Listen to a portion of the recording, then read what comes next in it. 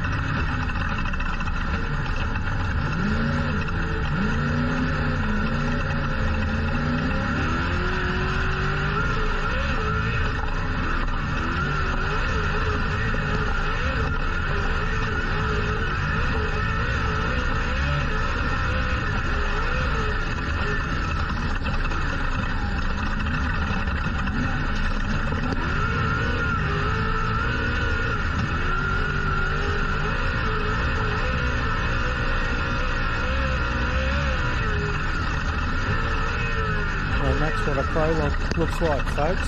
So that's about the times you're going to be seeing out here. And Andy Brown, that was Andy Brown last year in car 45, who's now this year in car 1145, mate. And all-wheel drive, a fresh car for those guys. We do have a few little tips coming up. We rounded up some of the top guys out here and said, hey, who do you think's going to be up there? And I picked Bo Robbo, AJ and Danny Brown, but I know there's a number of names that I'm sure we're going to see in that top 10 this weekend. Is this a prologue you're talking about? Overall. Overall? Yeah, but I mean, we're talking a little bit about prologue now, I suppose. Yep. But, overall will be interesting to see on who comes up on trumps at the end of the weekend. Well, it's pretty important to prologue well today. You know, we all know in the off-road industry that when you've got a dusty event, yeah, it definitely is. The dust is going to be phenomenal. And it really suits the buggies, the top-class buggies, this prologue. And they are starting off 30 seconds, two at a time. So they are. It's going to be important to get the jump on your fellow competitor. Now, this is Mick Marzon. He's one of the top tips there. He's also a class sponsor. He was entered this weekend, another fellow that had to pull out for business reasons, I believe. So thank you, Mick. He has left his entry in as a donation to the club. He puts a lot back into the sport. Mick Marzon is his 6-litre Windsor-powered car. Ford-powered buggy. And I still reckon one of the best sounding cars out here. Oh, yeah, sounds fabulous. Yeah, sounds fabulous. It's disappointing you can't get here this weekend, but all the best, Mick, and thanks for your contribution. And we've got Mark Burrows in car 21 now. Previous champion? Yes, 8 times Australian champion. So we're talking about a lot of guys out here that know what they're doing. Yes. Burrows and Son is here this weekend. He did really well last year, Matty. So it'll be interesting to see what Mark can do. He reckons they've done a lot of changes to the car last year. You can certainly put your money on him being at the finish, that's for sure. Definitely. Then you got AJ. AJ was one of my picks. I actually didn't recognise him last night because I don't get to see a lot of these people face to face. Usually when I'm talking to these guys, we don't live near each other, but and they're wearing helmets when I got to talk to them. So sorry about that, AJ. Lives just up the road at Mildura and great competitor. He's picked up single-seater car. Correct. That so was a two-seater. No now, no navvy, but it's super fast. Back to our main man that we saw in that prologue run, Andy Brown. They are running that four-wheel drive Illumicraft Class 11. So that's a fresh car in Australia. It'll be its first race.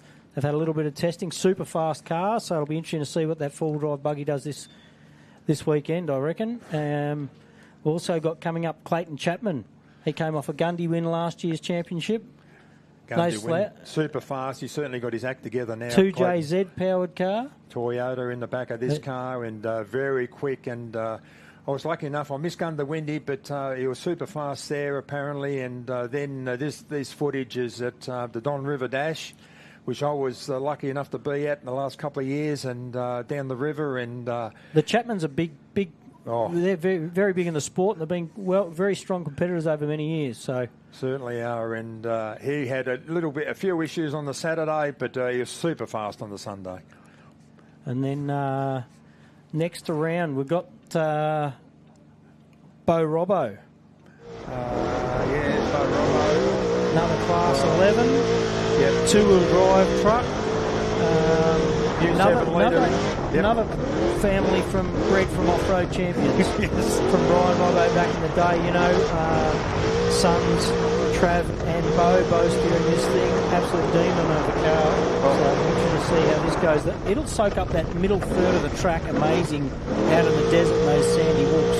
This race loves trucks, and this is one of the ultimate trucks. This is a Mason truck, two-wheel drive.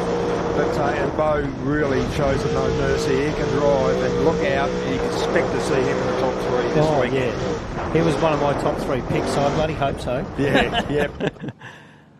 So we've got Dale Martin out here in the Gymco and immaculately previous prepared. Champion. Yeah, another one. It's a great car. This one.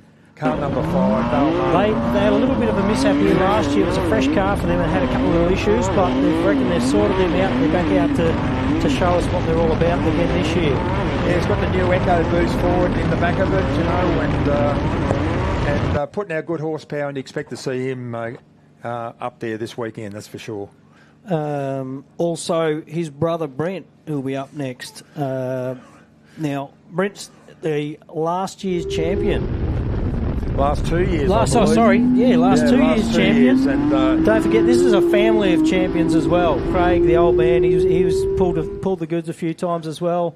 So 4 times Australian champion, and and the boys are super fast. And Brett, car number 1, and he's just increased the capacity of this car. Don't forget, we better tell the people it was a 3.5 NA car, so it's been stroked and bored. It's out to 4.5 now, and still competing against 6 and 7 litre cars. So, and I'll tell you what, this is last. I think he won every single prologue last year, Danny Brown. He did cook a torque converter here last year at the prologue and got about 5 Ks out in the main race and didn't get any further. But car 42, Danny Brown, son of Andy Brown. Danny's won the championship once or twice, I think, as well. Yep, and, super fast, especially in the prologue. He seems to dominate the prologue and then holds it consistent the rest of the way around. Yeah, him and George, you know, they're a good combination. And been in the car together for years, so one more with Brent Martin. Oh, this is the, that's right. Well, we're going to go to 3 sections of the track. So we've got basically the first section of the track on the way out. That looks like the edge of the desert there, from what I'm looking at, which gets quite sandy and rough, a lot of whoops, and there's a couple of big drop-offs. But the first section of track on the way out, mate, it's high, super fast. Some of those long straight roads. Yep. And the big horsepower, I don't know how the side-by-sides will go too much with their belts and belt temps and out there. They're all starting to get that sorted now. But sand doesn't help those vehicles, that's for sure. It makes it tough for them. But, super fast early. And so the first section's very fast. The middle third, we've got into the desert where there's a lot of sand, a lot of whoops, a few big hills. And then back out, we've got a little drop back through a little bit of farming property and the creek. And then we're heading back on the roads back into the main arena, which is anyone that's here at the facility is coming in over on our far left. So, and back around. Certainly chops up this place, and it's really difficult. 480 Ks around here. A total of 7 laps, I think it was. 2, 2 and 2. 6, is it? 6? 6 or 7. 2 today. We've got 80k laps. So the 80 Ks, it might not sound like a lot, but when you're getting thrown around like that, it's a brutal track, and there's a lot of cars disappear, which is not putting a commentary mocker on anybody, but it's certainly the track wins every time here. That's for sure. That's the an Urseg built car. Yep. From Urseg Motorsport, car 104. Well, we're not far off. I reckon we're about 10 minutes off, and I'm surprised we haven't seen some cars pulling around to the start line, mate. We're well, the first car should stand out because it's Heath Whedon and Michelle Whedon in car 701, which is the class 7 vehicle. They'll be off first. Aquary blue colour. I don't even know what colour you exactly call that, but GU Patrol with a 4.8 patrol motor in it. I think they've done the last 3 or 4 year championships in a row. They've pushed quite hard. Heath had a little bit of an issue here last year. I think we had a bit of a joke about it when he had a lizard in the car, came in the car somehow, which was set free nicely. Interesting. But, Haven't that's heard another... of that before. There's another... We might as well run through some of the starters there. They're all mixed up a little bit. We've got 626 Vaughan Hogan. Then Brendan Forsman. They had a few Forsman entries. One of the other Forsmans, Jason, pulled the pin with a sore back. I'm not sure what he did there, but he was entered. So there's another one of our guys that have come out. And Yeah, we've lost about 3 or 4, which is disappointing, maybe even more. But I think it was more. Swinglehurst and we've lost Michael Marson. You know, there's quite a few that haven't come down from Queensland. But we're down to 53, and we've got 53 quality entries here this weekend, Sandy. So yeah, the entry list, you look at the cars going down last night, I saw there the Barnett entry looking nicely refreshed. You know, some guys the teams I spoke to, should I say, they had things like they'd pulled the car down, rewired, rebuilt engines, rebuilt transmissions. We all know what the off season can be like, but gee, some of the teams have gone above and beyond on how much energy they've put into rebuilding their cars start to finish to get out here this weekend. There's the Middlemas car, second overall in last year's championship, that little beam car. Yeah, it drives it really well. Husband and wife team. That's it. Yeah, they've been contending for a while too, haven't they? They certainly have. VQ35 standing up in the back of that vehicle, and Dave Middlemas drives it very well. And with what they're competing against, it just goes to show you, to get second outright in the championship in a little old beam car. Yep. They've Good effort. Consistency, you know, because there's no way they're competing as far as speed and suspension against some of these big units. Oh yeah, and especially places like this that chops up, you know, so much. It, you know, you need a good suspension car, and of course a beam car you're limited a bit in, especially in the front end. The ARM cars have certainly got a lot more suspension, and it certainly makes a difference around a place like this. That's for sure. Indeed. Well, we've got, like I said before, we've got a fair few big sponsors on board. You know, last year RACELINE Wheels came on board for the championship. Steelett, Rolly from Steelett's jumped on board this year. Mickey Thompson Tyres, ARB, of course. So thank you once again. We're going to thank those guys a million times this weekend. Yeah, so we you'll are. probably be sick of it. Wheels but and, they put a lot of energy and dollars into this sport to keep it going. So yeah, without sponsors, we certainly don't have events like this, and certainly make a lot of difference. And thanks very much to our sponsors this weekend. And our volunteers, I was speaking to them last night. We have over 110 volunteers behind the scenes just to get this event running. That's a fair haul of people, I reckon. Certainly is. So well done to that lot. There's going to be some trying times out there this weekend, I'm sure there normally is. But we'll get through to the finish line and hopefully see an amazing lineup at the end. It'd be nice to see 52 cars. I know it's not going to happen, but it would be nice to see 50-plus cars finished at the end of this event.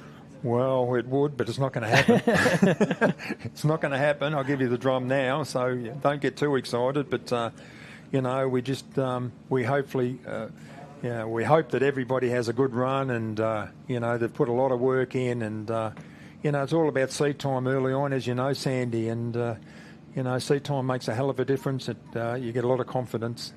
Good to see the kids playing on the sand pit. Yeah, there's a sand pit out there for the kids. So they've really put on a good venue here this year. Got to thank the ladies out the back here too in the food tent with the coffee and the food and all that. You know, they do a fabulous job, and you know, we won't go hungry this weekend, that's for sure. Definitely not. I sampled a couple of bacon and eggs this morning myself too, mate. Yeah, I had one. Wasn't bad. Wasn't bad. Beautiful day here in Western Victoria, Rainbow, in the Mallee. Not a cloud in the sky. The wind's up a little bit, which is good because it's going to be quite dusty. It's coming from the south, or near enough to the south, I would believe.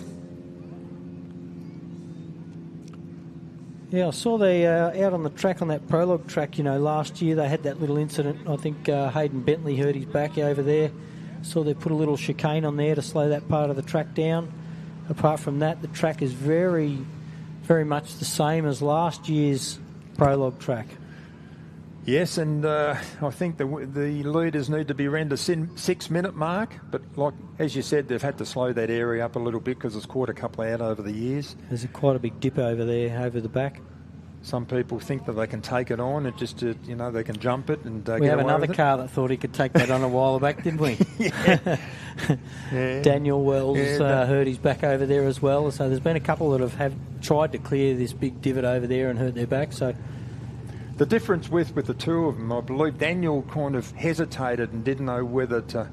He was kind of half-hearted whether to take it on, so he kind of hit the brakes, and then what got him was coming out. It just soaked up the suspension. Yeah. It just soaked it up and coming out. Where Hayden was committed. He said, "Well, you know, in this trophy truck, I can take this on." And same thing. He committed, but of course, on the way out, that was the problem. You know, when they bottom out, and that's when you run out of suspension, and all of a sudden your back takes up the difference, and unfortunately, your back. We have in front of us our first of our cars coming out to the prologue lineup. You've got Heath Whedon in the blue Troll. I'm calling it blue instead of green, Aqua. And then the Forsman 202 entry. 626 Vaughan Hogan. Lachlan Campbell, I think that's Land on screen there. Land Racing, that car was a different colour last year, I believe. It was blue and yellow, from memory. Coming out with a fresh green paint. Great livery. Pro car. Oh, sorry, unlimited car. Sorry about that. Ultimate.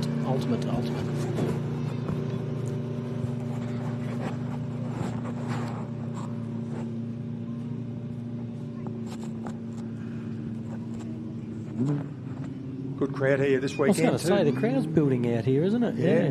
And how's this viewing bank they've got down here? They've done a stadium-style arena up here now, where you can stand on the top of the hill. You get a good view of the prologue track, and you can also look behind you down into the pit area. Matty Hummer on screen. Raceline Wheels entry 633. He only reasonably new into the sport. Only came in last year, or maybe at the end of the year before. So when I say that, you know, I think it's calling myself a veteran or something. Yeah. What a setup. Well, we're only minutes away, I reckon, from the first car. He's up there. I don't know if he's at the start line, and I don't know. They did say a 10 o'clock departure. Some things may, there might be delays here and there throughout the day, throughout the weekend. There could be a delay to the start. I know they had a little alteration of the course around the 30k marker.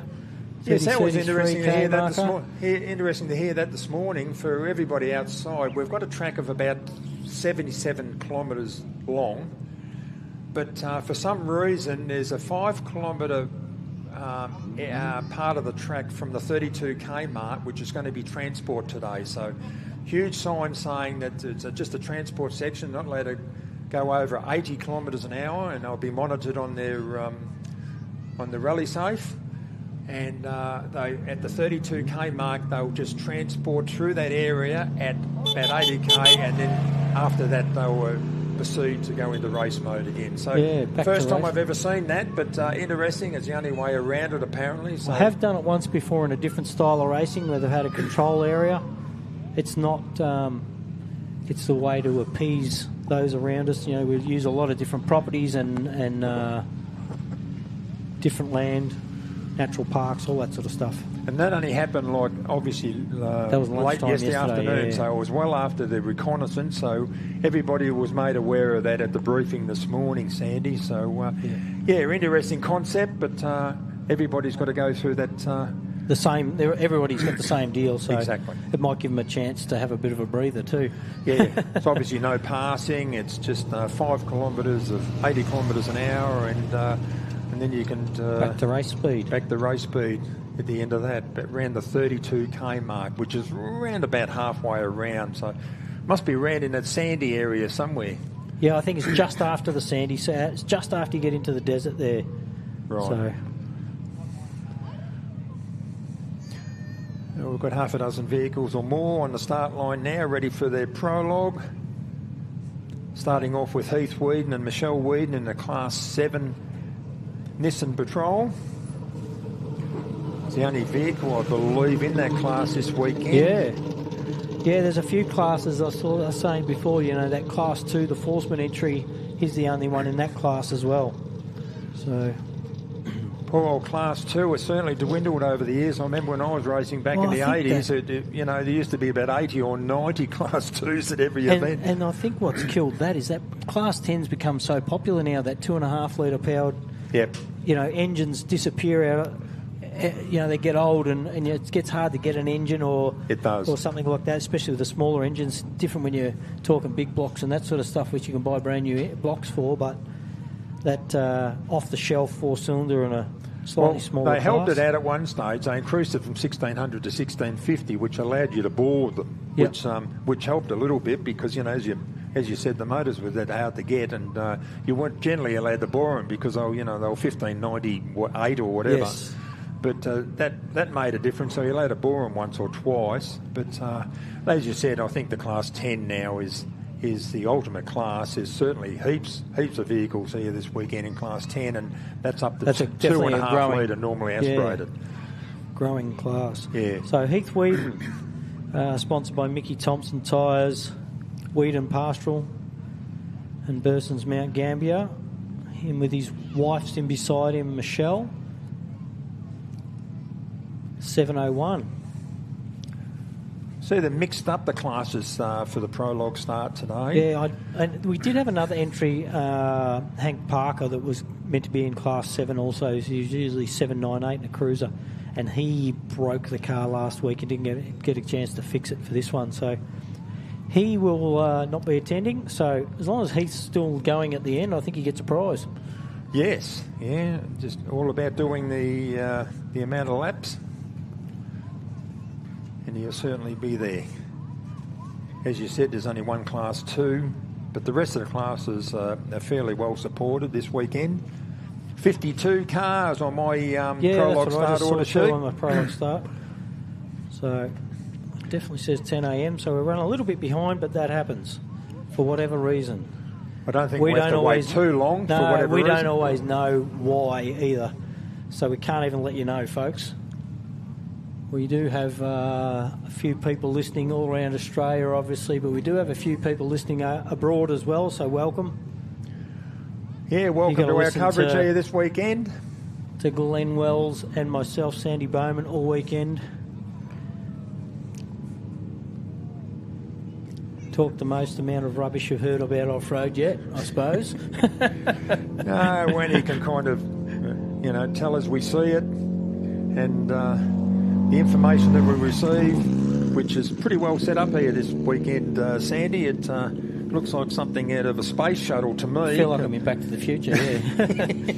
We've got a lot of screens and stuff inside our little commentary box here, and we can see exactly what you guys are seeing at home, and hopefully give you some insight. We do get fed different information. Don't forget you can get on board with your Rally Safe. Watch the cars going around on Rally Safe. You can see their speeds, follow your favourite team or whatever. We've got a lot of families listening at home. And you can also get on to Chris Sport and follow the times on Chris Sport, which I was trying to do here before.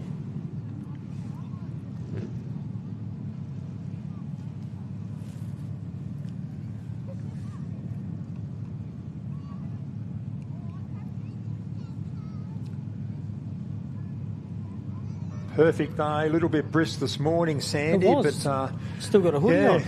Still got our jackets on up here. Exactly, not much I reckon longer, I wouldn't about imagine. An hour. Yep. We'll be stripping off for sure. Yeah, it was quite brisk this morning. It wasn't frost, just brisk, but the breeze was up a little bit. Still is now, which is ideal. It's just perfect race conditions. It's perfect spectator conditions too, because we've certainly got a good part of the track out in front of us here that we'll be able to see what's happening. And later today in Section 1, the cars will be leaving at 2 at a time, which is interesting, Sandy. I don't believe they've done that here before. 2 at a time every 30 seconds. So it's going to be on for young and old right from the start. 2 at a time. It'll be one. Sorry, prologue. Just looking at prologue. That's for the main race. So one minute apart. Yeah, prologue is 1 minute apart, one at a time. Yeah. section 1 this afternoon is 2 at a time every 30 seconds, I believe. That's what I was saying earlier. I bloody hope you'd get the jump on your competitor, your mate, well, because there's a lot of pressure off the dust. start line in these dusty conditions. It's only, as you can see, it's only probably 400 or 500 metres down to the first corner. So it's only a single car left-hander and, first in, best dressed, and it'd make a difference. It'd certainly make a difference. Not only that, if you get that dust, you've got to follow that for a few kilometres. Well, you do. Don't even know where you're going to get that back. You do, yep. It's all the normally what happens, and I can guarantee you, by the looks of the weather report, we've got similar weather tomorrow. I don't think we're going to have any rain overnight. No, not what I do remember a couple of years back here.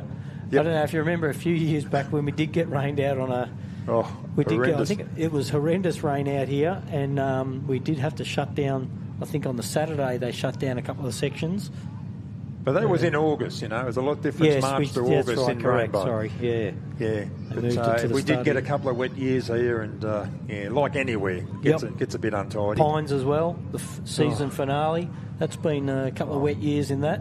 Yes, but the last 2 years have been brilliant. Fantastic. The last 2 years have been brilliant there. It's, again, as good as this, good viewing areas, and, geez, they've done a mountain of work here. It's just fabulous. Yeah, the facility here from first year out to now, they've put a lot behind this event, the town, and come up with an amazing facility. Don't all the volunteers from Rainbow, they do a fabulous job. They certainly get in behind this event, and,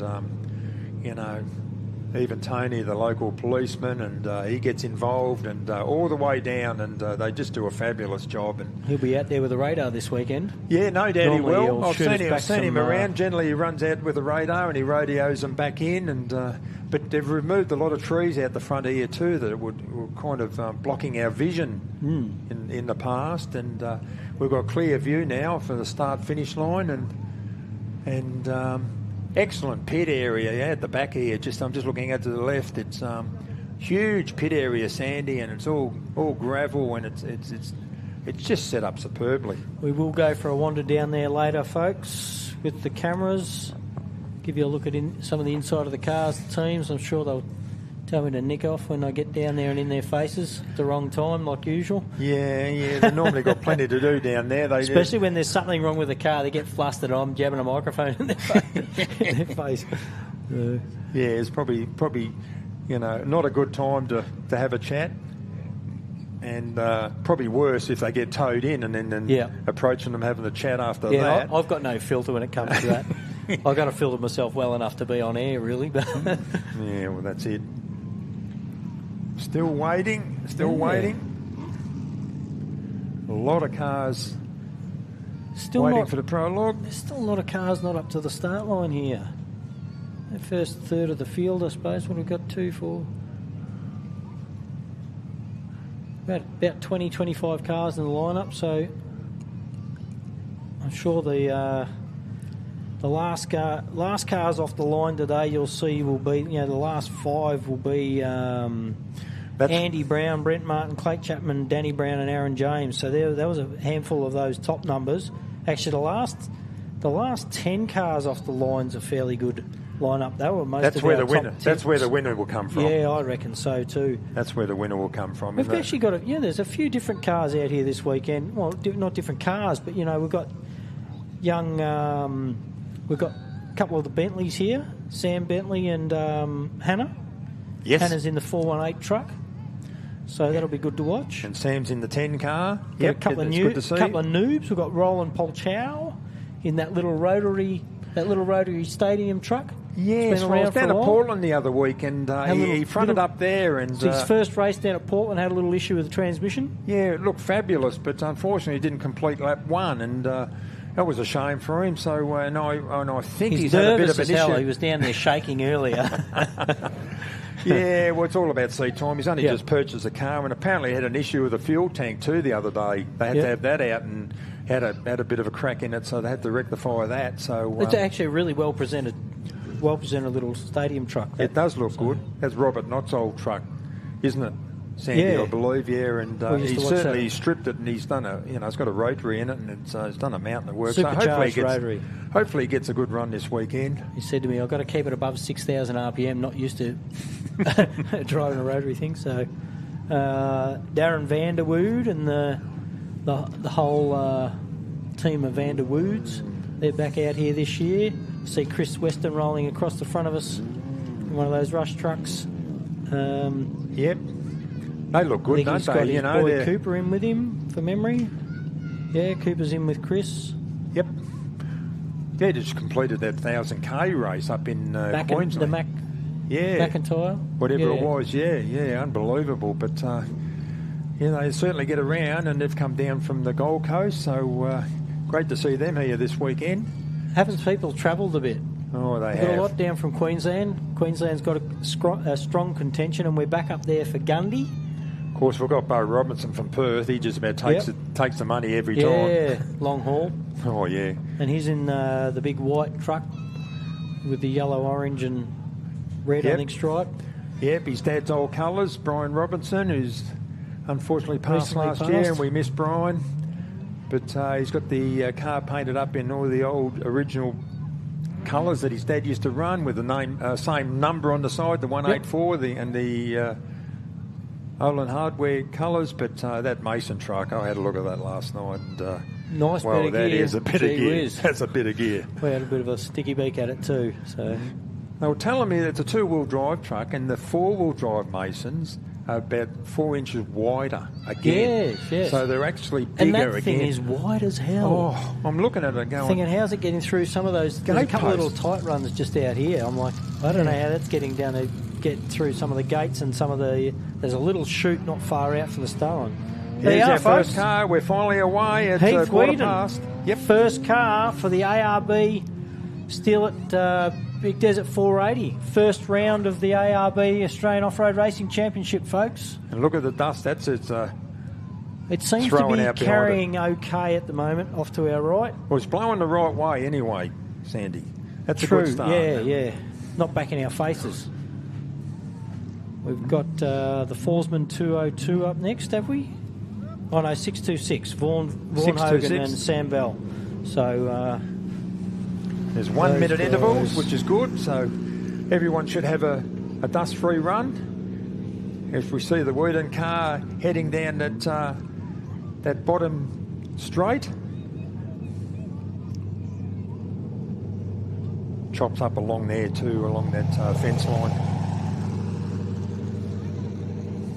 Vaughan, sponsored by Mascom Constructions, is away. Second car. That dust has disappeared quite good, so hopefully if this keeps up with the weather or the breeze, most of the competitors should get a fairly dust-free run. And I reckon these guys will probably be, what do you reckon, about 8 minutes? Yeah, I reckon I'll be around 7 or 8 minutes. Yeah, thereabouts. Actually not too sure exactly how long the prologue track is, but... About 8k, I believe. I was going to say it's usually around 8 or 10k's. And like you said, we saw Andy Brown's, he did a 6 minute 13, I think it was. Yeah.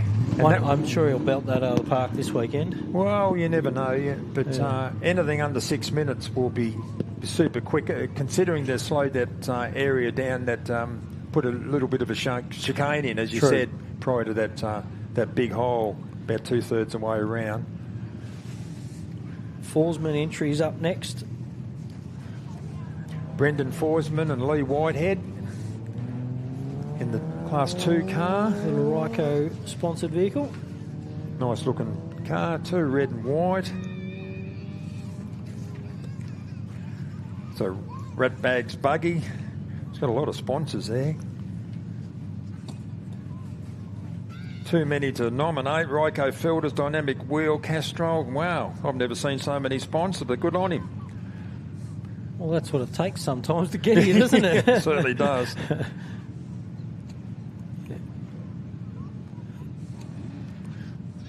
See on the screen too, Sandy, we've got the now, funnily enough, this fella has a steel leg, so there you go, folks. You can do anything you want.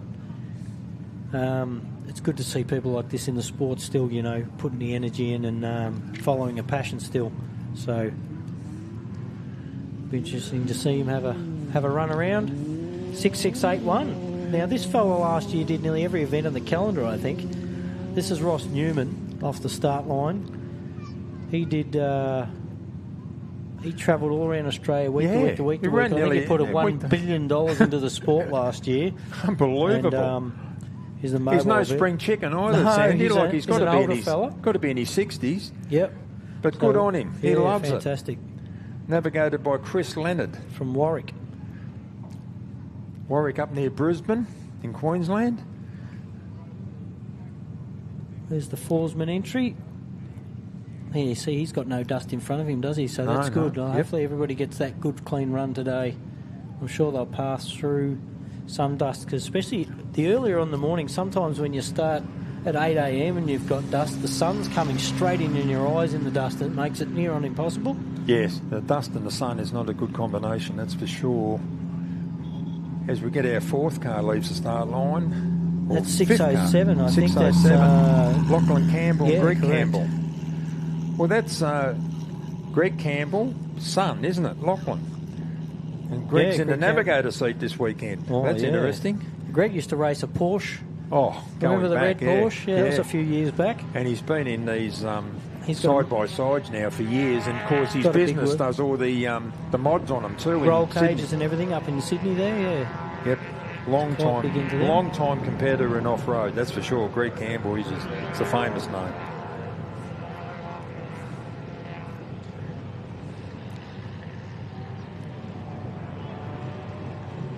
They get up some speed down there in front of us, as you can see, mate. They certainly do. Then that's straight. And then they come back again and through a right-hander and over a couple of jumps, and they're in the infield here for quite a while. And 651 leads the start line. That's Daniel Gibson and Damien Gibson in the side-by-side. They've got another list of sponsors that goes to the moon. So, you know, we don't get a chance to read out everybody. We'll try and do our best and try and plug some of their own sponsors. It's quite hard because you've got so much info up here as well that we don't know everything. Well, it's a Polaris buggy, and like you said, he's got they've got some sponsors going these days. Simon Evans Motorsport in there, I see. Jag Professional Builders, Tasco Fuels. Next off, we've got Eden Evans and Simon Evans actually sitting in next to father and daughter. So he's navigating for her. In 635. Another one of the King Chrome entries. We've got about 3 King Chrome entries here this weekend. They've been big into the motorsport lately. They've been putting a lot back into the sport too, which is fantastic to see. See Hannah rolling across in front of us in that Bentley truck. Yeah, how good does that look? Certainly it's come up a treat. I know it was stripped and totally rebuilt just before the Fink last year, and looks immaculate. The 651 out in the infield. Those side-by-sides, they hook up and get out of those corners quick, don't they? They do with the four-wheel drive. You know, the four-wheel drive, they're really active, and they can get to the 130k really smartly. But, you know, they're just lacking top-end speed. I was speaking to Jackson Evans last night about his top speed, and they were speed limited at something like 180 or 160 last year, so they've rounded it out. And he's off the line, as you see in front of us now. Got the drone following. Hard to see who that is properly out there at the moment. It's a 607 car. So that was 635, was it? Jackson Evans and Samuel Raper? Yep, they're off the start line. Yep. Gee, it certainly sounds strong, doesn't it? Yeah. A lot stronger sound than some of the others. I don't know whether it's got a wild exhaust system on it or what it is, but Eden. King Chrome sponsored car.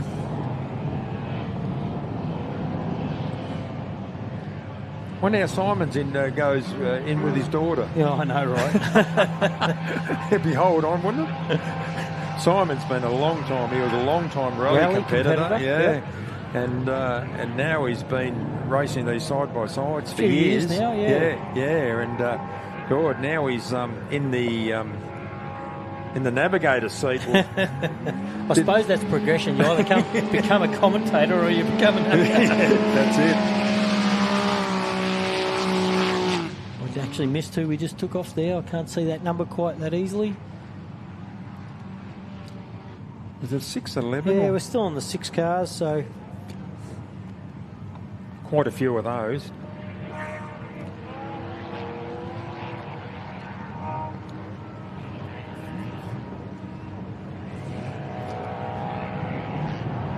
where they start from is there is a starting beam right in front of their numbers that I can't see who's on the start line next. It's a fair way away too, so it's a bit hard for us to see from here. Our eyes aren't what they used to be. No, they've had a bit of dust in them over the years, haven't they? Like my glasses are still trying to tune in, but I can see Matty Hummer in the background behind. It looks like 6:11. Oh, 6:11. There you go. Oswald Racing, Brendan Hill, Matthew Ditch. Another one sponsored by Greg Campbell Motorsport, Oswald and Wimtrans Transport as well. So Can-Am.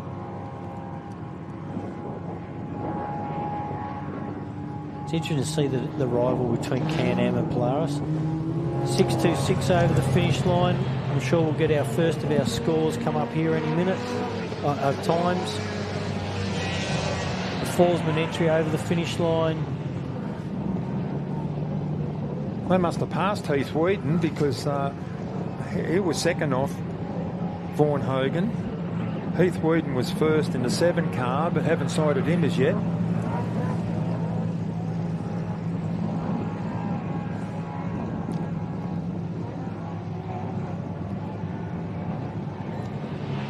We'll leave the start line now. We've got Matty Hummer. Yep, that's RACELINE wheels sponsored side by side. Navigated by Benjamin Buckingham. 633. Winch Challenge guys from back in the day converted over. We've got a few of those floating around now. Where I started, another one there on the screen. James, the pup. James Pup Terrell. He came from Winch Challenge also. Out and then into a Class 8, the same as myself, and then he's gone to a single-seater ex-Chase small car. He certainly has. Hello, here's somebody walking back. I can see on the screen. Oh, that's that a was good interesting. Alvet. Someone's picked up about 31 seconds. On Alvet and Lachlan Campbell, so... Ross and Lachlan over the finish line. Good to see if everybody, hopefully we don't get any breakdowns, would be nice.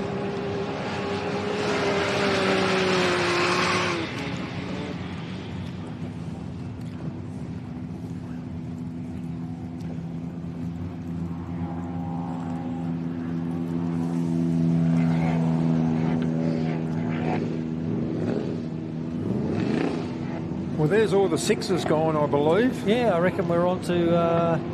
we're starting to get into the heavy metal stuff. 554, that's the Vandy entry. Darren, Millie, and... obviously had Isaac. 1-1 the first of our 11 cars, Darren Frankling and Rob Hackney have left the start line. Vandy, and then our little rotary powered bus, which I can't see. Vandy's on the way. Gee, that got some scruffing. And another Class 5. This thing's been around a long time, lined up at the start line. Mitsubishi car 570. Dirty 5. This car's been around a long, long time. Used to be a Sea Lake local car, I think, and then... Bernie Kohesi raced it for years in Sea Lake. Yeah, good competitor and... Strong car. Pretty sure he won the championship in that class, at least once, maybe twice or more.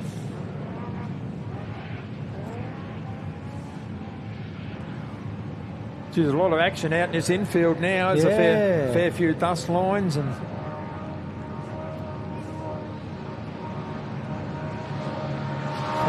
Matty Hummer out on our drone. Ever Willing entry 477. Jamie Henderson and Ethan Henderson.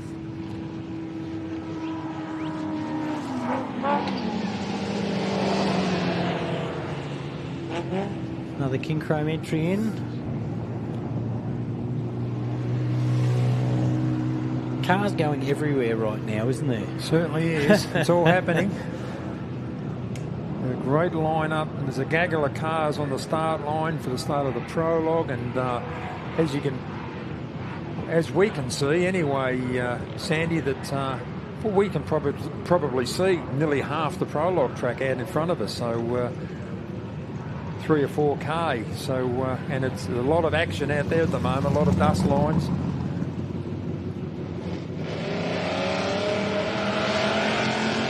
I know it's not a Mitsubishi, but there goes the Triton 570. Not much Mitsubishi left except for a badge, I think. Yeah. They do actually have to have that Class 5, for anyone listening, that they do have to have a certain amount of a factory cabin, don't they? They certainly do. They have to, look like a Mitsubishi, but have to have all the wheels covered, and have to have a certain amount of body and chassis left before it becomes switches from a Class 5 back to a Class 4, I think. Or they become an open class. Oh, big jump there by one of the side-by-sides. Yeah, but it's obviously got a thumping Chevrolet under the bonnet. Yes. There's a few of those out here this weekend, Sandy. Yeah, good motor of choice. Easy to get parts for. We run them just for cheap horsepower and cheap and easy to get parts. I suppose they're in every car out here, or every second car, So, look at Vandy. Vandy won't know what to do with himself out there. He hasn't been out here for a while. Looks like the first of our 10 cars. Indeed. Is that 1092? Dale Standard and Craig Moore? I believe so. Gubbins is up next.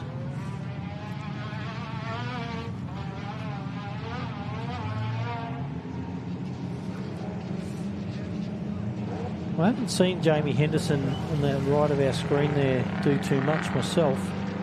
I know they were out here last year. I'm not too sure how they did that last year. But more than happy to be corrected on any of the information I give out this weekend. Yeah, no doubt we will be at different stages. Especially with names. I'm not the best. I never passed English. I was never the best at speech. So I'm sure I'll bugger up a few names this weekend like usual. The gotcha is when they've got 2 navigators nominated and you always pick the wrong one. 10:54, leaving the line. That was the Gubbins entry with Ben Lugg in the passenger seat. Yeah, it's second of our 10 cars. Second of our 4 cars. Is it lined up 422? Stephen Von Peen and Steve Bilby. Car 422.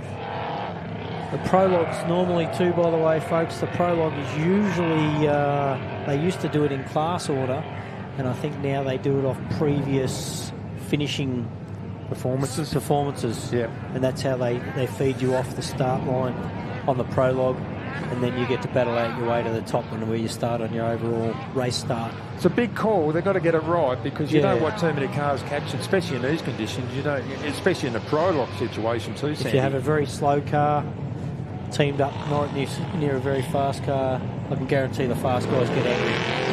I don't know whether that happened to you. It happened to me quite a few. Well, not a lot, but occasionally when you caught somebody in the prologue, you lost time and you were quite 3 frustrated. or 4, or even 5 competitors down where you should have actually been. Yep. Yeah, if they break down, they get they get a chance to reseed back into the starting order for the main race. So if they don't finish prologue, they can seed and get placed according to previous performances in a good starting order, so they're not held up too much as well. Yeah, they're pretty good when they put a seeding application in. They have to nominate how they've gone in the past. So here and other events, and the officials, they work it out pretty well generally. You've got to give them, the benefit of the doubt. But it's good footage out there. Oh, mate. A few good drone shots, and We've got a number of cameras based all around the track, both today and out on the main racetrack this afternoon. Single-seater off the line. I didn't know much about this car. I hadn't seen this car myself before that I remember. So I'd like to learn more about it, but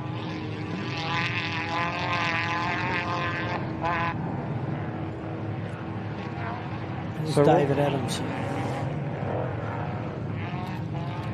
David Adams in car 1074, Now we've single got seater. The Mott entries up on the start line. Darren Mott and Bailey Mott. Hopefully another one of these cross entries, you know. We could have Jordan Murray in there, but it's either Bailey Mott or Jordan Murray, but Darren's certainly driving it, 435. They've been playing in the game a while too, haven't they? Yes, they've been around for a long Gee time. whiz, Vandy come over the finish line. I don't know if we didn't get a shot of that, but Darren Vandy over the finish line. Got a bit of height. It was like he never left the seat, really, isn't it? Mott's off the line, folks. In the nickel fab. Good looking little car, those nickel fab frames, I reckon. Gavin Mickle did a good job of building those. Slightly smaller just a frame little bit than smaller. some of those bigger cars, but I actually reckon they're probably almost a nicer thing for a lot of the Aussie events. They look good, and they certainly feel a lot better drive one heading up to some of these tight gate posts, wouldn't they? You'd feel a lot more comfortable in one of those than a Mason. You're dead right. Just had David Adams on your screen there. Marsden on the start line. Yes. Kevin Marsden and Amber Egan. Or Callum Marsden in... We never knows car who's in the number 11. passenger seat, Yep. so... We'll get picked up on it, don't worry. It happens every year, but... yeah, car number 11. I believe he was at Portland there the other week, if I think. I could be proved wrong, but... yeah, nice looking vehicle.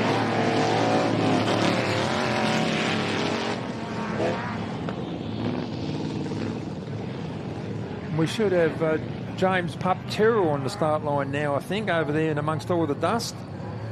The wind is blowing, which is helping.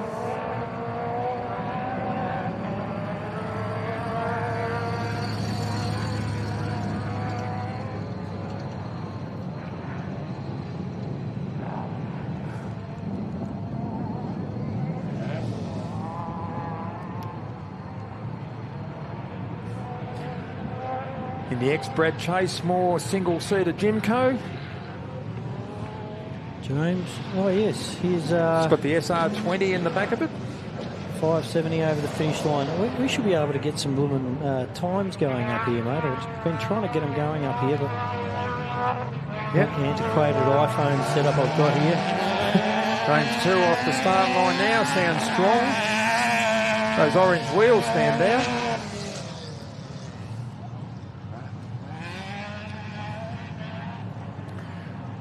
On the start line now, we've got Brendan Hill, single-seater, 1004, 10 car on his own.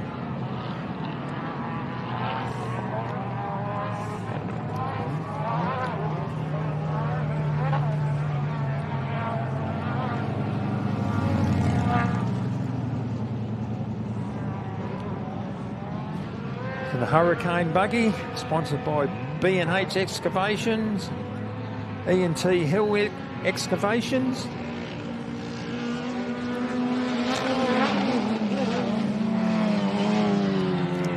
Thick and fast now. We've got cars leaving the start line and finishing through the finish line right next door. And unfortunately, mate, I'm just struggling to get my times up here.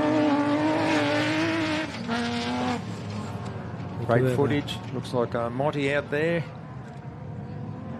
Seems Tiger to be country. reasonably trouble-free, which is always good to see. We're not up yet in the super fast cars, but we're getting there. Tell you what, it's been blooming hard work in the Pup's car out there in that single-seater. Well, it just shows you, it's Props to those guys running single-seaters, I tell you what. Big call, big call. I don't like to be left alone out there when I break down. That's why I run a twin-seater. It's always good having somebody to help you try to fix it too. But you're on your own, you clean your own visor, and you do everything on your own. There's our 10.54 over the finish line. There's the Gubbins entry as the Dock leaves the start line. 4.45. John Smith and Grant Mannion. Turbo Nissan motor. Sounded strong too. Yes.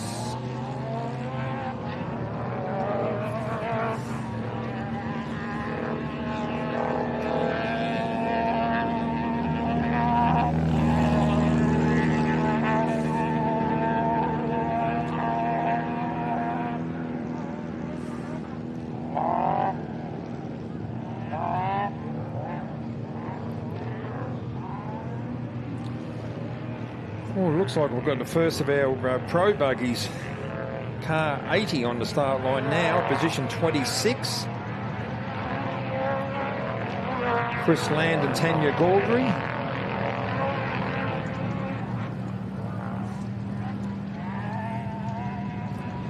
Now, I made a mistake earlier. I thought that was a repainted car, but it is actually a new car to the Land team. Like I said, I'm more than happy to be corrected because I don't know everything. I'm never going to claim to know everything.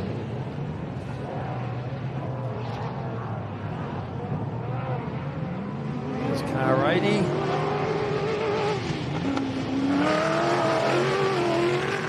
Sounds strong too. It's a Jimco. It's obviously got a V8 of some sort in the back of it.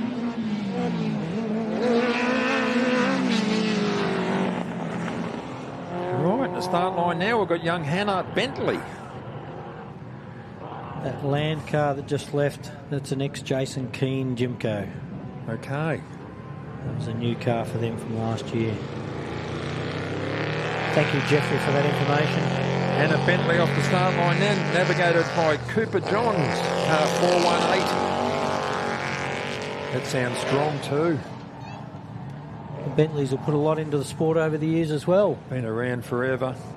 It's a Racer Engineering trophy truck, sponsored by Bentley's Cabin Park and Toyo Tyres, Neil Auto, King Shocks, and a Kruger Signs, Neptune Fiberglass. It's got a gaggle of sponsors, which is great to see. Norwell, Navigator Gear.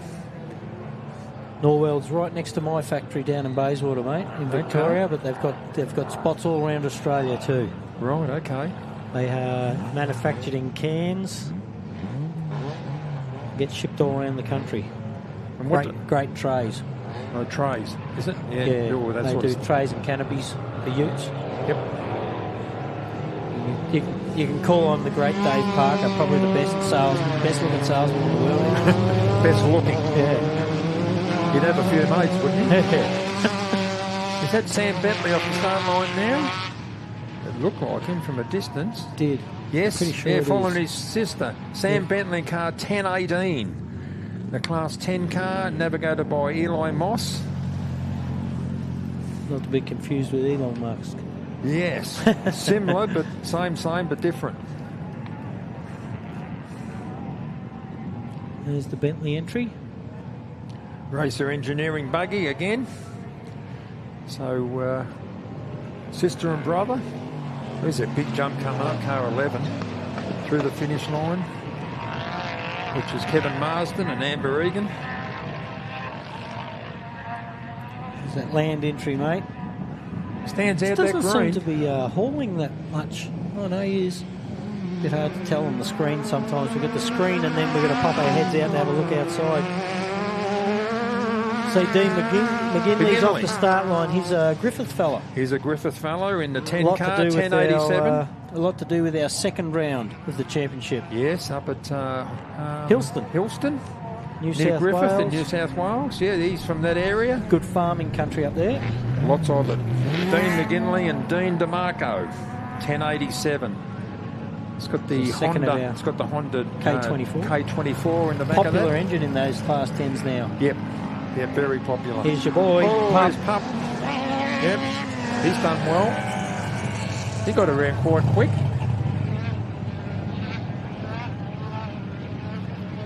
Haven't found any times yet, so I actually can't get the timing up on my devices I have in front of me. But I will endeavour. You got the most computerly retarded fella on on the planet working on No this. good me helping because I'm just confused looking at all this stuff here, touching it.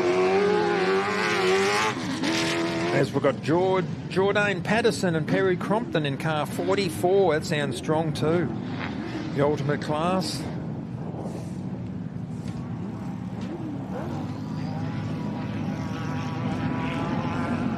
It's a Razorback V8 powered buggy.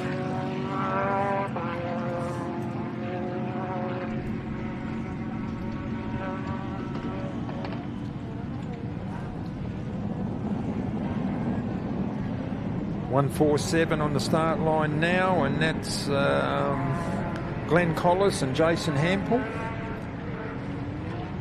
Gee, there is a fair bit of dust. Look at that shot coming down it straight ahead at you. It is. It's a good moving shot, I tell you. I tell you what, I'm glad the wind's up, Sandy. And it's blowing in the right direction. It's blowing away from us, which is great. Every car seems to be getting a fresh, clear, clean start line. Start. 147 Collis Motorsports. The Rimco leading the start line now.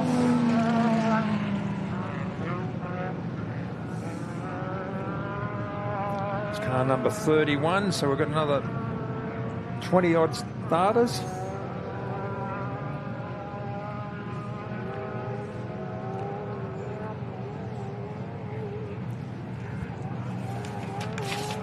.104 on the start line, which is David Lachlan, Michael Snyder / Jake Stevenson. In the Ursig Honey Badger. 2 Honey Badgers here the weekend. Of course, the other one is Trevor Chandler.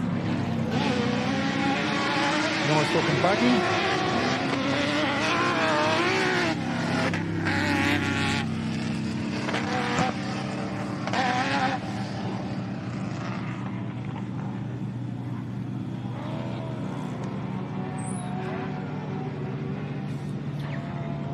Number 137, Jake Williams and Kevin Williams in a 7 litre. Now I have got a couple of times here, folks, which I'm surprised I got this far on this. Our first car on track with the fastest time is actually that King Chrome entry of Jackson Evans and Samuel Raper. We've got the pup came in second, and if I can get my screen up, with a 6:18. A 6:18. Now remember the one we saw earlier was Andy Brown with a 6:13, and you just had Jackson Evans do it in a side-by-side in a 6:18. So I'll run through who I can. Like I said, I've got a bit of a backwards system here in front of me at the second on what the device I'm using, but I've got Jackson Evans, James Tyrrell, Justin Ryder in car 627, David Adams in 4th place, car 1074. In 5th place, car 11, Kevin Marsden. Car 6, Lachlan Campbell in 607. Car 7, the Vanderwoods in car 554. In 8th position, Matthew Hummer in 633. Now, these are all going to change, obviously, throughout the day. Car 9, Dale Standen. Position 9, car 1092, Dale Standen. Position 10, 611, Brendan Hill. The 570 entry, that was the orange Mitsubishi. Andrew Cameron in 11th. Franklin's in 1110, they were in position 12. Simon Gubbins in the 1054 car, position 13 with a 655. So we've got a reasonable gap between those guys. No doubt that'll change. Chris Barnett will change, that's for sure. Car 68, Megan Barnett / Gary Hardy. The Gubbins, and we've got Eden Evans with Papa Bear next to her in 14th position, car 637. So we're going to see all those. They'll get shuffled around as the faster cars start coming through. And I just see we've had walk in here, mate. Lee Wells. Yes, Lee's come in to have a bit of a chat. Lee. Good morning. How are you, mate? Thanks, boys. Thanks for having me. Been out there sucking some dust. I have, mate. It's nice. The breeze is blowing the other way, which is good. But yeah, it's all starting to come thick and fast now with the big boys coming out for their prologue lap. See the Middlemouth entry on the start line.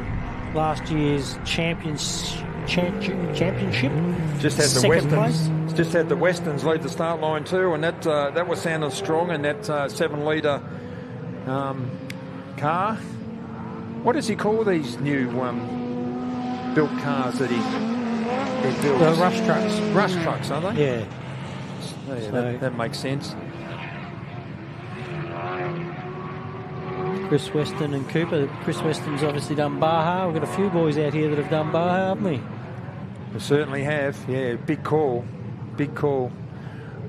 You know, they talk about Fink being a logistically nightmare race, but can you imagine running the Baja? And what are you saying, Lee? We've got number 2, David Nellis Middlemith in the bean car. Number 2, obviously representing second outright in the series last year, which, as you boys know, in a bean car, that's just a great effort. To be that consistent for the year with the beam front end, which is obviously nowhere near as much suspension as these modern ARM cars. So a family affair, husband and wife, which is always great. So we wish them all the best. Saw Pato come over in car 44. I reckon I'm going to need more charge in my phone by the end of the day trying to work this through here, but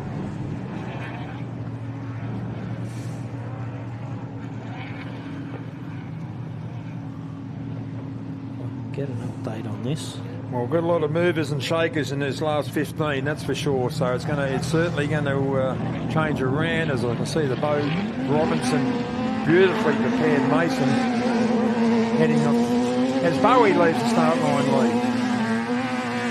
Tell you what, this car's super fast, isn't it? Oh, unbelievable! Just a well prepped. 2.4 Honda powered thing. Yep.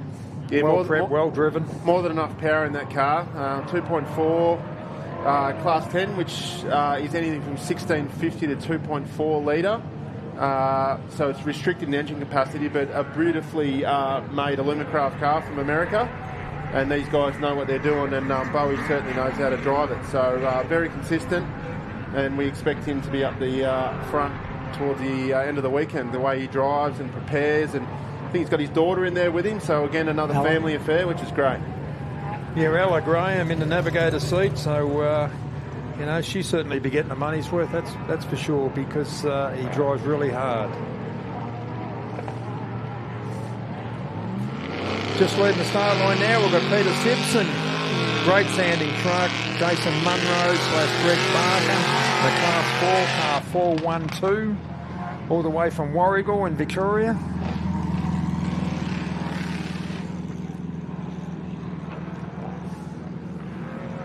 Big turnout here on the Spectator Hill. Lots of kids playing. Got a sand pit up there a bit further as car 147 comes through the finish line. Don't forget, mate, we've got things like the helicopter out here this weekend. Yes, helicopter rides. Ultimate Helicopters is out here. There's a fridge raffle, so it's not just all about the cars directly in front of you. You can do other things while you're here. You can win a fridge. Yeah, we might see if we can get someone up and give us a bit of a plug on the helicopters and how we would go about getting people a ride or tickets, or especially this afternoon when we get out in the big long course. Follow your favourite car out and around. Yeah, absolutely. So someone can come up and we can work out the best way to get you a ride in a helicopter. Well, there's young Matty Burrows off the line. Matthew Burrows in car 3, navigated by Jay Mitchell in the Proline car. They were super quick last year. They were very impressive. Yeah, he's come a long way. A lot of seat time. Beautifully prepared Jim Coe, of course, the ex-Mark Burrows. His dad's Jim Coe. He raced for a number of years, and expect to see him at the finish line. Those cars are just immaculate. There's Sibbo on screen from down Warragul in Victoria.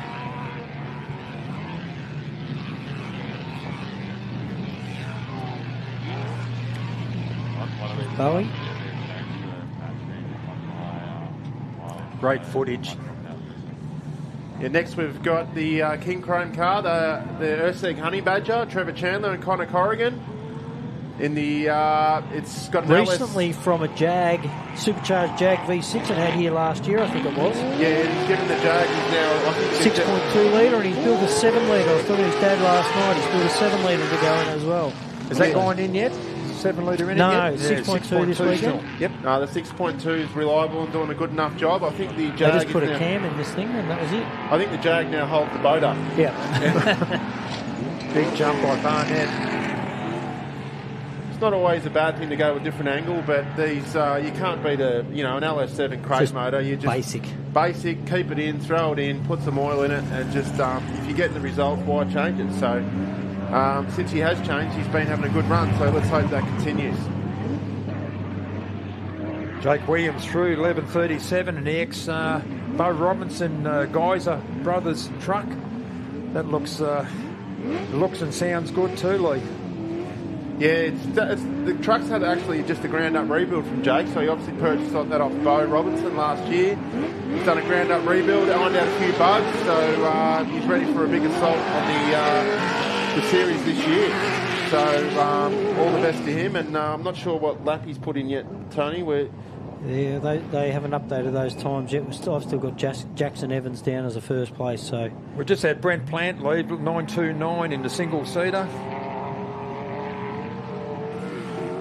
Dean McGinley in second place, James third, but I'm sure that's not absolutely correct right now.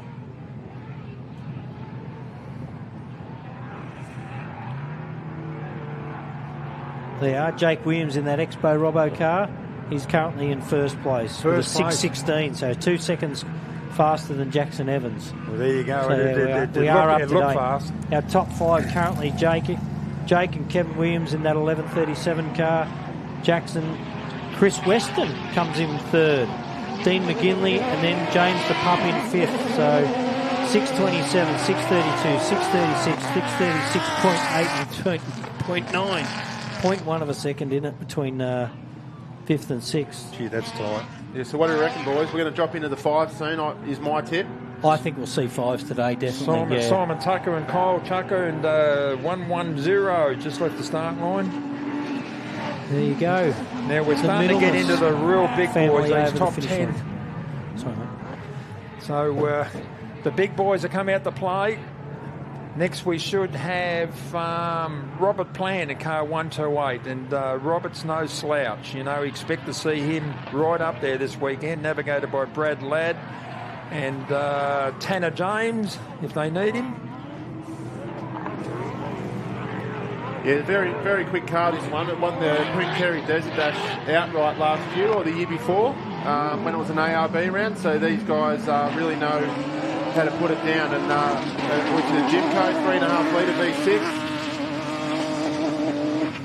Tell you what, definitely getting to the pointy and staking off the start line, don't we? Oh, yeah, here's Bowie. He got around fairly quick, Sandy. Indeed. We should have Dale Martin on the start line now, Darren and Lee and Adrian Rowe. This beautifully prepared Jimco with Didn't have a good go last year, but yeah, I tell you what, Bowie. Sorry to interrupt, fellas. 6.15. Right.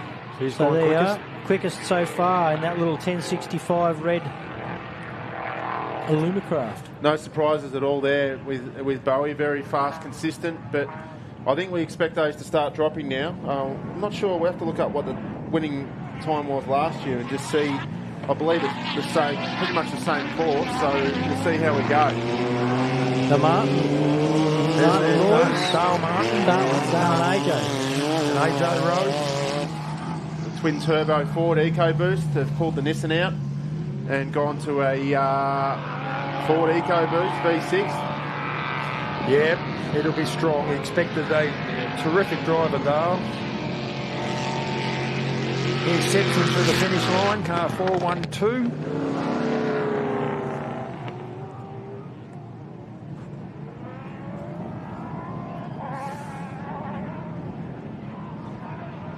It's really motoring that Jimco. So that's down there near Lake Wells, which I think we call it, still. Do we still get that title down there? Well, I believe there's a sign down there somewhere. I think that's why, because of what it's full of, isn't it?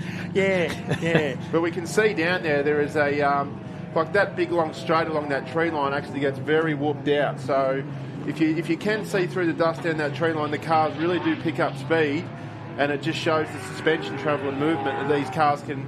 So that car of Dale's was pretty much wheel standing down that back straight. So, we expect that to really bring the times down. And it's, as we can see here on the screen, 17 off the start line now, single seater, Stuart Chapman. Was it Chenoweth, isn't it? It's a Chenoweth? Yeah. Yep. So if we look in the midfield here, we can see Dale now. Look at the speed across that. As Matty Burrows comes through the finish line lead. Yeah, Dale's...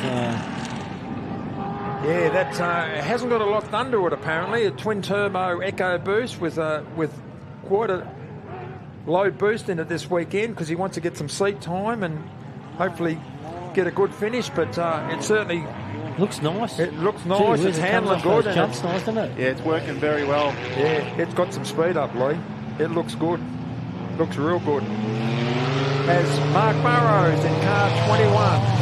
8 times Australian champion, Mark Burrows and Tom Burrows, his son, in the Fab MF101 22 model buggy with the twin turbo Holden in the back of it. Just a couple. We've still got. We've still got Steve Bowie in first place, Jake Williams, Jackson Evans, and Sibbo came in fourth. 6:26. I've got D sitting behind me. So, well, we've got Bo Robinson and Shane Hart, car 1113 on the start line now. Tell us a bit about this Mason, Lee. Yeah, so this is the Mason two-wheel drive with a Dugan's big block in it, built from the Mason brothers in America. You've probably seen, if you follow the sport overseas, this is the truck to be in worldwide. So just listen to this thing off the line. That 2.5 tonne truck there, and it's just making time. Look at it into that first corner.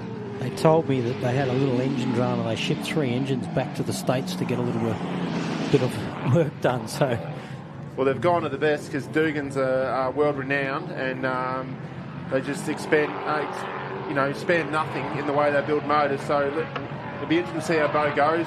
I expect that truck to come into its own in the long course, but definitely. Being this short course, he'll have to big truck to paddle around here. Yeah, so we expect him to really make some ground this afternoon on the long course, but interesting to see how he stacks up against the buggies in this short course.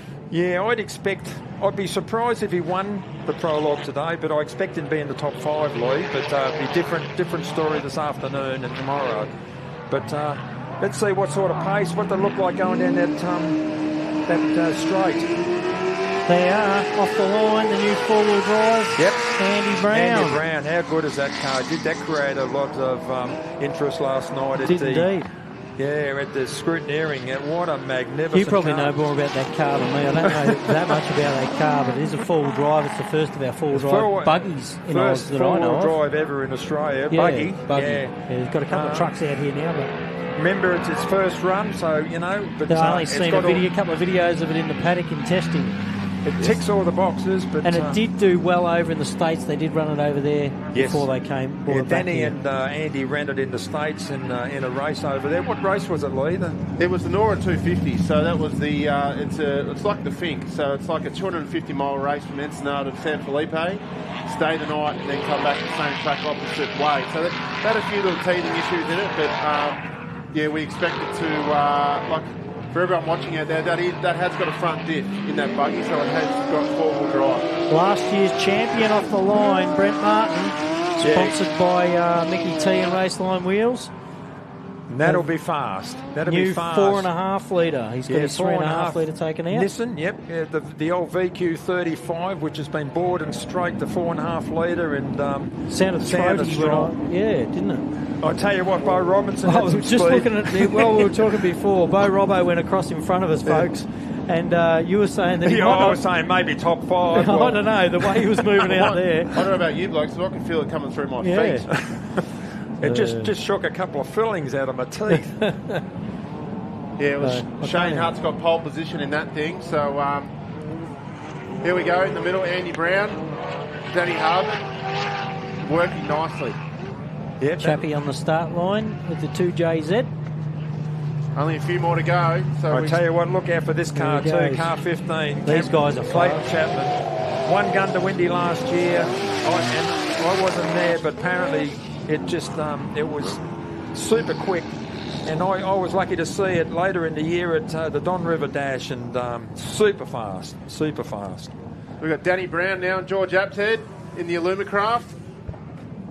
Twin turbo Nissan. Won the prologue here last year. Had a bit mishap very early in the event. So Cooked the torque converter. We were saying before, mate, he won every prologue last year. Did he? Yep. Oh, well, Wouldn't surprise me. Plenty of horsepower here. Great driver, great combination, well-prepared car, 800 plus horsepower. And a team that's been together since they started. Yep. Yeah, Just look, ticks all the boxes. He's had 15 years. Danny's very calm, cool, relaxed competitor. Yeah, you reckon? Yeah, absolutely, I do. And this will be interesting to see. He'll be my tip today to put it on top of the box, but see how he goes. That's shifting some dirt. Bit of topsoil missing there off the start line. Yeah, Danny still has a bit of converter temperatures in that car problem, so that's why he doesn't. He eases it off the line and just doesn't want to work that converter up too much. Just let it ease into its groove, as you probably saw on the screen there. When he does have issues, he certainly addresses them, doesn't he? But just by his driving technique and so forth. We've got AJ now. Whatever beats this thing in the prologue will win the prologue, I believe. Car number 93, Aaron James from Mildura. He was one of my top three, Bo, AJ and Danny. So Echo Boost. See, he's flying solo, which, navigators are overrated apparently. So he sits up there on his own, does it all his own. He can convert it to two-seater if he wants. But, he's chose to go one up for weight, balance. We've got one other car which missed the spot in the start line, but there you go, AJ off the line as Burrows comes in. Burrows comes through. And the last car, we got the obviously had an issue in this morning in the reconnaissance. We got the rotary Mazda truck. Stephen Von Pine and Steve Bilby in 422. Obviously, they missed their start time. No, that's Roland Paul Chow. Oh, is it? Oh, yeah. right. This is the old American Stadium truck with the rotary. Yep.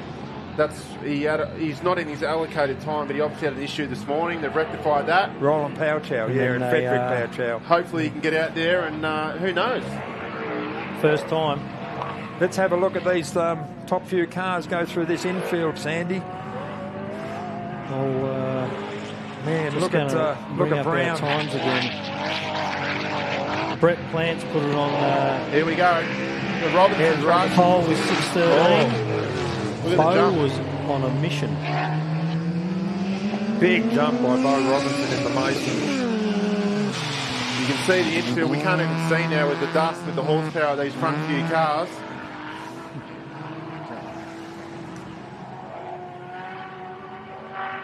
AJ on your screen, folks.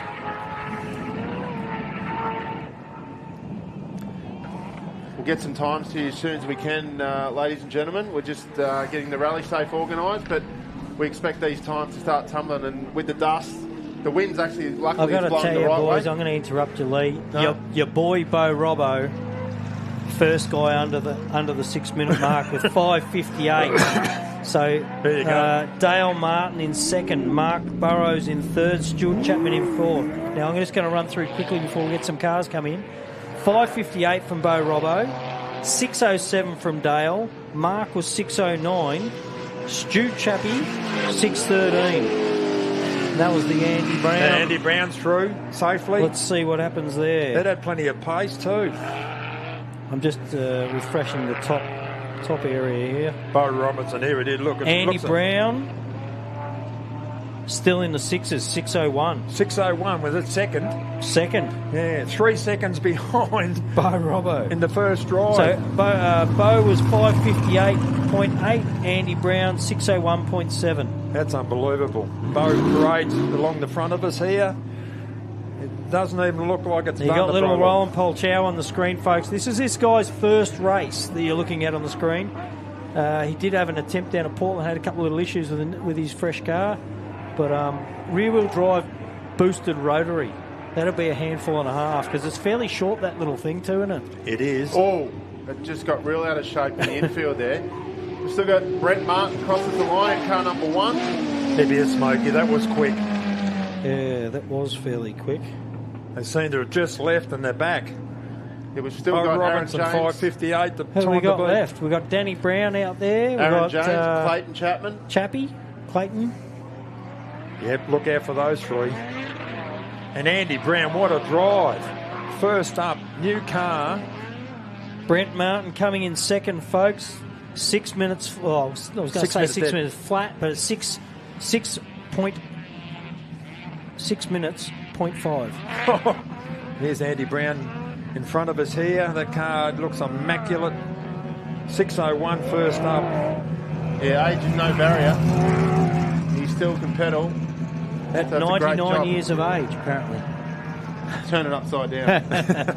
Turn 99 upside down. I think you're closer to the mark.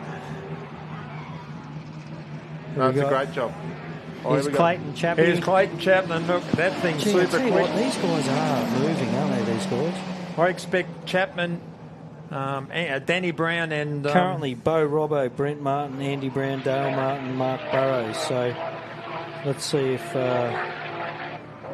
Yeah, I expect one of these next two cars to... be Aaron top three. James / Danny Brown. Yeah, listen to Danny go across the back there, across the back of the pit area. It's moving quite significantly across there. So let's just see. We'll know very shortly, but at the moment... There's dust out the back here, then there's back straight, so they're coming.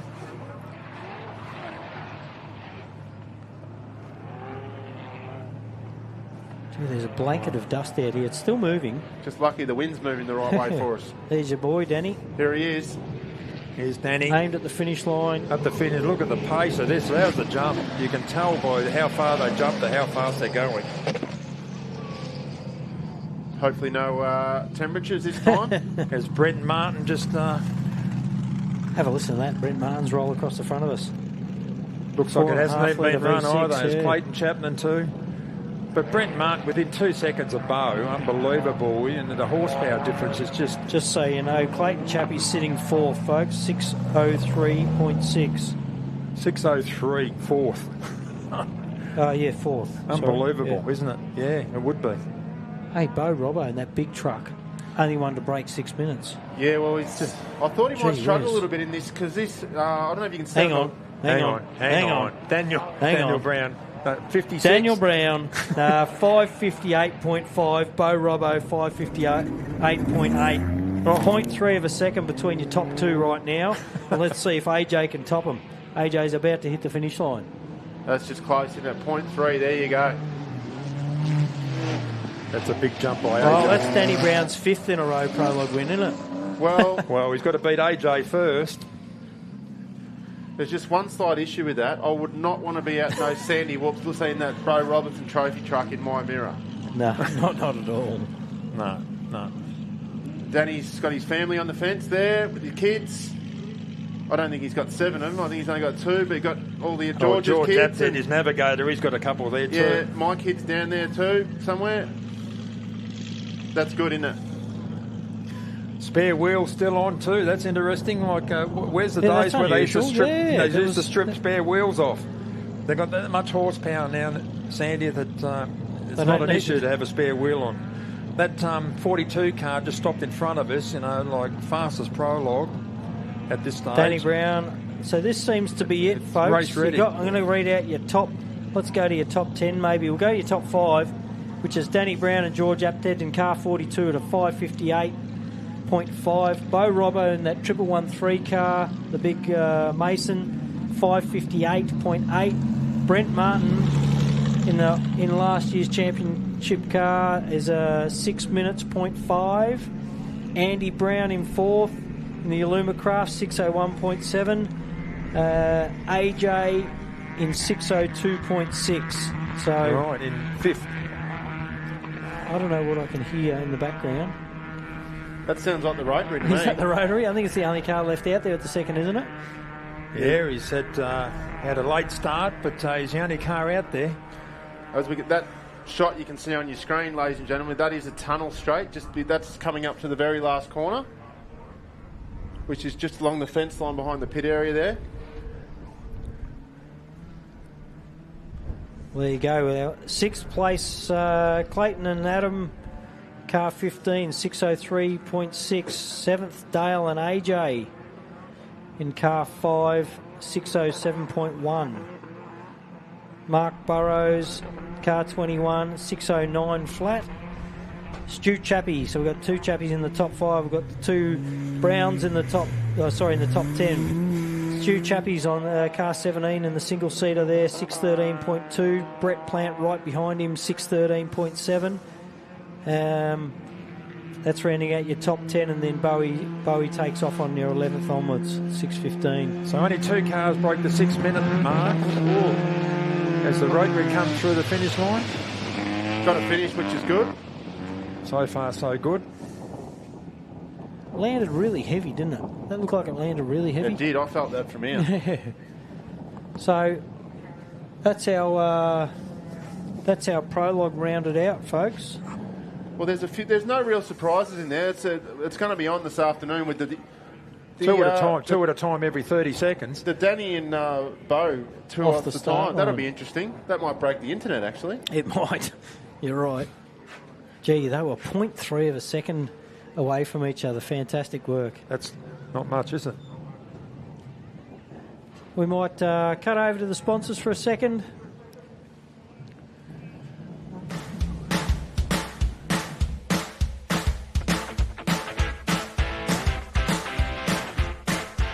This year's steal at ARB Big Desert race wouldn't have been possible without the involvement of the following sponsors: Quality Metal Solutions, Chase Moore Heavy Haulage, Ultimate Helicopters, Rally Safe, PMD Race Products, Millie's Media, Promotional Products and Uniforms, and Andrew Peace Wines.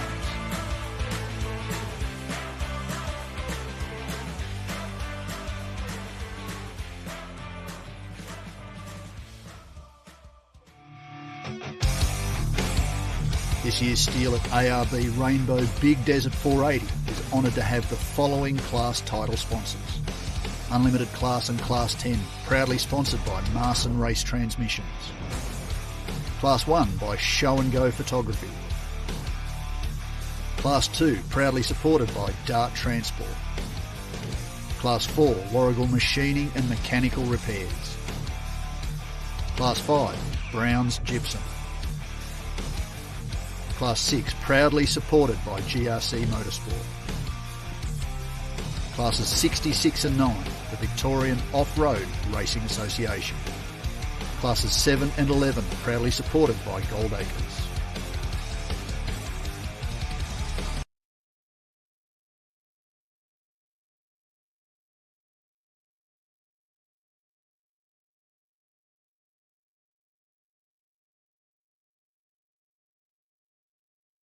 It's time to take a moment and say thank you to our amazingly generous sponsors.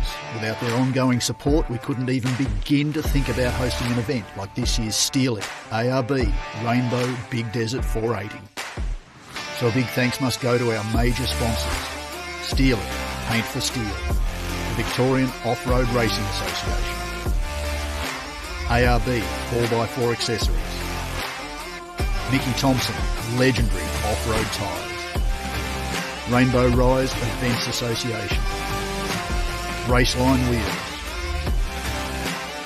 Dynamic Wheel Co, Australia's hottest and toughest wheels, and the ARB Australian Off-Road Racing Championship.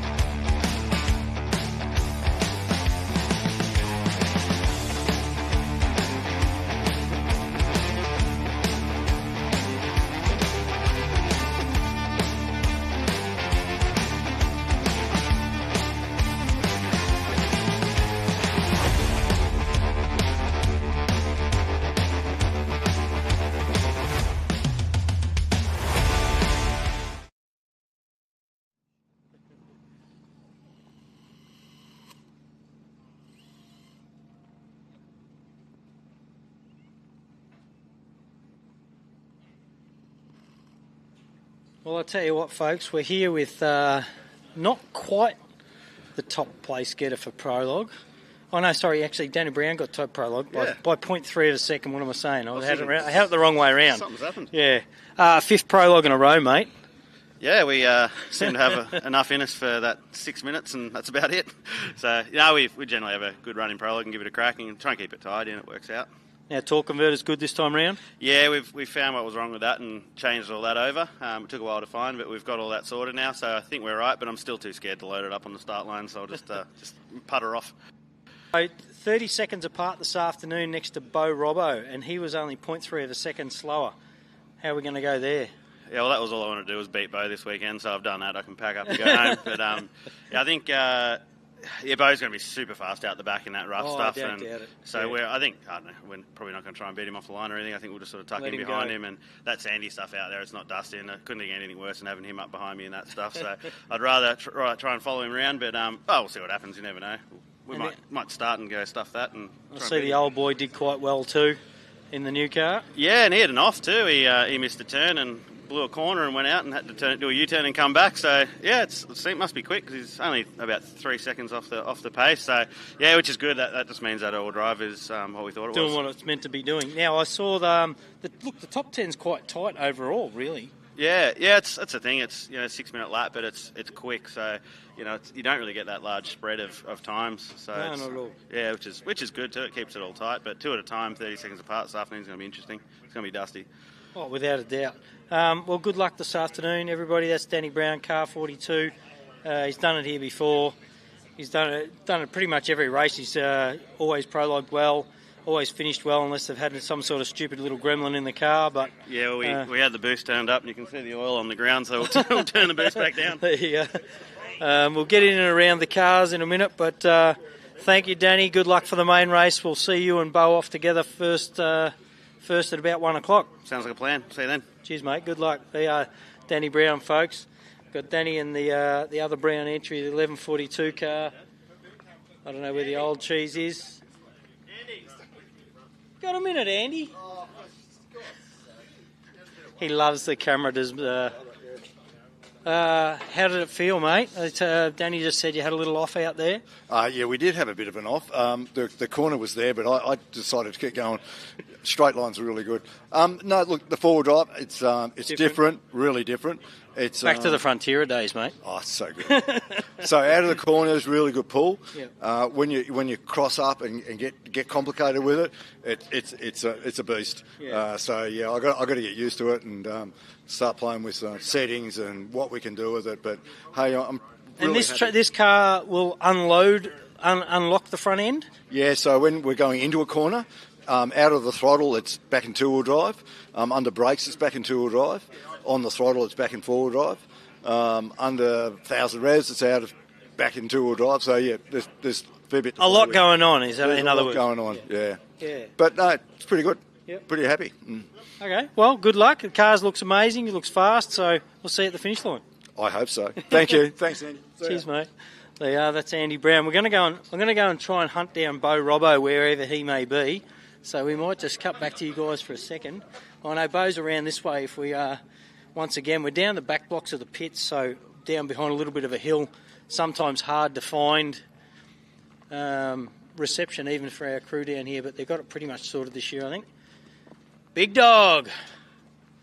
Have you shown a video of you in that fucking kite on this? No, we're here with Bo Robbo now. 0.3 of a second, mate. I know, it's a fucking brownie. No, it's all right. We'll be right. Car looked fast. Yeah, Tell you what. Yeah, it's good. No, it's good. Don't know around here anymore. Fucking lost. I've sort of forgotten about it, but we'll be right.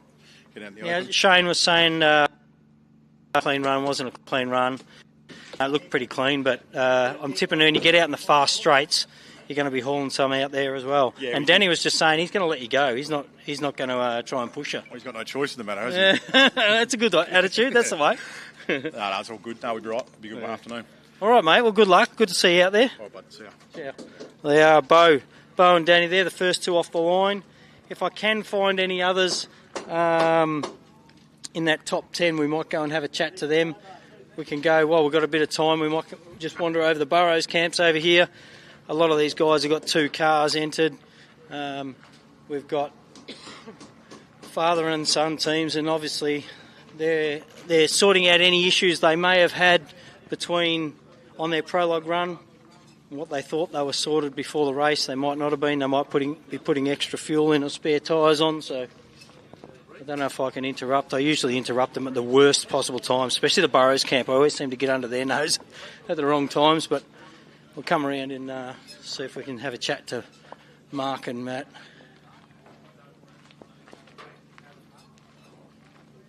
Matt, you got a second? No, they're a bit hectic down here.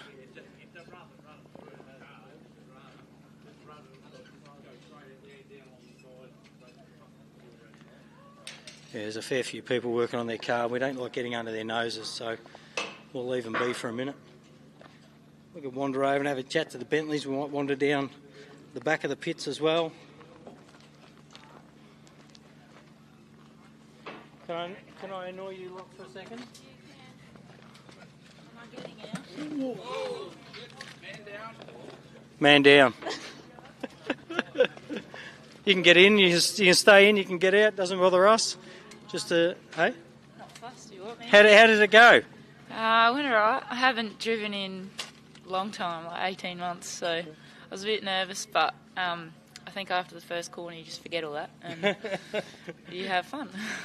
And starting off, I can't remember where you actually finished in the prologue, but the car's going to handle it out the back section anyway, and it'll be pretty fast getting out there. So as long as you can handle the whoops out in the back section, you should be fine. Yeah, in prologue, I think we're getting moved. We got stuck behind someone, so I'm not too sure where we are yet. But yeah, I'm excited to put it in the whoops because it does it well. All right, well, good luck. Thank you. There's one of the two Bentley entries. Sam's over here somewhere.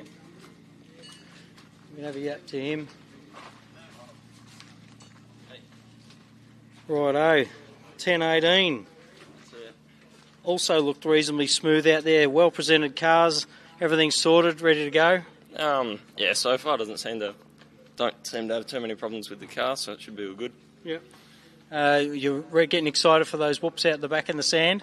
Not really, to be honest with you. It's going to be a bit of a bumpy ride, but it should be all good. I know some of those big guys, they don't care. They want to get out there, but I know the slightly smaller cars, I know how it feels when you get out there in something not quite as with massive the travel and the horsepower, etc. No, it should be all good anyway. Just try and get through it. I don't think that we're going to try and bash through there too much. Just end up breaking the car. Yeah, don't beat the car up, especially today. Yeah, no, it's all good. We'll just cruise through and hopefully finish.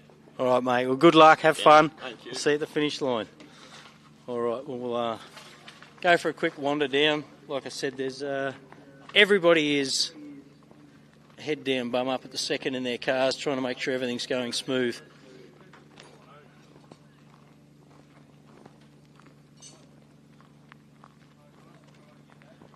And I'm not actually too sure how far down we can get with our signal. It's not quite as bad at Rainbow. I know some of our other events, it's hard to get the signal right down into the pits, and we're all usually out in the middle of nowhere, but we're not far from town, the pit area here. Some towns we're an hour and a half from the main street or any sort of signal. Can I interrupt over here? Oh, I don't even need to interrupt, as long as you can keep working and talking. That one over there is broken down already. We can have a yap to you, mate. Felt good? Yeah, good. All good. A bit skatey, but yeah, other than that, not a problem. I think everyone's a bit skatey to start with. The dust actually seemed to move away quite nicely. Yeah, just a couple of switchbacks up the top here that was mainly your own dust coming back on yourself on the track. But no, it's all good. Can't wait. Car feels good, mate? Yeah, it's the first time it's been driven since Hillston last year. Get used to driving. So what you're telling me is you've only just finished cleaning the dirt out of it from Hillston last year. If anyone watched, we had an absolute blinder at Hillston last year with the rain. No, there's still dirt in there. Half of Jay's farm still under the dash. And that's also being our second round for the year. You want to have any words on that while we're here? Yeah, it's I can't know when it is. I probably should know, but yeah, we're all full steam ahead, getting ready for it. Yep. With a bit of a few changes, with obviously Murray and Julie not coming to rescue us, so I think there's a fair crew from Griffith here keeping an eye on how it all runs here, and hopefully we can, any issues that turn up here, we can have fixed before ours. Hopefully. All right, well, that's there you go, folks. Round 2 is going to be a cracker as well. With Dean. Well, good luck, Dean. Have a fun run. Thank you, and hopefully it's dry for ours this time. No mud. Not quite this dry. No.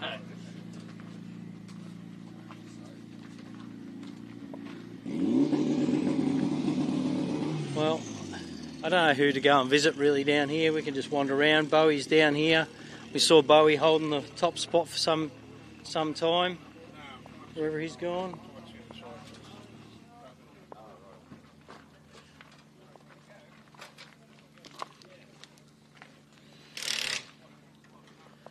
AJ came in about 5th or 6th, I think, from memory.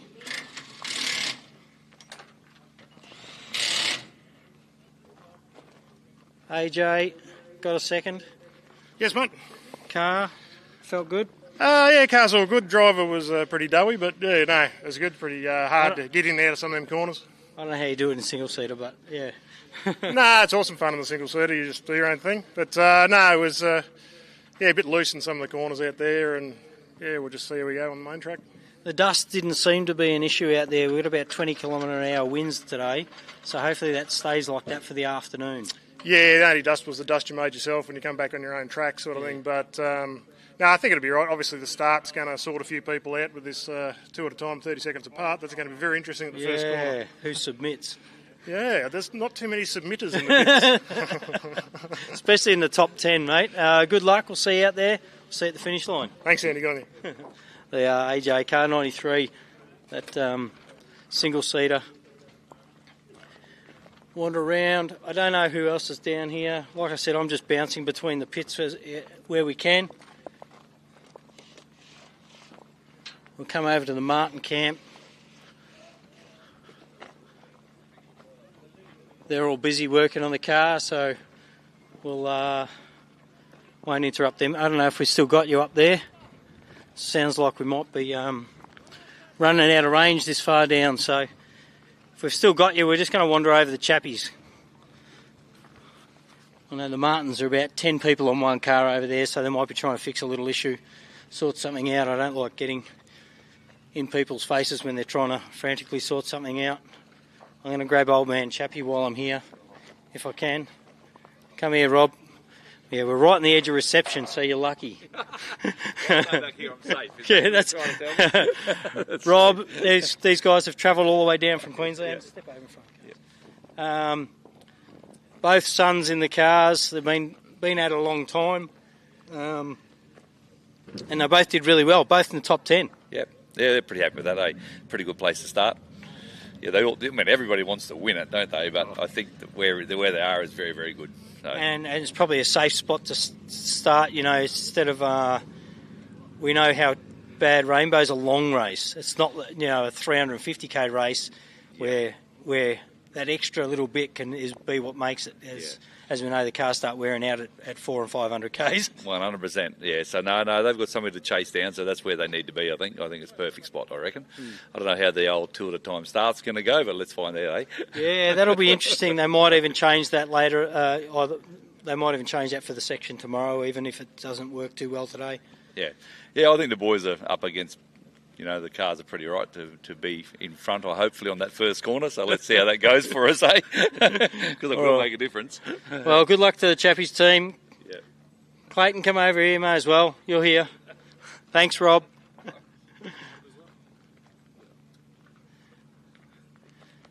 Clayton's always up for a chat, aren't you? Yeah, we love it. Car feels good? Yeah, terrifyingly fast, actually. And you're all sitting down relaxed, so obviously everything went smoothly. Yeah, no, nothing bad happened. Just, the nerves went through the roof because, coming off Don River Dash, we don't have a lot of drive in the sand. The car didn't feel excessively fast, but man, it's the grip in this ground here in the first 2 straights just scared me a little bit. So, yeah, we've got to just settle down, settle back. You're settling him down, mate?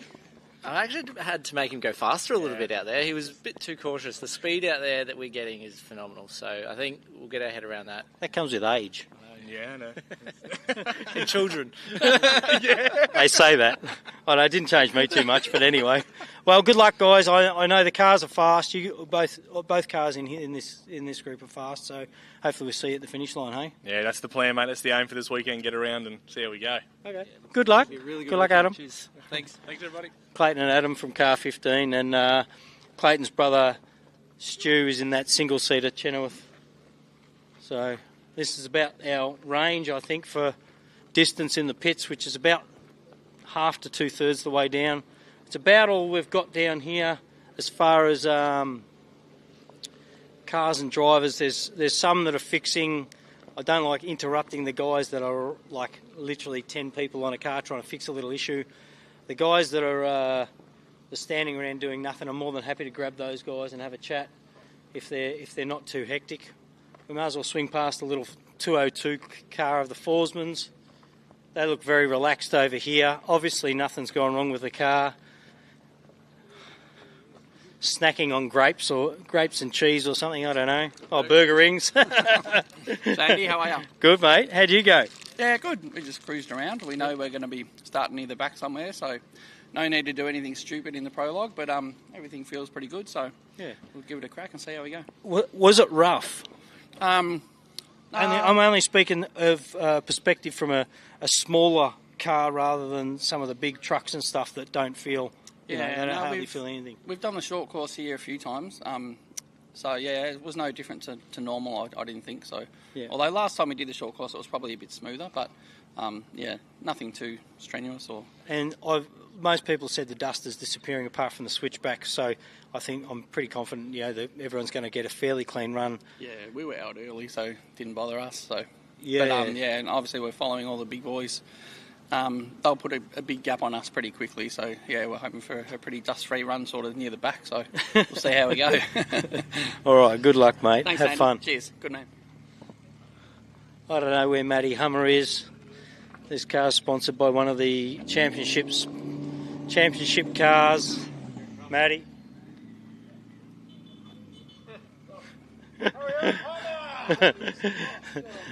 633. He was just doing it for the gram there for a second.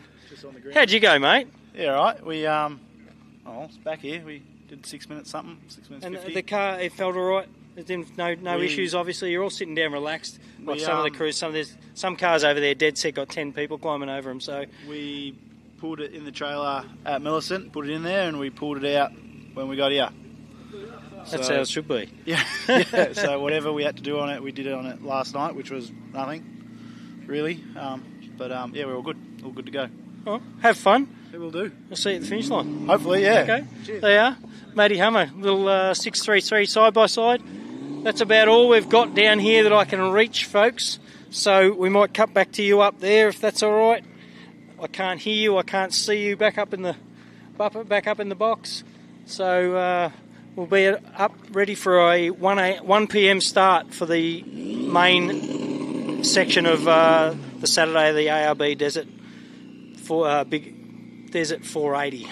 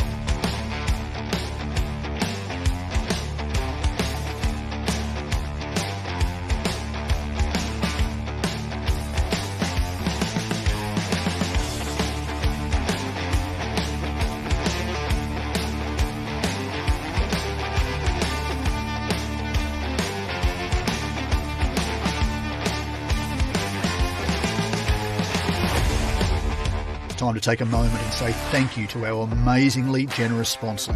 Without their ongoing support, we couldn't even begin to think about hosting an event like this year's Steel It, ARB, Rainbow, Big Desert 480. So a big thanks must go to our major sponsors. Steel It, Paint for Steel. The Victorian Off-Road Racing Association. ARB 4x4 Accessories. Nicky Thompson, legendary off-road tyres. Rainbow Rise Events Association. RACELINE Wheels. Dynamic Wheel Co, Australia's hottest and toughest wheels. And the ARB Australian Off-Road Racing Championship.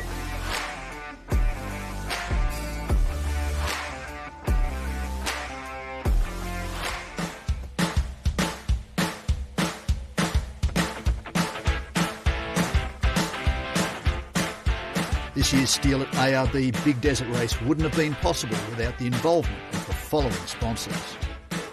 Quality Metal Solutions. Chase More Heavy Haulage. Ultimate Helicopters. Rally Saver. PMD Race Products. Millie's Media. Promotional Products and Uniforms. And Andrew Peace Wines.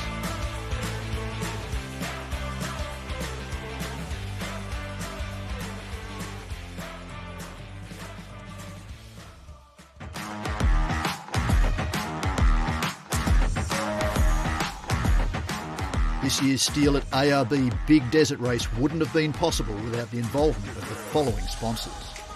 The Australasian Autosport Alliance, the Australian Off-Road Racing Association, the Hindmarsh Shire Council,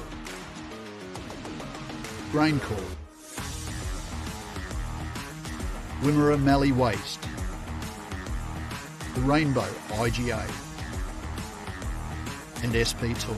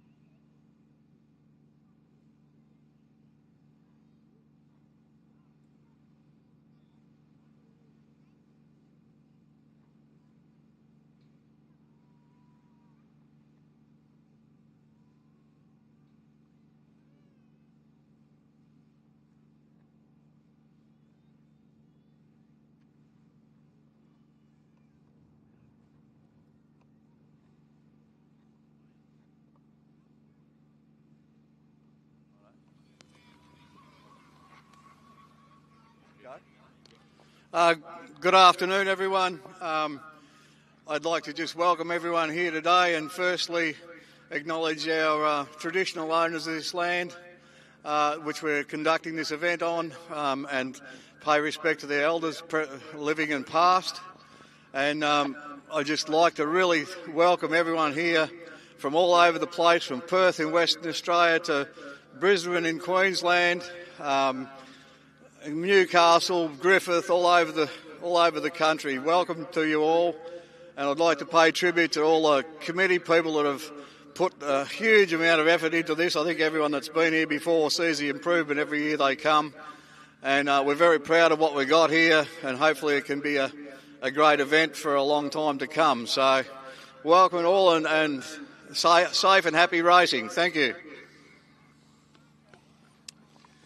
Good morning, everybody. My name is Mark Bateman. I'm the chaplain and providing the peer support for the event that we have here this weekend. It is my duty today to pay honour to some of those of our motorsport family who have lost their lives. And in a moment, we're going to have a 1-minute silence just to honour those that have been so amazing to our sport. I want to first reflect to Jerry and Eddie. Jerry and Eddie lost their lives in this event 2 years ago, and I understand that it's a little bit hard for us to grasp that, but this town backed our family here at the motorsport area, and you supported us, and we want just to acknowledge, I understand it hurt you guys as much as it hurt us, and we want to join together and let this be a bonding moment where we have our lives joined together for the purpose of having a 1-minute silence. I want to also pay respect to Leonie Clark, one of the local girls who was a founding member of this desert race. For 8 years she served. She lived for this off-road community. She did all that she could to support the catering. She ran the street party up there in the main street for several years, but illness began to catch up with her a little, and she fought that for several years as well. Everywhere that she was not able to be here, she was on the phone, making sure that it was all getting done properly and done well. She was a local teacher, supported the library in the school, and she lived for this town. We're going to take a moment to join and have our respects for her as well.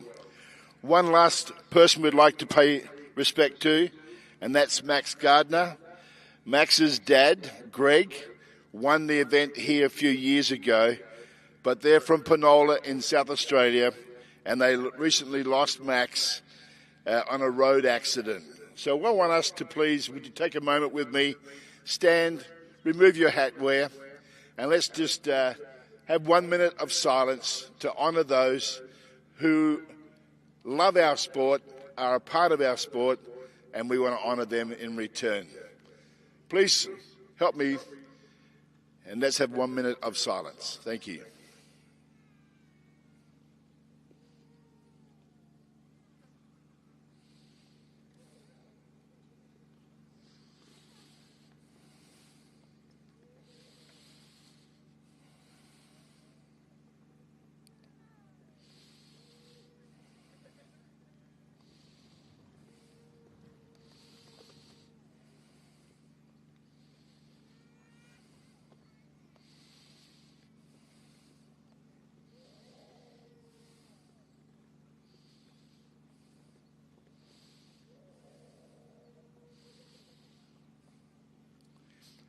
Heavenly Father, our hearts reach out as a combined motorsport team and also the people of this amazing community here at Rainbow. We reach out our love and our support and our prayer for the families of these that we stand to reflect and remember their lives in this minute of silence. Be with those families, we pray. Look after them. Help them to adjust and make the changes that are necessary to move on with their lives. We pray your goodness and your mercy would be with them in Jesus' name. And as we go about our motorsport here today, We pray for a safe event, a great event. Let us all enjoy our sport and come home safe in Jesus' name. Amen. Thank you, everybody, for your respect for those that we love so much. Big welcome to this amazing event. Let's get the cars out and let's get started. Cheers.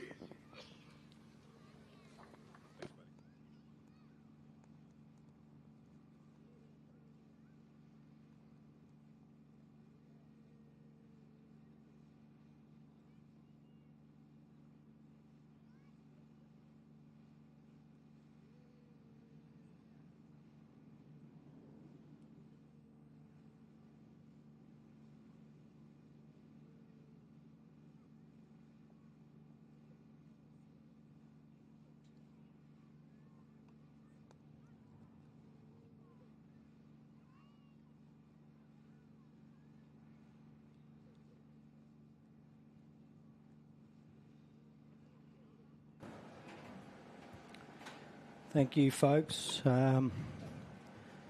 We shouldn't be too far off now. We're about half an hour from the start of our main section of our race. Had a little bit of a break. Had a little snack while I was at it.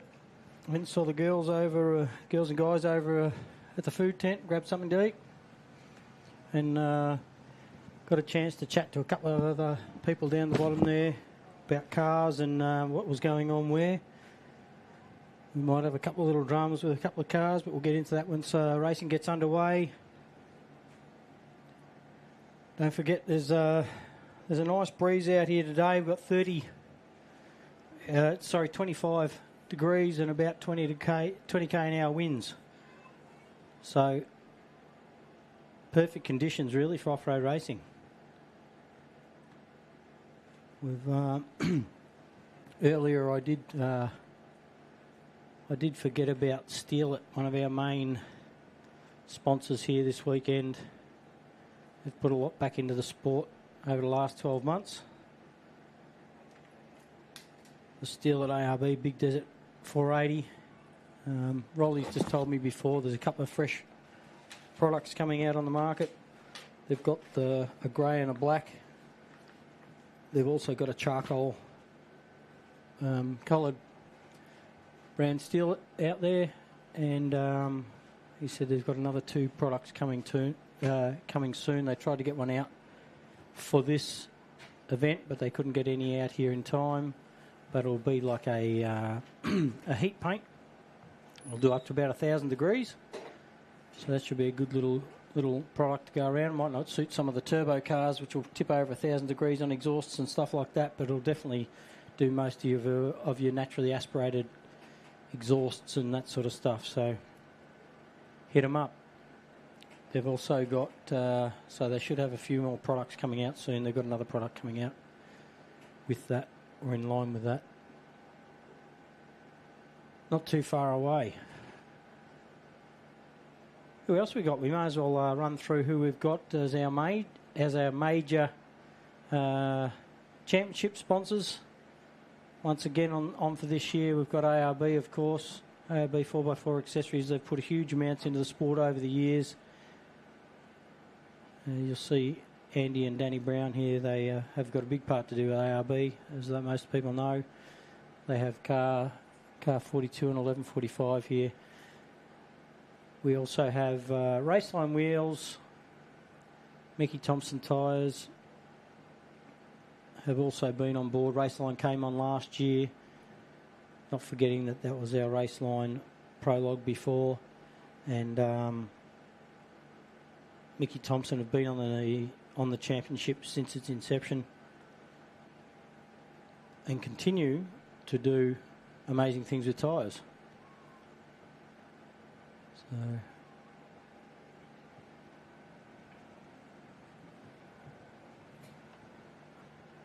everyone looks very relaxed out there, I've got to tell you.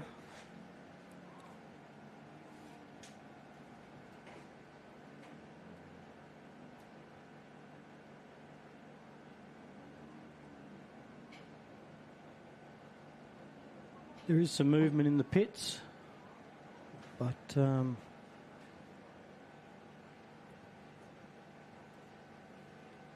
I did see a couple of cars are definitely out.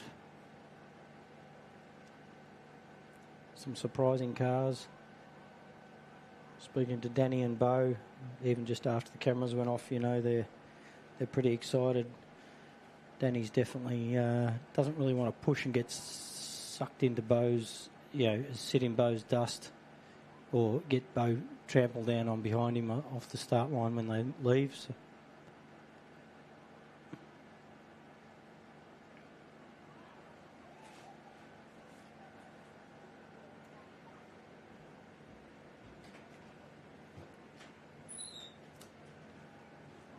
Tell you what though, top 10's looking amazing.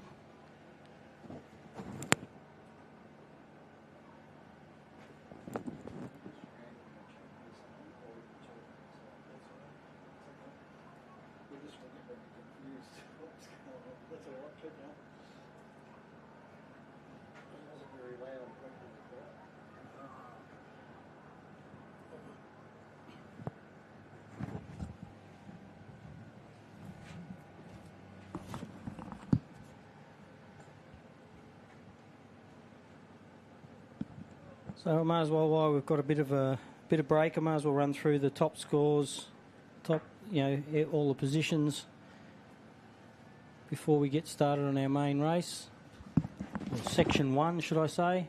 So obviously Danny Brown, car 42, in with a 5:58.50 on his prologue time. So first and second off the line will be Danny Brown and Bo Robinson. Car 42 and car 1113.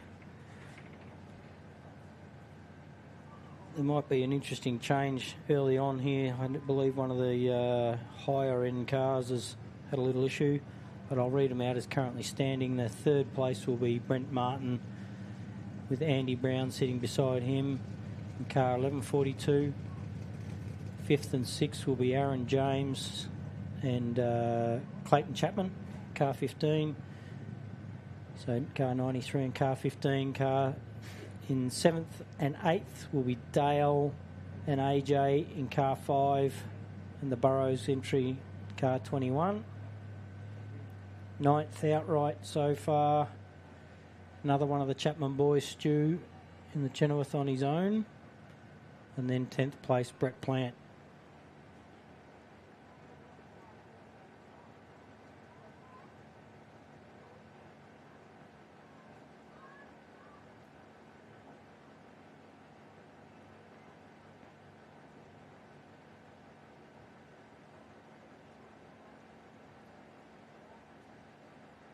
Eleventh, Bowie in 1065. 12th, Jake Williams in the 1137. Simon Tucker in car 110. Jackson Evans, they round out 13th, 14th. Trevor Chandler in 15th. Robert Plant in 16th, car 128. 17th place is Sibbo in car 412 with David and Alice Middlemas next to him in car 2, 18th position. You've got Darren Vandy on his screen rolling up to get in line. Most cars should be either lined up or on their way to line up. Excuse me.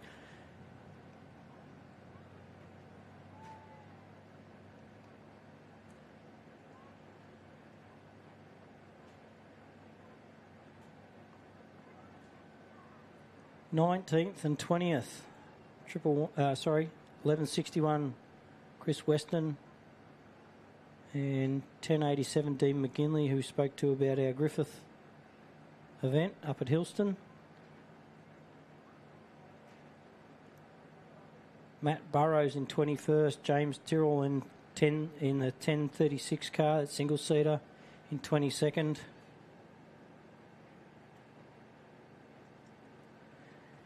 (23rd) Justin Ryder. 24th, David Adams in 1074.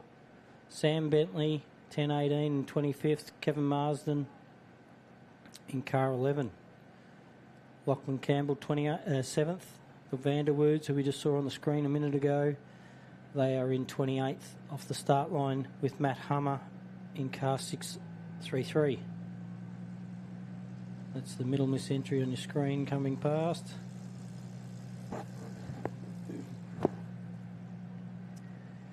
Dale Stanton, 1092, 611. Brendan Hill in position 31. Andrew Cameron in 570 in the orange Triton. They're in 32nd place. Dale Franklin in the 110 car, 33rd place. Simon Gubbins in the 1054, 34. John Smith, which is the doc in that Nissan 445 entry. 36th is 104.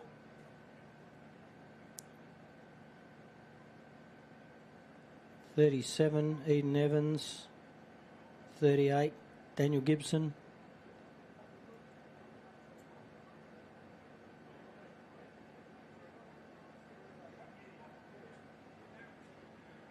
$38, Daniel Gibson. We've got 39, Darren Mott. Jamie Henderson in 40th in that 477 big black and yellow machine.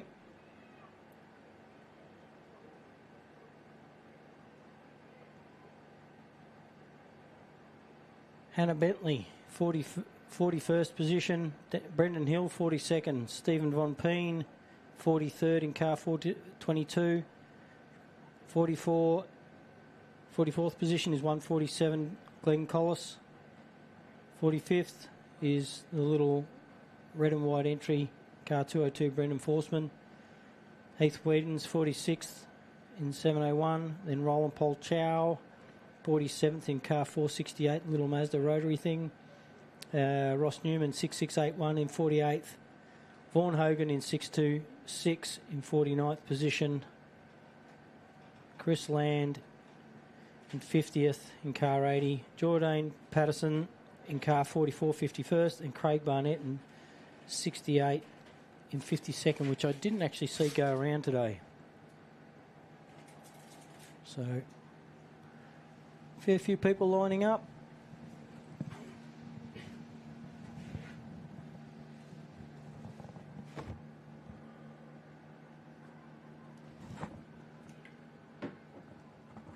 Nice and quiet. It's like the calm before the storm out here at the moment, really. Everybody's had a break, a refresh, grabbing their seats, grabbing some shade, which it did say it was meant to be a bit cloudy today out here, but there definitely isn't cloud.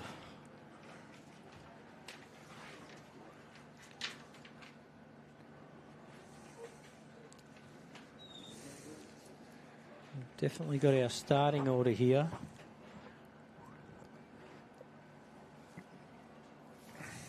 We will probably talk some rubbish about that as we get along, but not too far off.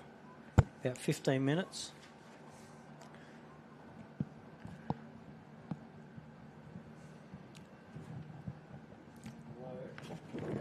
Yeah, I noticed, Sandy, it's left and right, so it's obviously the left is the inside starting position of the fastest qualifiers.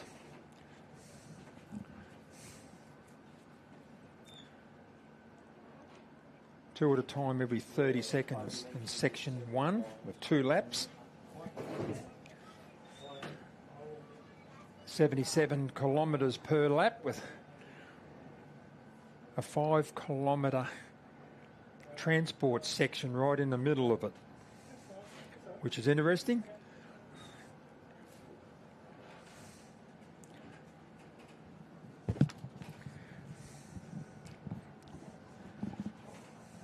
How was your lunch, mate?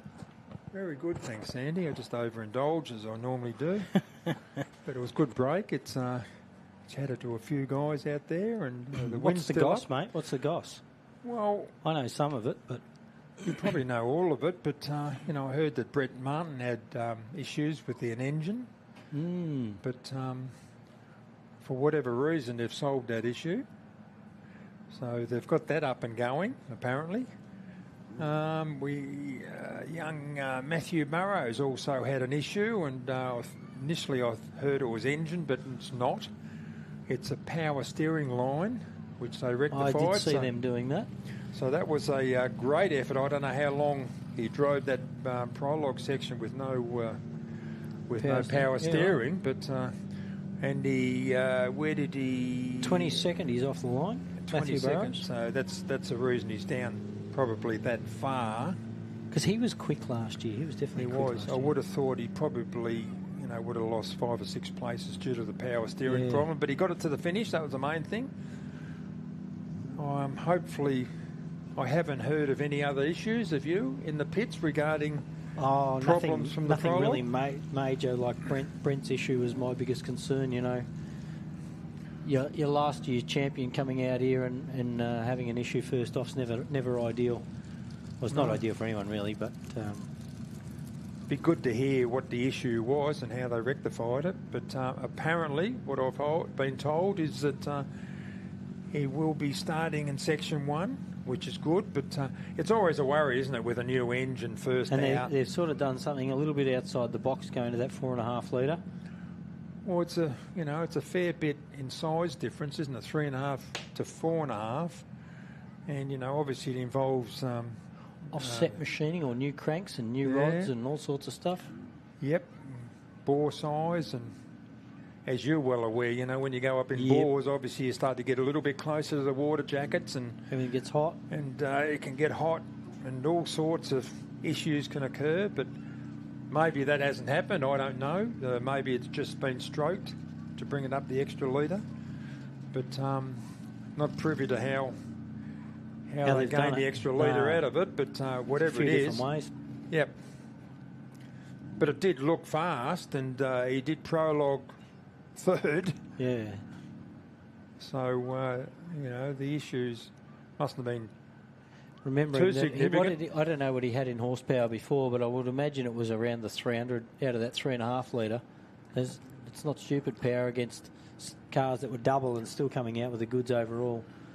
So they're a finely tuned family of cars. Driver ability. Team ability, yeah. Yeah, well, driver ability and team and everything that goes with it. You've got to tick a lot of boxes.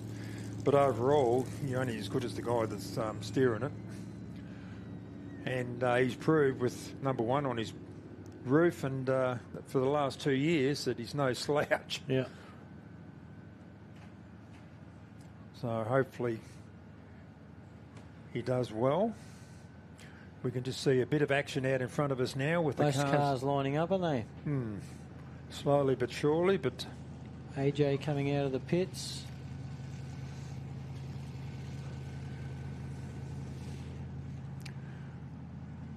We've got looks like I can't say Tucker's car. Yeah, Simon Tucker's car coming out of the pits. We've got Matt Barrows coming out of the pits.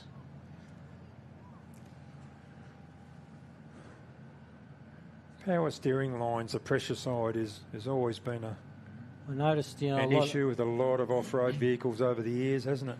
Yeah, I noticed last night on their racks on the front of the cars, a lot of them are open there, and one car had a little guard around the rams on the rack on the front. Stop grit and stuff getting in there, obviously. Well, it's subject to it, they're generally, they're sitting right at the front there, and they're certainly subject to a lot of dust and rocks and anything else you can throw at the front of them, especially when you catch somebody and you're following them. As Andy Brown drives past in 1142 car. Yeah. What an effort by him, with us, and he had an off too. So apparently it wasn't the cleanest of runs, and he still did 4th. First up, well, obviously they had a drive in the States, but that was a long time ago, like October or so-ish last year, so it's pushing 6 months ago. We'd spent most of his time on a boat getting here, and then he's done a bit of work on it, just looks magnificent. But talking to Daniel Hardman, and he was very impressed. He said it jumps well, it goes well, and it ticks a lot of boxes. It's just that it's going to take Andy, more so than him, a bit of time to come to terms with it. But doesn't matter what you drive in this industry, it's all about seat time. Oh, definitely, yeah. The more they... seat time, you've got to understand the vehicle, its capabilities, and how far you can push it. Lots of different variables. As the King Chrome Chandler Badger goes past. Honey Badger. Interesting concept. They're a bit different to the norm, aren't they? With definitely. Anything that's mid-mounted, being the engine directly behind them and then the gearbox behind that. Almost throws the balance out a little bit as such. Yeah, good, bad or otherwise, but certainly makes the appearance of the buggies look a bit different. Sibbo, car 412. They did reasonably well. Up there, strong, long-time competitor. Always sounds fast. They have, I think, strong. 2,000 generations of people of theirs here nearly every race, the Sibbos. They had 3 or 4 generations last at the Pines event last year. Yep. So they're well into their off-road racing. There's one of your top dogs on your screen, Bo Robbo. Yeah, Bowie. And Bowie. Aaron James in 93. There's the Forceman car, the only 2 car here this weekend, 202. In behind him, we've got the Western car.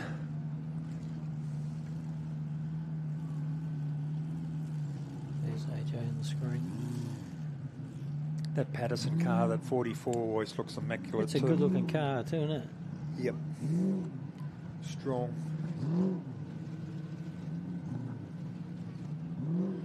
Won't be long now, ladies and gentlemen. And we're going to dust and top dress this place a little bit more. I think that Patterson car was an ex-Cavi Knott car from down in up in Queensland. Right. Oh, they're starting to roll in.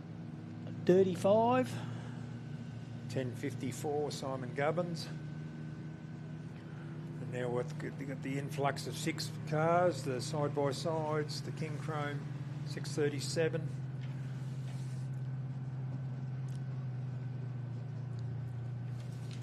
.128, Robert Plant, Prologue 17th. Tough competitor, you could expect him to finish a lot higher up than that after the 2 laps this afternoon. Actually, while we've got a minute, mate, we might just mention, don't forget, we've got Ultimate Helicopters out here this weekend. Had a quick chat to the pilot earlier. Seemed to take over from over the back here somewhere, and you can go and follow your favourite car out. I don't know how we go, keeping up with that top group. Yeah. I remember our chopper used to do like 196k an hour when we're on the bikes. Struggle to keep up.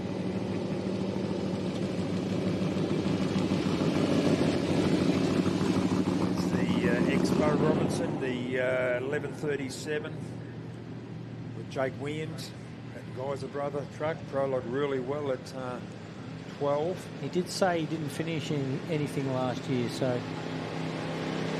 hopefully he can come out with some good results this year.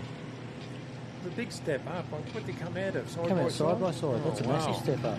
That's a huge step up. Out of a side by side into a Greaser Brothers trophy truck.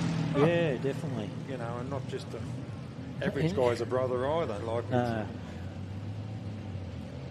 And he did have issues, you know. But what I can gather, he kept rolling up and trying to get seat time and stripped it down and over the brake and rebuild it, and so hopefully far, sorted all his issues. Yeah, let's hope that Jake has a good run this weekend. Oh, that's Land. A green race car. Saw Dean McGinley go past in front of him somewhere.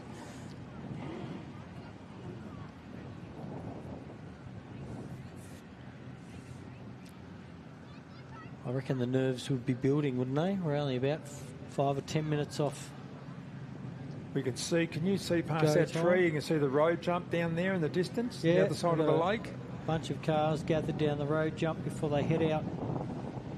They've got about, I don't know what the lap times were last year, about 30, 40 minutes, somewhere around there usually. But they've got about 30 Ks from the start line here out until they hit the edge of the desert. They've got at about, what do we say, about the 33 or 4 kilometre marker, they've got a 3 or 4K 32 transit mark, zone, about we're 5K calling it. transit zone, yep. Where they've got to back off. No stopping, no passing, just 80 kilometres an hour transport zone, so that'll all be judged on rally safe. So that's going to. That's actually thrown something different. I don't think we've seen in this sport before, is it? Not that I remember. Not that I can ever so that's recall. something different that these guys would have had to have been thrown. Well, we get thrown a lot of different curveballs over the years. You know, we've had bushfires and flooding and all sorts of stuff. But yeah, today we've got what they're calling a transit zone where they've got to back off to a reasonable speed, create less dust and not damage any property. So. And that's going to obviously that'll be added on to the lap time, so it's going to increase the lap time by about 4 or 5 minutes, isn't it? Have to at 5K at 80 kilometres an hour. Yeah, they might change some things a little bit. Who knows? I don't know whether they've got the facility to eliminate. To cut that piece out of the track or what, I'm not too sure, but I don't think stopping and starting them out there again is the way to go, but, you know, as in having a second section as such, but I have had to do that sort of stuff in rally before and tarmac rally and all sorts of stuff, so it's not a first, it's just a first from what I've seen in off-road racing. Yes, no doubt. There's our 2 big cats. The first 2 cars, the brown car and the Robinson car, wandering along in front of us. They're in the front row. 3/10 of a second between them after 8 kilometres. That's 3/10 of nothing. I know. Then we've got the Andy Brown and see all the Browns are down in front of us here. The Chapman, Clayton Chapman's car with that fast Toyota in the back. And then we've got... he's always a happy chappy, isn't he, Clayton? Loves it, doesn't he? Yeah, he's always smiling. Yeah. Then Aaron James in behind him, and then Mark Burrows in behind him, and then we've got the Plant 929, Brett Plant, and there's Jake Williams, the Geyser Brothers trophy truck. There's Dale Williams in car number 5, all Dale Martin, heading up to the start line now. Now it's going to be interesting because it's blow on but it's dusty. Now it's very important to get the start. But Brent roll around yet, no, we haven't seen Brent. No Brent Martin as yet. I actually There's heard 68, there's the Barnett, there's the 128 car of Plant. King Chrome car of Trevor Chandler. Danny and Bo, and Danny said to me earlier on when we had him on the mic there, you know, that he's going to let Bo go. Oh, well. Is he? He isn't going to. Now, these 2 blokes, they're the same age. They came into the sport. I'm a little bit older than those fellas, but they came into the sport when they were just young pups. And so they've been competing against each other since they were, 16, 17. Yep. Which, 15, 15 or so, 20 years. Remember Bo come out of Jimco's, he had, that's right. He had pro buggies. So they've been competing literally as mates and side by side for 20 years. Both second generation off-road racers. And it's really important as far as I'm concerned, being around a long time to get the start. But a lot of cat and mouse, and who knows? He's told you that, but let's see what happens. Danny will have him on the way out there, surely. Well, on the way out there. When I saw both once they get out to the desert, Oh, yeah. Bo's going to destroy it, you know. Well, it's... We'll soon find out. No, Danny Brown's got the jump. So that all went out the window real quick. Danny Brown's got the jump from Bo Robinson, and he's just dusted Bo in something chronic. So Bo's going to drop back 20 seconds, bang, just like that. Until they get out in the desert, that's when Here's Brent Martin just coming up. He want to hurry up because he's just coming up the start line now next to Andy Brown. He will be off in seconds. And he's on the inside. He just got there just in time. Wow, mate. Look, 5 seconds, and Andy Brown gets a jump. Oh, look at Obviously, that thing that go. traction on that thing is phenomenal. Wow, Andy Brown, a big jump, and he's left Brent Martin. You see Danny over on our left. Look at Danny, and look how far Bo's dropped back because he's dusted in. Yeah. You know, Danny's going to put on a lot of pace, so what he told you was wrong. He wasn't going to let him go. There you go. So we've got our next two on the start line now, and one's Clayton Chapman and AJ. And AJ's got the jump. He's on that single seater, so a bit of weight going there. We're not calling Adam fat, but... No, but remember he's 2 up. He's 2 up, so you're 80-odd, 90-odd kilos plus better the off. seat, plus this, that, and the other. Exactly. So, it makes sense, and probably similar grunt, but AJ's got the jump there. Gee, look at the dust already. Look at the pace of Danny Brown coming back through the infield. Look at that thing go. Bo's 30 seconds behind. Burrow just got the jump on Dale. They'll be evenly matched too, those two fellas. That's interesting because I would have thought no one, the old fox, I would have thought he would have let Dale go. But no, he's jumped Dale on the start line. So good start by Mark Burrows. Gee, Danny Brown's hauling, isn't he? Look at that. Look already. Bo's trying. Look at that thing shift. Third.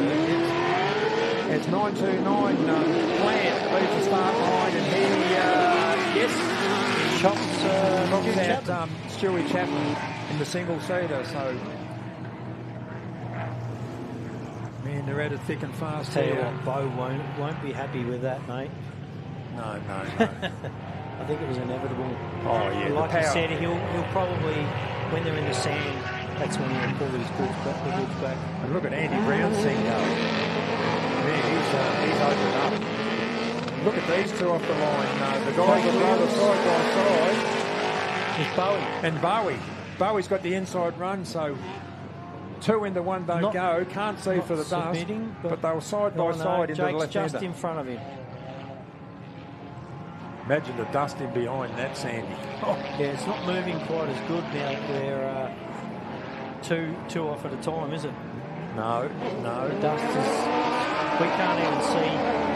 So the tree side by side and he's beating the Tucker buggy off the start line. Simon Evans. Jackson Evans. Simon's in with Eden. Other than the start line, the infield now is just totally dusted in, Sam. Yeah, we're lucky to be able to see. And the wind's up, the wind's blowing first. away, so away from us, which is good. And the next two, we've got 44, I can see that. Jordan Patterson and the Barnett entry to do the racing. Right. And the Barnett entry. He's got a fairly fine-tuned vehicle now, hasn't he? Yeah, it's pretty well sorted. Sounds strong, and he got a good start. Any problems have been sorted?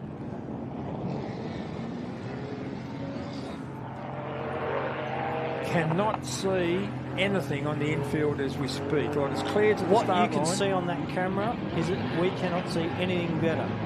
Actually, you can probably even see it better on the camera than you can from what we can see in Thompson. Trevor Chandler and the Andy Butcher gets a jump on. And our cameraman out there. We got a cameraman out in the middle of the paddock here in a hay bale. I hope you've got a dust mask He's on. just eating dust. How would it be without this breeze? Because the breeze is fairly stiff, and it's blowing from our left to right, which is blowing from the south. Can't even tell you anything more than what's on the track. There we are, out on the road. We've seen AJ jump the road jump. Sibbo and Middlemiss, long time rival. Middlemiss has got the jump on Sibbo. A little bit of a lighter car, I think, too. Yep. Oh, how'd you be following Sibbo? Yeah, I think it was in his interest to really get a good start, and he did. Just watching the road jump, or is it the road jump area? It was.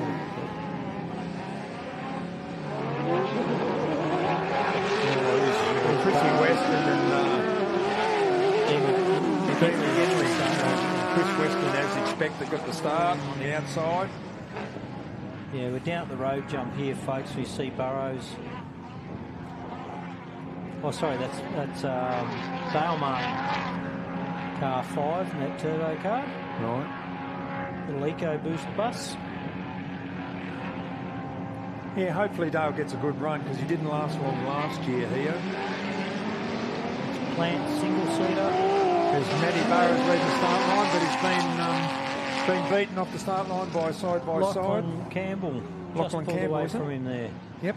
And I'm sure once they wind up, those side-by-sides are fast off the line, but I'm sure Matty will overtake him as soon as he can get a... If he can get clear, close I was enough. going to say, if he can get clear vision. It's woeful out there at the second, isn't it? Another side-by-side. Side-by-side with Pump Terrell. Side-by-side's got the jump easy, as you said, the four-wheel drive off the start line. They're just lethal early, aren't they? Like up until... And they are quick in the tight stuff anyway. Yeah, so Pup's going to get dusted in a little bit. He's going to have to drop back and just wait his time. That was 20. Bentley's on the line. Fourth. They're class 10. Sam. Up against David Adams. Yes, it is. Yeah. David Adams has got the jump on Sam. And then he's got his sister up on the start line now by the look of it. Hannah and Kevin Marsden.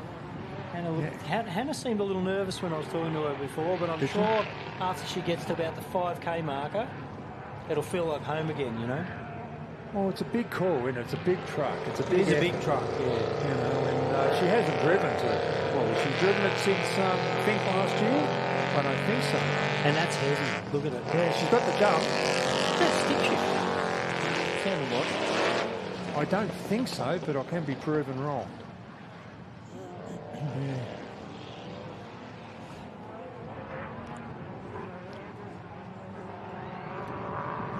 Now Jordan Patterson over the road jump. Gee, that's phenomenal. They get some speed coming up to that. Vandy and Mr. Hummer. Gee, look at that. Hummer's got and the jump. Vandy gets moving too, you know, so... I haven't seen one side-by-side get beaten at the start line. Now, this will probably prove me wrong. There's another one here with the ex-Bernie. Yeah, but those class 5s, they're all wheel spin until they get moving, aren't they? Yeah, and expect that the same thing will happen here. Commentators curse, it's not good. Who knows what's going to happen, but...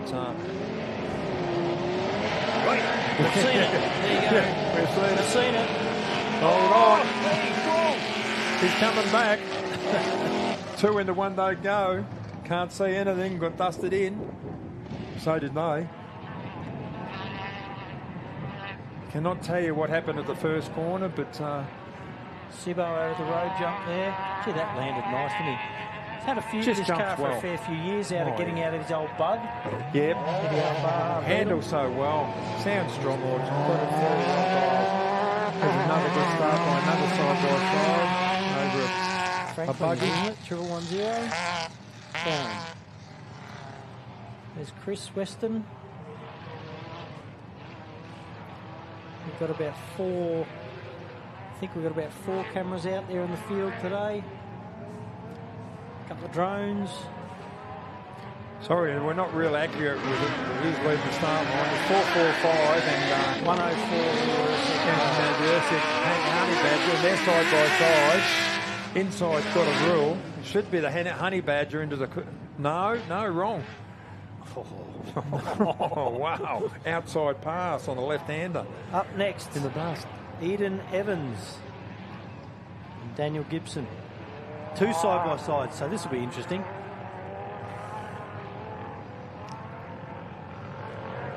So there's a fresh sticker on that right front tyre on Eden. Gee, wow, how's it up on that? One's a short wheelbase and one's a long wheelbase. A little bit difference in wheelbase in those 2 side-by-sides. Both got away well, take but the the short long wheelbase. anytime.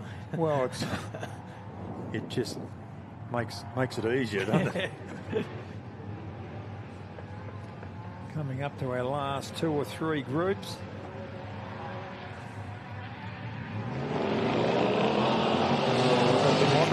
Oh, 2 fronts together. That little liquor factory there, isn't it? Yeah. It's a big car, that other. Well, that's Jamie That Henderson and Henderson's Darren car, Mott. yeah. That's a bigger car. And Darren Mott's got the jump. 2 V8 powered trucks.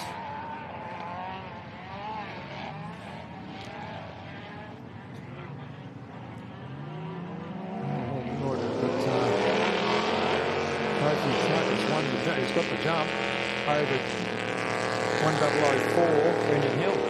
Yeah. Forsman's up next against Glenn Collis. 147 Glenn Collis and 202. We've got about 6 or 7 cars left to go off the start line, and then we'll have a bit of a intermission, I would imagine. When I say intermission, we'll have a little bit of time before we start seeing the others come back in. We did start just before 1 o'clock, so, and I'm tipping they're going to be around about, I would imagine they'll be a 35 to 40 minute lap, being 77 kilometres. Yeah, I'd say so. I'm not too sure what lap times were like last year. Should know. I haven't got that good a memory, mate. No, neither have I. Who knows whether the track's exactly the same? No, there's a couple of little changes. Keith Whedon, Roland Paul Chow. Yep. He's just had an issue, Roland. Oh, no. It's the fire's gone out by the look of it. He was Leading up to very, the first very corner. nervous. He was. Gee, they had a bad run, those young blokes. 2 side by There's our side. vet. Number 6, 8, Ross Newman, and Vaughan Hogan in 626. And we have 1 car left. Should be Looks 2. like Land. Chris Jordan Land. Patterson should be there. But Jordan Patterson might have been seated, mate. He must have been, because he was well up, wasn't he? Yeah, so it's not on our sheet. Shows him as 51st. But Chris Land, car 80. At least he gets a dust restart. Yes. Or does he get everybody's dust? Well, he's getting 50 cars dust, that's for sure. He doesn't have to fight anyone off the start line, which is always handy. They are the last of our cars leaving the dock, as you see over the road jump. Now we look forward to seeing all the footage from out there, Sandy. Turbo Nissan 6 on the in that Nissan Patrol fronted car. I don't think it's much of a Nissan Patrol, the Doc's car. No. 445. Got Lee Wells back in the commentary box How with was us. your little break, Lee? Yeah, it's nice in here, isn't it? You've got the air conditioner turned down, the fridge on, the Sky Did you Racing get a, channel on. It's great up These here. Scotch and Cokes are tasting all right too. Yeah. Did you get a snag in bread while you were out there, mate? I had a salad, mate, and a bottle of water. It didn't look like it. Didn't look like it from where I was sitting. Danny Brown, he said he was going to let Bo go. Well, that went out the window real quick. Yeah. Well, I think he got a better start than what I thought. So definitely, I think it was more about with the dust that we can see on the live stream there at the road jump. That first section of track as you head out towards the sandy dunes area, it's very dusty. So it's going to be hard to get onto the back. Once you get out in that sandy stuff, though, that's where all the passing will happen today. I would have thought. Well, no dust plus rough. It's very rough, so it's going to suit the bigger better cars. the bigger cars, and the cars with better suspension, isn't it? Look at this Whedon car out here, this 7 car. Like, oh hello, the rotary's going again. Rotary looks very heavy in the back end to me. Shane reckons there's like some S's or something. It looked like the fire went out of the first corner, but he might have just got dusted in. He's caught the And Whedon car. Don't forget, it is his first race. Yeah. It'll take him a lot of getting used to with the car as well. We think back to your first race, Glenn, in 1980, was it? Oh, thereabouts, yeah. What about it? Give him a bit of slack. Yeah. I'm sure you had the same issue in 1980 or No, 1976 or whatever it was. I was fast from day one. We all were, mate. We were all fast. I could tell you about it, but I won't bore you with statistics.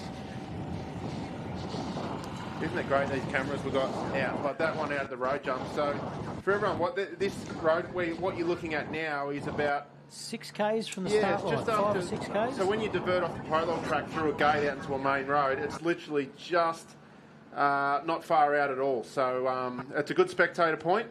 My kid's just gone out there with all the children to watch all the cars. It's just at the main gate. If you turn left instead of right to go into town, it's just down. We can see it from here, down the bottom of the hill, the other side of the lake. And yeah, as you said, it's only 5 or 6 K probably track time out there. Yeah, it's a great place. They got the officials down there patrolling it, so they don't want you too close. But if you do want to go out and have a look, it is just as you turn out the gate left and you just go to the end of the main road. So that'll be, obviously they're doing 6 passes past it, and this is the first one. So if you want to go have a look, feel free. Guess you've got to pay another $20 to get in the gate, wouldn't you? Coming back the second time. Yeah, good, thanks. Well, the dust has eased. Last cars are heading over the road jump now in the distance, and it's all gone quiet. Yeah, it's be interesting to see how it all stacks up. Have we got the rally safe up loading? It'd be interesting to see with Brent. So Brent obviously had a couple of issues. Brent Martin, car number 1. And those little things, I think those little issues you have, I don't think you get too far to work out whether you've solved them or not. So hopefully they have, and it's still going. Well, we got to the start line within 5 seconds of the start, so he was nearly down on time to start off with. But that could always be strategy too. Oh well, yeah, you're leaving it a bit late though. 5 seconds, like it's basically as he got there, they took off. But Andy certainly got the jump, and he's away. He dusted it in, but. You know, we know what Brent Martin's like, then you want to be polishing those mirrors because you won't get rid of him.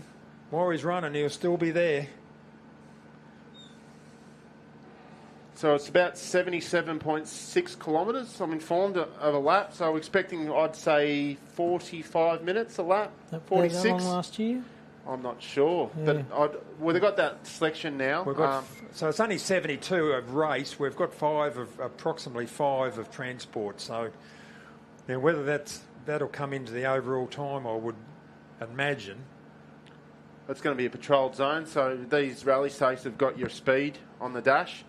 So that's a patrolled speed zone of 80 kilometres an hour. So that'll be patrolled and no passing. But look, it's a good little chance to have a drink and have a breather, have a rest, and see how your strategy's going. Check the gauges, check everything. Well, you're not allowed to pass either, so there's no passing in that area. So it's not a problem. Yeah, that's right. Well, isn't it nice and quiet now? No dust. Wind's blown that all away. Perfect conditions here. A few clouds have appeared, but lovely low 20 temperature, I'd say. Wind's coming from the south, fairly brisk. Big crowd. Yeah, this wind will help on those big straights heading out to the forest. It will give you an opportunity to get not as close, but close enough to the push to pass with the rally safe is 200 metres. So if the wind's blowing the right way, sometimes you get it blowing back on you, sometimes it'll blow the other way, sometimes it's blowing you in. So on some sections, it looks like it will be blowing the right way. See, everyone's got their phone out, Lee, and they're all obviously checking the rally safe and seeing where the cars are. Here's Mr. Computer illiterate over here trying to get the rally safe working in front of me. I'd give you a hand, mate, but I'd be 4 times worse than you. We've got more computers and more stuff going on in here that you could imagine. The most important thing in here, though, is the air conditioner. Oh, yeah, it's working well. We just got to get rid of that one fly that found its way in here. Yes.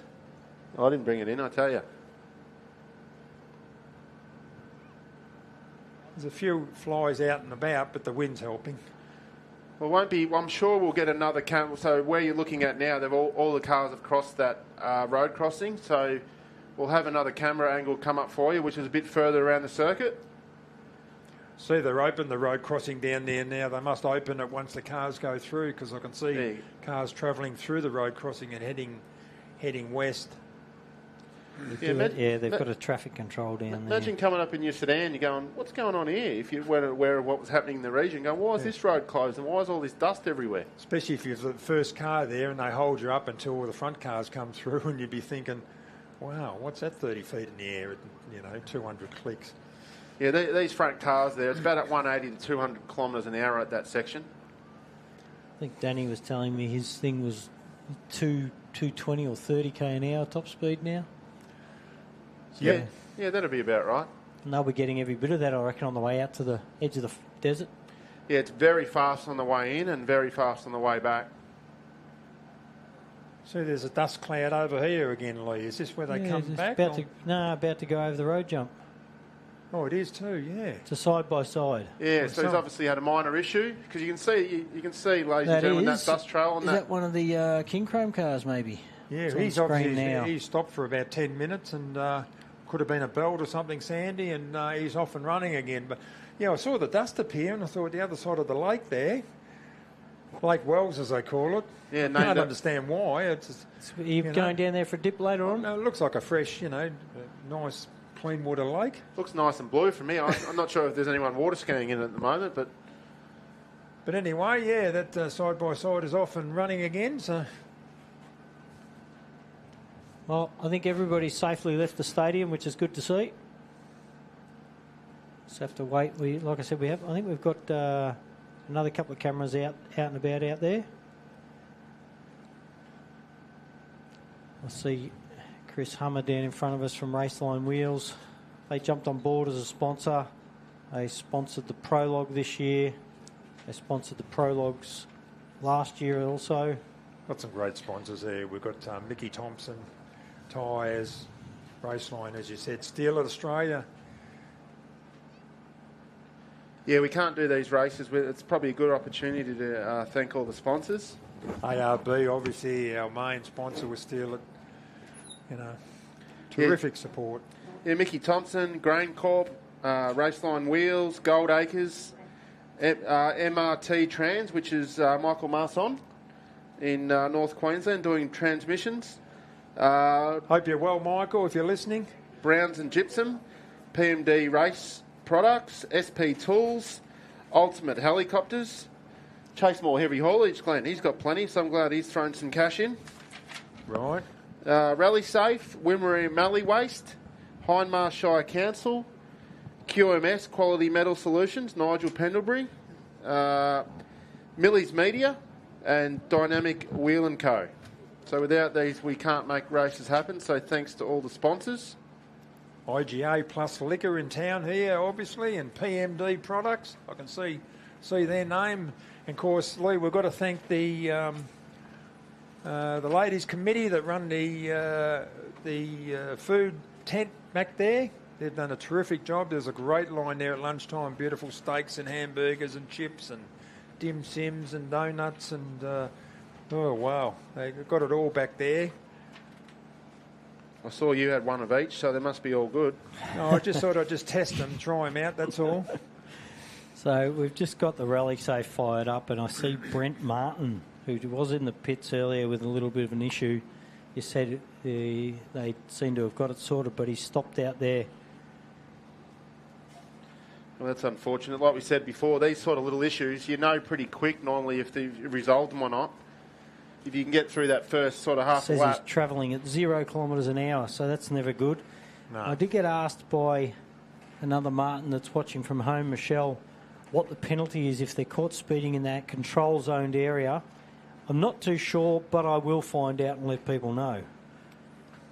I'm tipping it'll be a time penalty at a minimum. Usually if somebody's caught either purposely or non-purposely cutting a course, they usually get a penalty, and it might be up to 5 minutes. So for some of those big guys, when they're finishing, 10 seconds apart after 80 kilometre lap or whatever, then that'll be a big hit if they have to have a 5-minute penalty. Yeah, because they can watch the speeds live from the Rally Safe. So the Rally Safe... Speed, G-force, everything. They've got an OK SOS on there, so if there's an emergency, they can punch the SOS button and get help out there straight away. If they're OK and it's just a mechanical breakdown, OK button goes up, gets hit, the OK sign goes up outside the car. You've had to put that up a couple of times, Lee? Yeah, once or twice.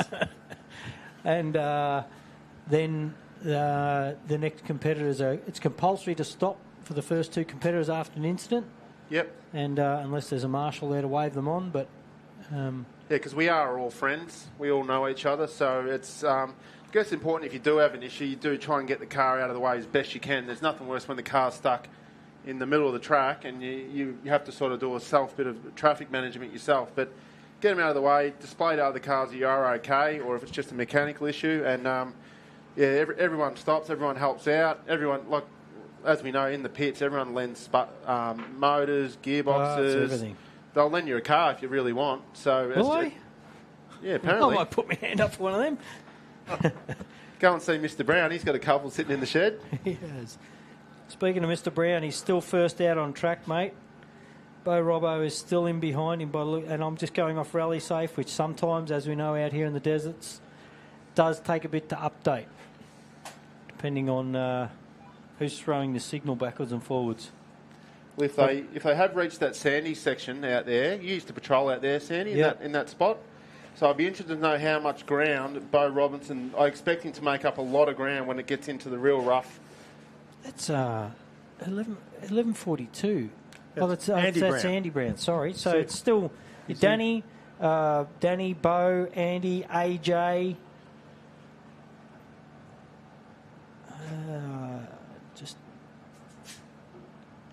Also see Sandy car number 44 looks like it stopped, which was that Patterson car that we said got seated. Yes, it was, yep. So they've obviously had a minor issue this morning, and it looks like they've had an issue now. So most of those top guys are still going. The only one we can see is Brent seems to be out. Someone said to me it might have had a crank issue earlier, but they weren't too happy about it. So I'm tipping... I'm sure, Brent, if you know noises, and if you hear something funny, they never normally get any better. So he might have just heard. There's the stream we got now, Sandy, out the back. There's our race leader. Look how Danny rough Brown. it is already. First lap and mate, it was rough on the pre-run. Yeah, there you go. Can you imagine? It's just going to get rougher. So this rougher and rougher and tougher and tougher. This is about at our halfway point of the lap, so probably about kilometre 38 or 40. So if we keep watching the stream, so this is out the back. Danny Brown travelling at just 50k an hour by the looks of them, the rally safe. So that's not really fast, is it? No, we still haven't seen Bo yet. They might in the control zone. Here's Bo now.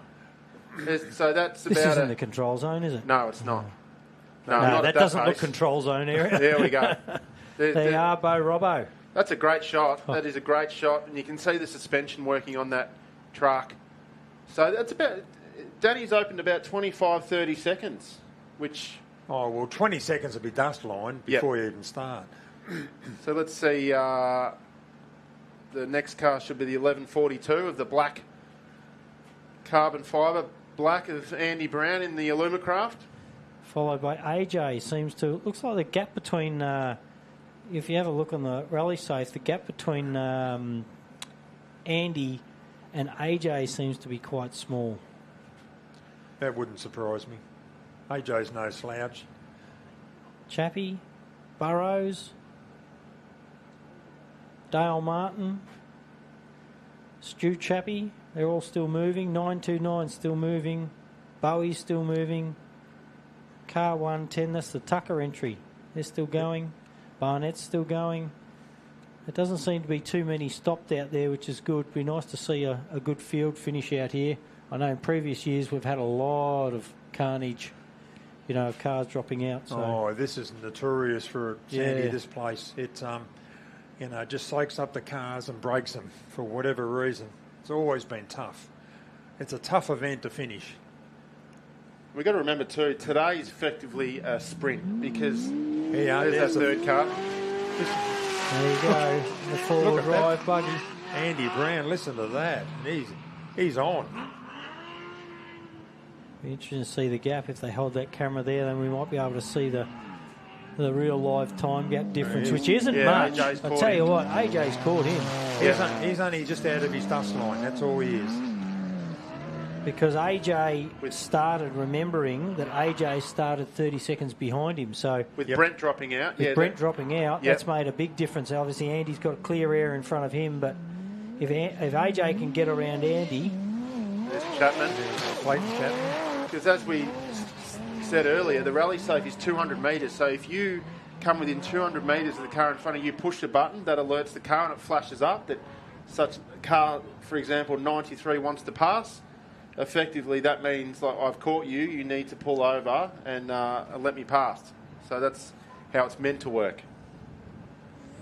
That's if they see it. They don't always see it. Especially if you've got tape over it. The only people we'll give a bit of leeway to is the ones one up. If you're in there on your own... yeah, that's a hard job. They do it tough. If you're in there on your own, you've got to do everything. You've got to watch the gauges, the mirrors, where you're going, your GPS, safe. The rally safe. We're right out on the edge of the desert here, folks. There's a hard right-hander, and I think that's not far. That looks like it's not far from our control zone. Yeah, generally see dust up here on the top of the hill over there on the left. Yeah. Who's that? Is that Danny? Looks like a Burrows car. All right. Look how sandy. Yeah, that's our next car through that section. That's Mark Burrows. Mark and Tom Burrows.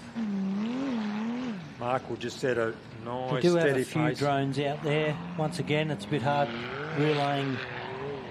This is an Australian-built car, this one, which is always good. The Monk Fabrication up in Swan Hill, they do a great job, great-looking car. It's always good when the Australian-built cars can, mix it with the American ones. It's Dale Martin, car 5. Yep.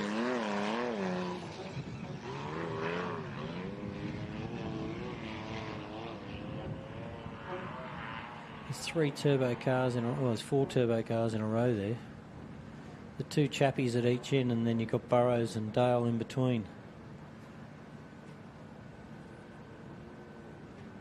Be interesting to see, Sandy, once we follow Danny when he comes on the big straight coming back in.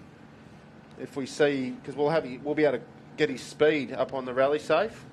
If you look out to the left, we'll sort of give you a heads up. There's a tree line out to your left, and there's about a 6-7 kilometre straight that comes back towards the finish. And once they're moving at that speed, you'll be able to get a good indication. There's Stewie Chapman car, single-seater. He's having a go.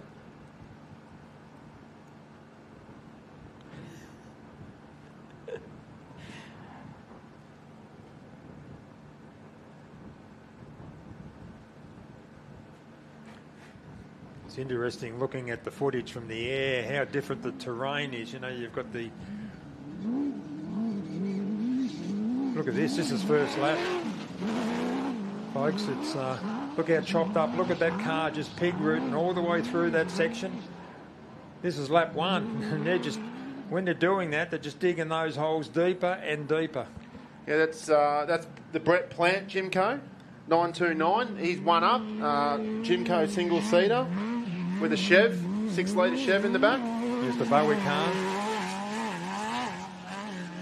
Those Lumacrafts are good in the rough, aren't they? Looks like Jourdain's on his way back in on a tow here, but something on the rally safe. Someone else there. Brent, and that's Roland Polcher. All right, yep. There's the Tucker car, 110. Simon Tucker. Another Australian-built car, the Tucker car, which is a Southern Cross. And I think the only Southern Cross here this weekend, isn't it? Right, they used to be everywhere. Yeah, that's right. Yeah, so that's I think they bought that off. I think that was Bob's last car he built, and that's the boys are doing a great job in that. Now taken over by Yeah, you're right. Did you see that? Yeah, it's been bought out recently. So I'm sure they'll kick it into second gear again. So this is alive. Is this a drone? Looks like a drone it's shot. A drone shot. There we go. Was that a vehicle stop there on that corner? Looked like recovery. Recovery, was it? You did a lot of recovery, Sandy, out there for years. Yeah, Just we sat in did the edge of the desert. We've got Benny and Billy out there this weekend. Drank some waters out there and sat under your umbrella. Billy Jobson, who navigated for us last year. Yeah, shout out to all right out on the edge of the desert. the recovery guys. They all volunteer. Monstrous job. Yeah, That's a great 110 job. volunteers this weekend, apparently. Unbelievable. A lot of support from this town. Yeah, great town. We're lucky that we're so close to town. Normally, there's not many races where the spectator start-finish area. Normally, sometimes you got to drive half an hour, 40 minutes out of town to. This is 3 minutes. This is 3 minutes. It's great. I actually thought about jogging here this morning, but I thought it was a bit fresh. Yeah, so I've got to lift instead. Didn't look like it to me. You were in the car and you had it running for 5 minutes before I got to it. So. When was the last time you did jog, Lee? Yeah, thanks, Sandy. That wasn't an open plug. There's obviously nothing wrong with your eyes, Sandy. This starts Monday, I can assure you. There you go. Barnett Entry. They've been out and about in the championship for a while now. That's a strong car. And they've been doing really good. Really good. Yeah, really good. Sounds strong. Have a listen. They pre-ran on a leaf-sprung car. I don't know how they did it. The drone's a bit wonky, but that's right. It's great footage. Hey, it's not as wonky as if I was flying, I've got to tell you. Mine would be in the trees already if I was flying it. That looks like a single-seater to me. Might have the best eyes up here, but we'll see.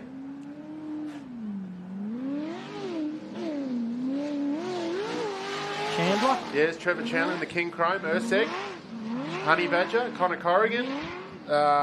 7 litre LS3. 6.2 at the moment. 6.2, Yeah, sorry. they built the 7 and they haven't put it in Built the yet. 7, but why change it? When it's sounding like that, I wouldn't change it. Yeah, Craig Harrison's built him a 7 litre apparently. I don't know whether Yes. it's finished yet, but it's Yeah, going it in. is.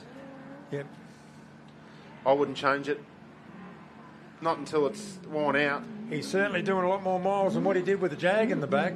Yeah, the Jag's, it's holding up his boat caught full of bay, apparently, the Jag. The rush truck. The Jag caught fire on our corner last year out there. Little power steering fire out in the edge of the desert. Kept throwing supercharger belts, Correct, didn't it? yeah. Horrible issues with that. Yeah, the Western car, the 2 Westerns, they're into it out the back there. Yeah, father and son. Are they sharing the driving? I don't know. Not quite sure there, but Someone can let us know, but I think I was led to believe maybe they're doing a bit of driving, navigating, father and son, which is great. we should do that sometime, Lee. I'll drive, you navigate. No, thanks.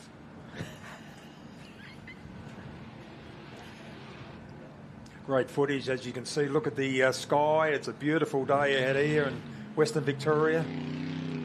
Brisk breeze. Sebo. We can already see this section is getting rough. So this is only lap 1. So you can imagine lap 6 tomorrow afternoon how that section's going to look.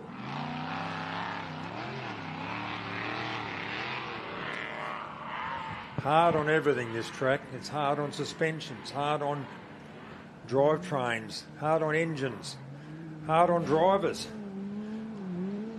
Look at that. Already, look at it. Looking on the rally safe, Bo Robbo sitting at 175 k an hour.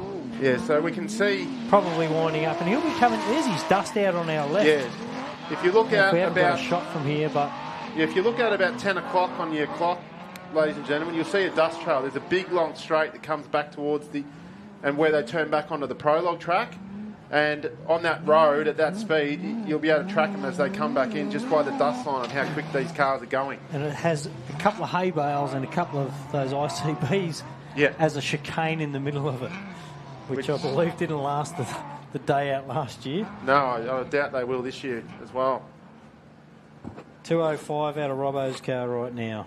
Yeah, so Bo Robinson's currently at 205 kilometres an hour coming down that. You can see the dust trail. If you look over to your left now, you can see it all the way along. Clear as a bell, isn't it? Look at that. Look, it's unbelievable. You can see the red of Milwaukee, brown. the Milwaukee brown car. Look at the pace of it. Absolutely flying. So now you can see Bo. So that's probably about 30 seconds. You can see, but the dust has got, the truck's going to throw out a lot more dust than the buggy does. Yeah, there's Bo. Yeah, at least there's got to be 30 seconds. Here's Danny now. You can see coming back that gate. He just turned in then. That now he's back onto the prologue track from this morning. 800 horsepower of twin turbo Nissan pushing that Illumicraft torque convert 5-speed Albans box. Just an absolute weapon.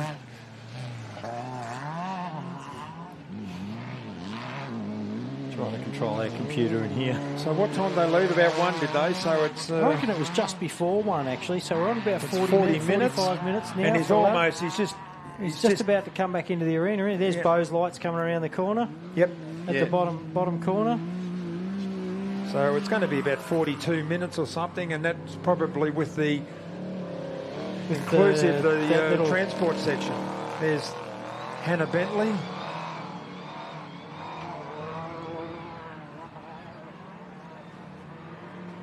Just got informed from Caitlin Weston that Chris is driving today with Cooper navigating, and tomorrow Cooper is driving with his best mate Benny as a navigator. So we just had that confirmed. Thank you, Caitlin.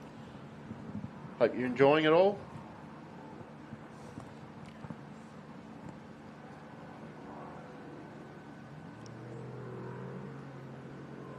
What a day out here. That's phenomenal, eh? Beautiful blue skies.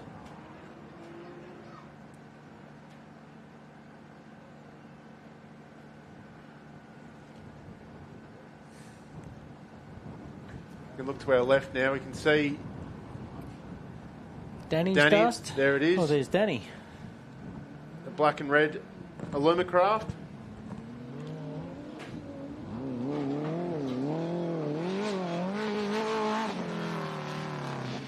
Still got plenty of pace.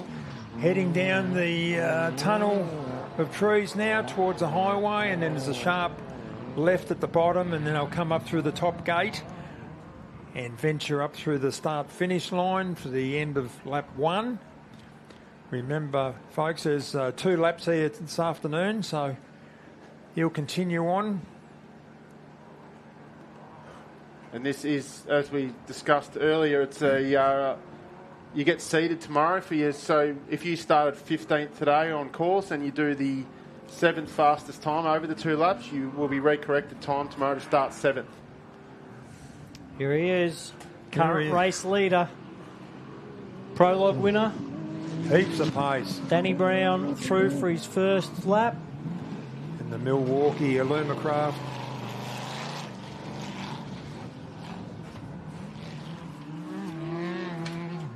Gee, it's rough out in the desert. Look at that.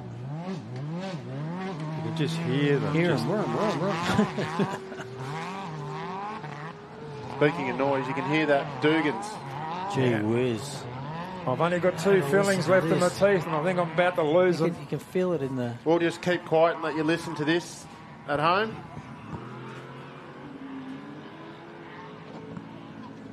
One of the best engine builders in the world, and there's 7 litres of just sheer grunt. Look at that, just wheel stands off that jump. Cool. Probably the favourite to win the Fink this year. I don't want to put the Moz on him, but he's always on the podium, and that truck is just super fast. So this is a pre-run for the Fink Desert race in June, which he's been a long time competitor in that event. But dropped about roughly 30 seconds, I'd say. About 45 seconds. 45 seconds? Yeah, I reckon about 45. Bring that up right Well, here he is now, down the bottom. Here's Danny coming back up the infield now. So he'd be able to see, Danny'd be able to see across and see the difference. You're probably saying, well, you know, it's 30 seconds, but he's still there. He's going to make him earn it. Danny's going to have to keep pushing this second lap.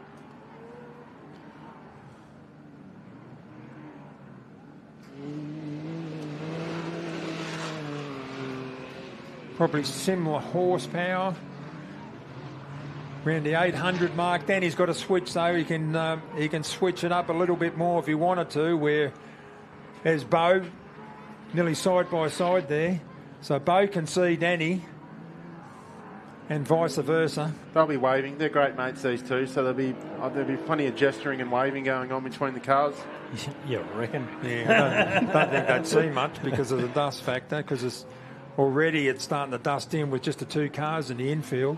No sign of Andy Brown as yet, but yeah, we have. We've got Andy Brown with Aaron James not far behind. So here he is. Andy's turning in now. Andy's about to come in and over the finish line. Aaron James is about 10, 15 seconds behind. Wow. You couldn't get any closer than that in the dust. Oh, look at Andy. Never backed off. It jumped very well too. Just a little bit right hand down. Still sound and crisp, isn't it, that V8? So there we've got Aaron James now just turning around the last corner. So he's just in that dust gap. Just can't quite get any closer at this stage. But he took off 30 seconds behind Andy, didn't he? So he's... Yeah, like we said, there's a reseed for tomorrow morning. Yeah. So he'll know he's only got to come in between 30 seconds. Yeah, true. Yeah. 29 seconds will place him in front of him. So we see Danny on the live stream at the road jump, about 6 kilometres out. He'll be loving that. All his kids and wife and family went out to watch the second lap out there. I hope they're standing on the right side of the track with the dust. Here's Clayton Chapman too. He's got plenty of pace. He's right up there too in the mix. We'll be able to get you some time soon. Our technology here is freezing. That's not the weather, that's the technology. Yeah, the weather's definitely lovely not day freezing. here in sunny Rainbow in the Wimmera of Western Victoria. Breeze has been fairly consistent all morning, luckily, because the event is quite dusty, it's quite dry here.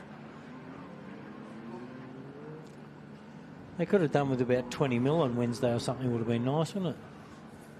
Would be, but generally that doesn't happen. Is that Not class this time of the year. 5? Yep. There, the Triton in there, smashing through the sand. Look at that. Oh, wow. Still sounding strong. See Andy Brown in the infield. Yep. It's working very well, that car. The suspension's... It's just set up so well. It just looks like it's doing it so easy, which is a good sign. Sometimes you look, Sandy, you see cars that just struggle. They don't seem to get on top of it. Other times cars just look like they're just... And that car is just... They're sounding, looking, and just doing it really well. And look at the pace of Clayton Chapman. Jeez. Now, Clayton Chapman has caught... All but caught AJ. So... look out, Clayton Chapman's got plenty of pace on. There's another team that's been together a while, Clayton with Adam in the passenger seat. They've done it. They used to be in Class 8. Back when I started, we were both racing each other in Class 8. These guys have moved on. We've got a variety of cars, though. The chappies, haven't they? They've got side-by-sides and class 4s and 7s and all sorts of stuff. Two boys are now out in Pro Car. There's the Burrows car. Here's Mark Burrows in car 21. Now, we know he got the start on Dale Martin. So Dale should be next. There he is. There he is, right in behind him. Wow. He hasn't let him slip away at all, has he? That's what happens if you don't win the start. That's what can happen. You just sit there and unfortunately you just cannot get close enough in the dust. Dale Martin is just in the dust line at about 200 metres back from the back of Mark Burrows' Jimco. That's a sacrifice that you have to take if you don't win the start, and you do become faster.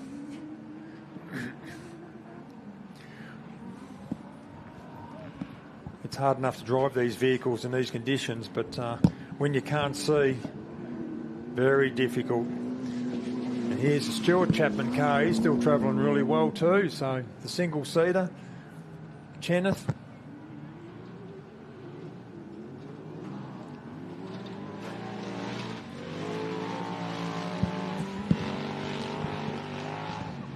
Tell you what, the side-by-sides in those sandy areas. Wow. My back's just aching just looking at it. Yeah, I've broken mine a few times, and I run around in a Class 8, so it's time for me to get something more comfortable as well.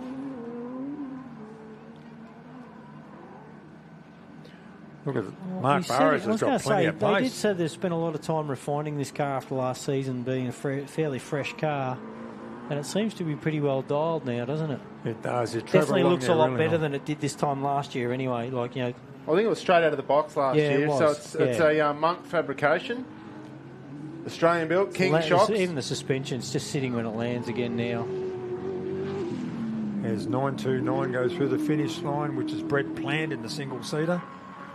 So we've only seemed to have lost. Brent Martin seems to be the only car that we've lost. In the top 10? In the top, the top 10, which is very unusual, isn't it? Normally he's one of them that's always running.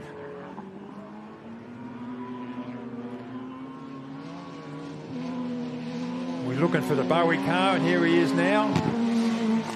First of our 10s. Yep, first of our 10s. Bowie Graham from Griffith, New South Wales. Remember, that's only up to 2.5 litre normally aspirated, and he's mixing it with all these huge horsepower cars. Unbelievable. And here comes the Tucker car close in behind. Brett Plant in the pits, 929. Yeah, Brett Plant in the pits. The car looks all right, sounds all right, so hopefully it's just a minor issue and he can get back out there. No punches or anything like that. It just, it's strange. It comes through the finish line quite good, but who knows? He's got a slight issue that he needs rectified. We should have Jake Williams. Should be our next. The Geyser brothers, Expo Robinson, Jake Williams in car 1137. Hopefully he gets a Tell you what, out there on the road there's Danny, and then there's Bo, and then there's a big gap before there's Andy. So looking at the rally safe. Yeah, and then Andy's got, as we can see, he's got AJ behind him. No, and he's got Chappie around AJ by the looks of the rally safe. Right, okay. So I've got some times here, Sandy. Oh, so yeah. We've got Danny Brown with a 42.43. Yep. I haven't got a time, but I've got 43 seconds. Yeah, 43 seconds back Bo Robinson, 2 minutes and 7 back Aaron James, 2 minutes and 8 back Andy Brown, so only 1 second between third and fourth. Clayton Chapman 2.5 minutes back in fifth. Mark Burrows in sixth, 4 minutes and 1 back. Dale Martin 4 minutes and 11 seconds in seventh. Stuart Chapman 4 minutes and 21 seconds back in eighth. Simon Tucker in 5 minutes and 17 behind. 5:17, and Bowie Graham 5 minutes 25. So Bowie's basically doing a 48-minute lap, isn't he? Yeah. In that little red Class 10. But we have seen some changes out there. Danny Brown, Bo Robbo, Andy Brown, then Clayton Chappie. AJ hasn't moved. Doesn't look like AJ's actually moved for a bit. So unless he's had a little issue out there, he seems to be sitting still on the rally safe.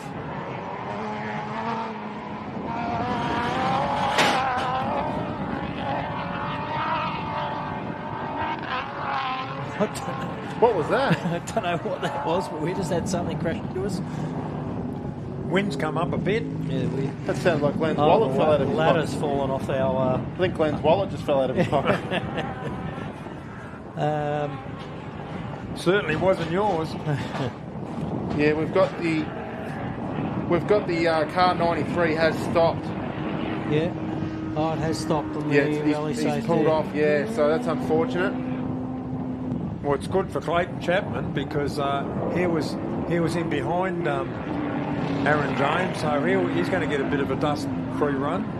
Yeah, so Clayton Chapman now will try and close the gap on Andy Brown in 11:42. Mark Burrows has gone past Dale Martin. It's unfortunate. Hopefully it's just something minor for AJ and he can get going again.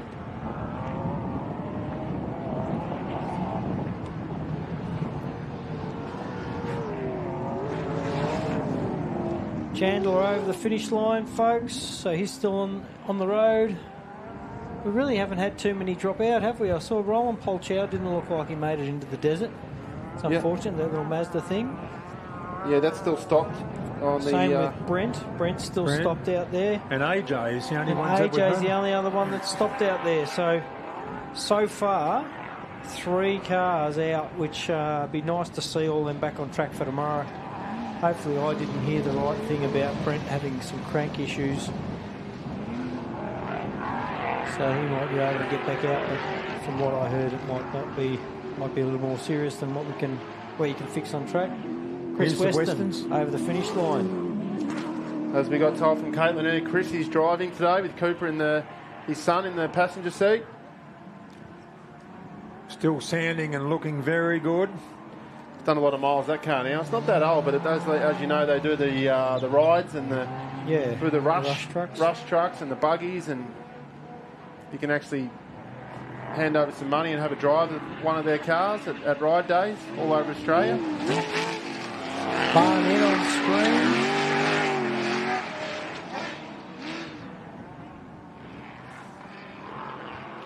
Just got here, Sandy. Danny Brown at 231 kilometres an hour on the back, heading back out to the forest. 231 kilometres. 213, I got. 213 kilometres an hour. Is that low? Yeah. There's a big straight as you head out towards as you get out towards the sand. Andy Brown's about to turn on too. There you are. We've got our vet still travelling around out there.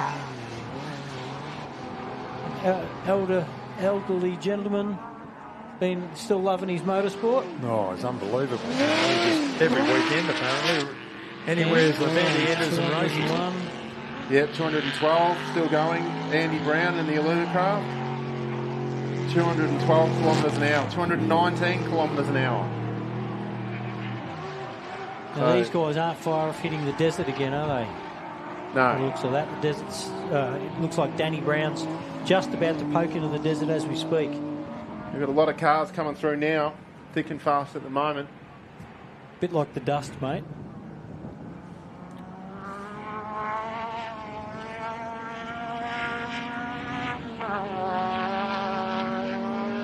Dean McGinley.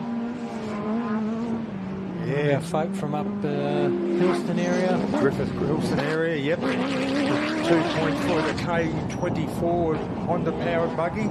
Still going very well. Not forgetting, folks, we've got our chopper rides there. You could probably wander out and start teeing up a chopper ride. A little delay with that this morning as well. The Middlemas car number 2. Completion of lap 1. Yeah, it's good that we've had a lot of cars. That we haven't had a lot of drop out in the first lap, which is really good. Hopefully we can get a lot home today. And as we know, if you do have an issue today, you can. You got all night. All night. Repair it. Get back out there tomorrow. No sleep. No sleep. Do it all again. Do it all again. Done it plenty of times myself. It's just part of it, isn't it? Borrowing workshops and organising radiators and all sorts of stuff. Any welders in town that can, everyone's happy to, as we said earlier, everyone's happy. Helps everybody, doesn't everyone will lend anything, so anything to get you back out there. Sibbo's getting moving on the right-hand side of your screen there too. Yeah, Sibbo in the Richard Bennett truck. Lots of experience there. Peter Simpson, Jason Munro and Greg Barker in the Bennett truck. Warrigal Machining, Drew and Tree Services, Donaldson Filtration and Smith Tech Motorsport. He's been around as long as you have, Glenn, I think. Peter, hasn't he, or longer? Probably longer. Yeah, he does look a lot older. And here's Pup through the single-seater Jim car with the orange wheels. We better pump him up because he did put some cash in my back pocket earlier. So anyway, did he? Oh, yeah, right. he did as I was walking past him. So, good, you can pay for my lunch. Yeah, so 10:36, James Tyrrell, Jimco single-seater, sponsored by Ultimate 9, and he's obviously one up, doing it all on his own. Does Brad Chasemore sponsor him? I'm not sure. Brad did own the car before Pup. It was a pro-class car, now it's a Class 10. He does a lot of work with Dean Williams. He's done a great job with it. Looks $1 million. Pup does a great job prepping it. Is that enough? Have we pumped him up enough, or we want a little bit more? You reckon? I was just wondering where Chasemore's car is. He needs to get out of the shed too, doesn't he? Yeah, he does. Who? Brad. He'll get it back Chase out. will. All right. I heard the name. He won't be. Middlemas is on the screen. They've done sat side by side for a fair while now, haven't they, too? Have a look at this. Here's Sam Bentley in the 10 car. First of the Bentleys, so and that should tell us that he took off just in front of his sister, so his sister should be too not far away, we hope. Yeah, so Bentley, that's a Racer Engineering buggy. So Sam Bentley and Eli Moss, Class 10. If you weren't aware at home with the classes, it's anything from 1650cc to 2.4. Yeah, so it's a buggy up to 2.5 litre normally aspirated. He loves his Racer Engineering cars, that's for sure, the Bentleys. You know, the two-wheel drive truck is, and the four-wheel drive truck is. Yeah, he's pretty close with Dale Dondell when he had the business in Here's Hannah now. She's gotten the hang of it again. Yeah. Well, she took off 30 seconds after Sam, I think, if I remember, and it'd be very similar now, so good on her. 607, reasonably close behind her. Which is Lachlan Campbell. Which means she has overtaken him, because Lachlan left about 5 places off the start line to start with. Right. On the start of today's section. Well, it must be hard for those side-by-side Sandy through those, those whoopie-doos in the sand out the back there. It'd be really slow and... I don't know, mate, I know what it'd be slow in. Heath Whedon's Class 7. Now, I haven't sighted him yet. No, he's... he took off. Still moving by the looks of it. Yep, still going, 7-0. Yeah. Jordan Patterson seems to be closer to the end of our field from what I can tell. And still moving. 10:54, is it, through the finish line? I actually don't want to refresh my 74. computer here because it locked up on me before. I'll try and bring it up on my phone instead.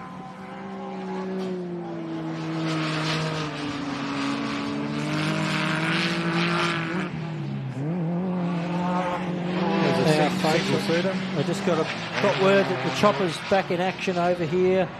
They had a little delay this morning that they've sorted out, and so if you want to go for a chopper ride, run over now, be first in, and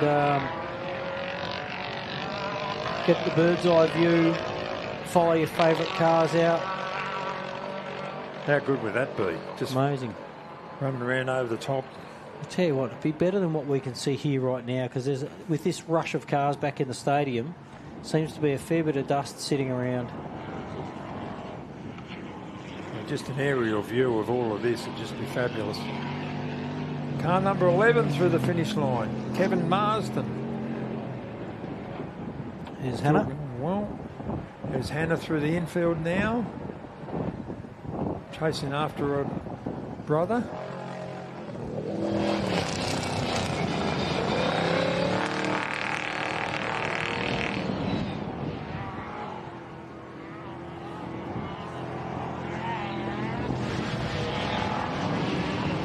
Number 5-4 through the finish line.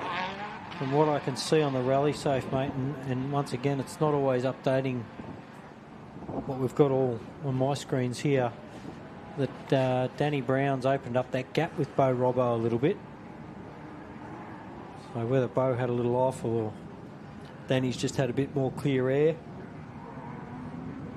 We know Danny's car will probably be a slight bit faster on the fast sections on the way out to the desert. He's certainly got top end. But we all expected Bo's car to take that desert section a bit better.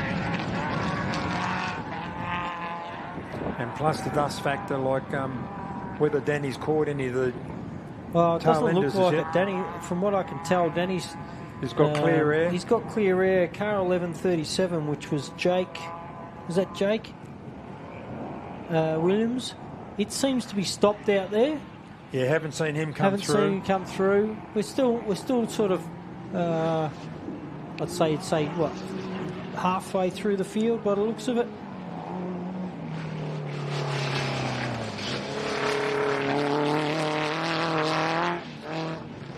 Winds look like it's just come up a little bit more in the last 20 minutes, which is good.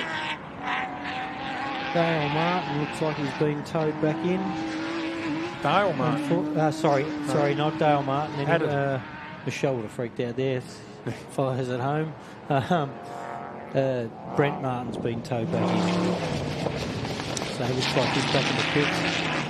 Car 570 still going, 651 still going, 202 still going. That's the Forsman entry, 637, 611, 435 all still going.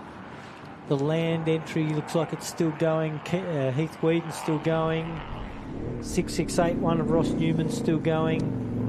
626 Vaughan. And also Matty Hummer's still going. It looks like Matty Hummer may be our last vehicle circulating so far. 477 entry of Jamie Henderson through the finish line. Now he took off with Darren Mott in a 435. And Darren Mott's still a ways on coming in, so I just been keeping an eye on him to see if he's still moving. Yeah, I just wonder whether he had issues. It doesn't or say what. he's stopped, but then again, my technology here is all, everyone's pinching the internet.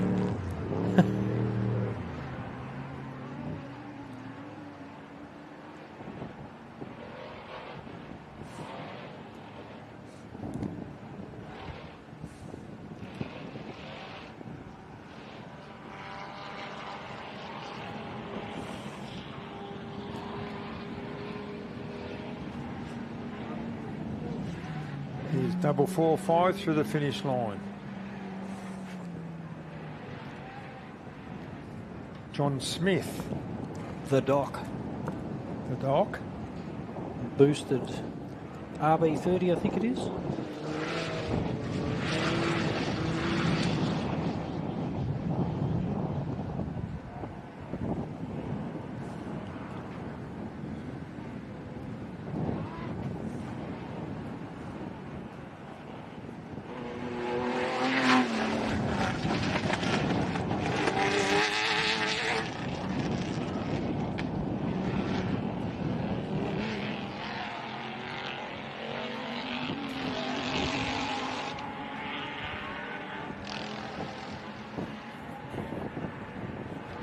I hope they got that that blow up start finish banner tied down properly. Yeah.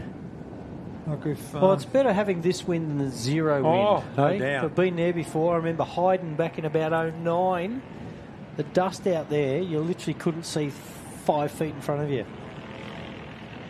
I'm sure others have done dustier races than that.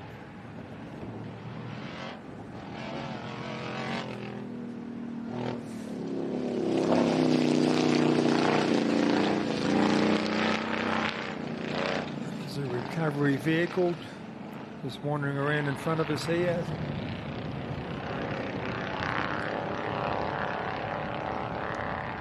There's the dock.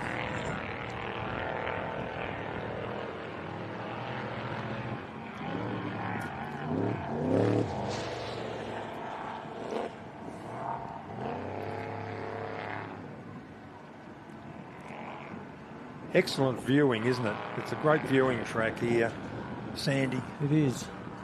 Sitting up where we are, you know, you get a terrific view of... When you can see through the dust. Dust, yeah, exactly. The dust is pretty Yeah, fairly the dust heavy makes today. it tough when there's a few vehicles in the infield. Yeah.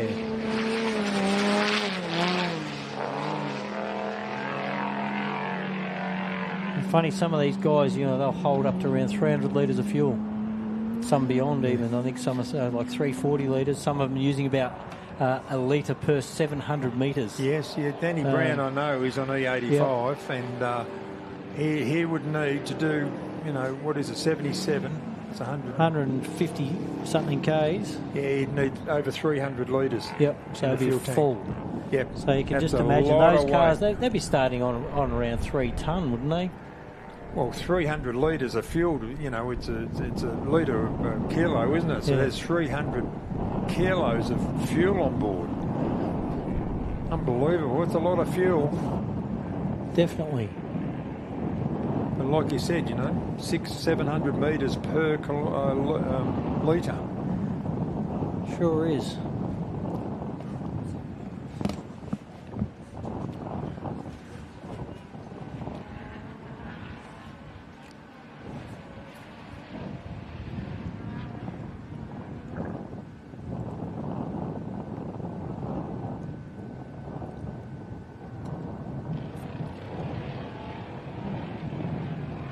There's a lot of spectators here on the hill,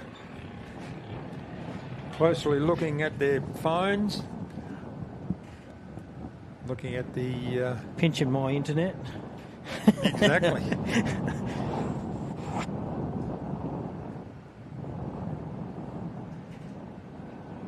Just had a bit of wind going and one of the mics out there went and sorted. Well, hopefully sorted. Yeah, I could hear the wind coming through a microphone somewhere. We have many cameras here, there and everywhere, so got a crew. The tech side of it this weekend and in off-road racing, as far as your media and presentations and live streaming, has come a long way. Remembering starting off in Pines a couple of years ago for the tester, and now the layout and the technology we've got here is phenomenal. Yeah, Thank you, boys. In a couple of years. Amazing. Yeah, to see that van parked next to us here, next to the commentary box, and the leads and all the gear in the back of that, running the show here. It's just unbelievable.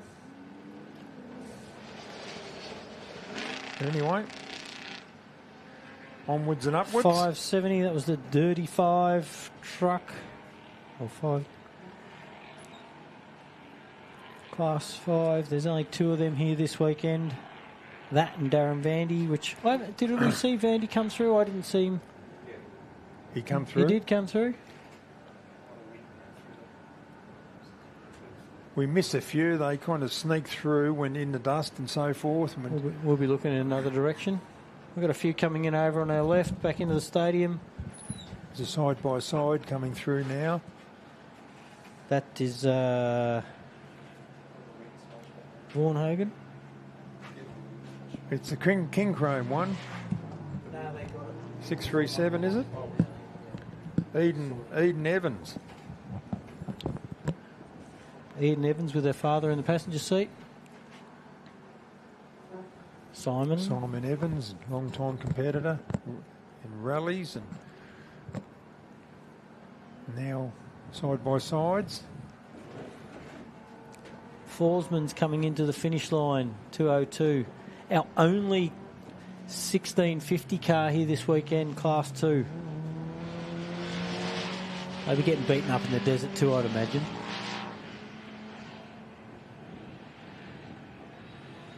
Daniel Gibson was the other car on the screen there. That burnt orange side-by-side.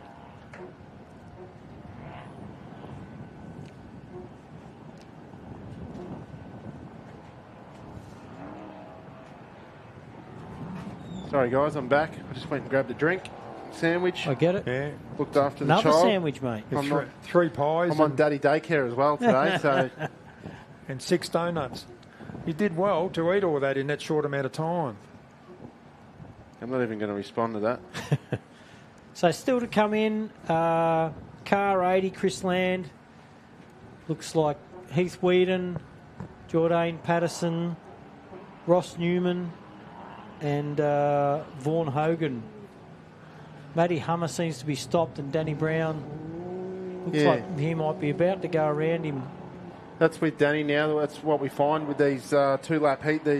The front cars catch the back markers about halfway to 3/4 away around the second lap, and you can imagine the speed difference between the front running car and the rear field car. It does all happen pretty quick, and then as we know, it's all timed on the clock. So hope that's where the rally safe comes into its own, and these things can play out, and they can be aware of what's happening and just pull over. So I can see Chris Land coming over our far left, the green buggy, heading up towards the back of the, looks like the recycling area. And then maybe Heath Whedon behind him. That's Heath Whedon coming in, far left. There's Eden. Bo out in the desert. We're back out in the desert with Bo There we go, look at- Robertson. look at this He's damaged his panels here. Yep. Bo. I what are you don't doing? last long, those back quarter panels on those trucks. They are there more for show most of the time, aren't they? And not much holding them on either. And then I reckon we must be. Look at it from the sky now with the Mason. Yeah, it's phenomenal.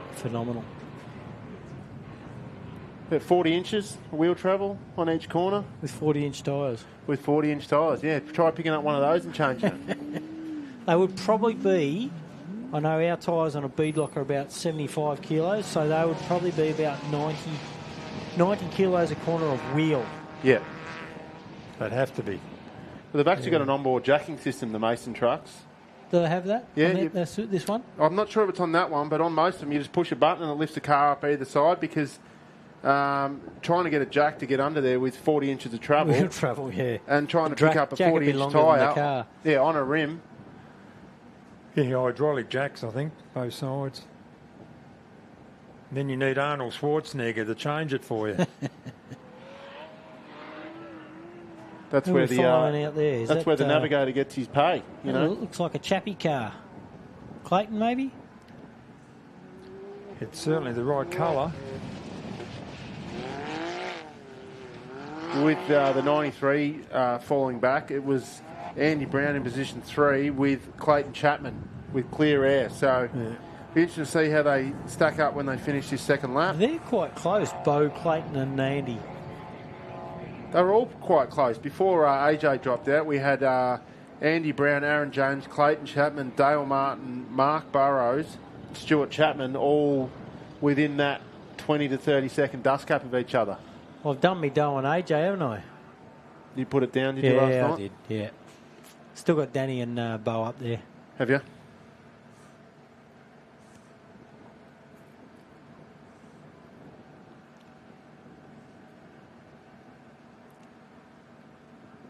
We're still only 4 or 5 cars out, aren't we? Yeah, it won't be much longer before hopefully some of them can get going for the second section. Is that Mickelfab truck?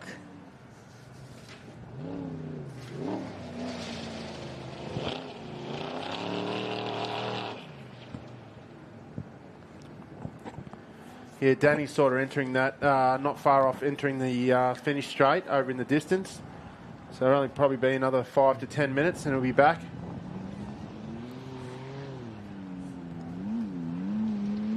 Burrows car. Yeah, the Monk fabrication.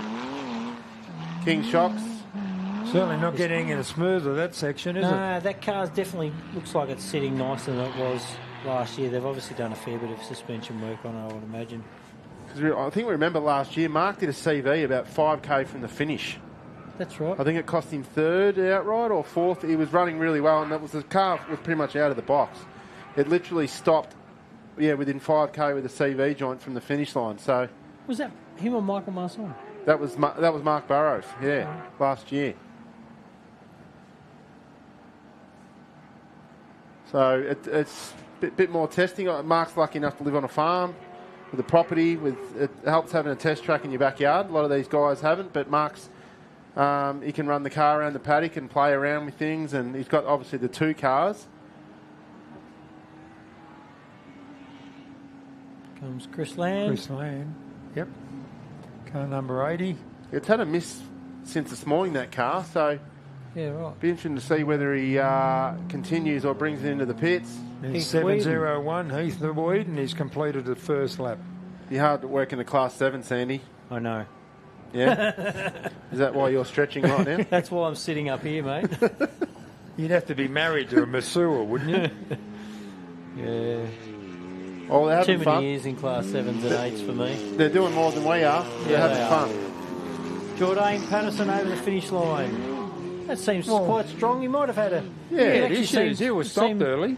Quite good now, so maybe he's just had a minor issue earlier, a flat tyre or anything. And not only that, once that desert section gets chopped up, some of the tree roots and that gets exposed, and they'll take a tyre out pretty quickly in a corner.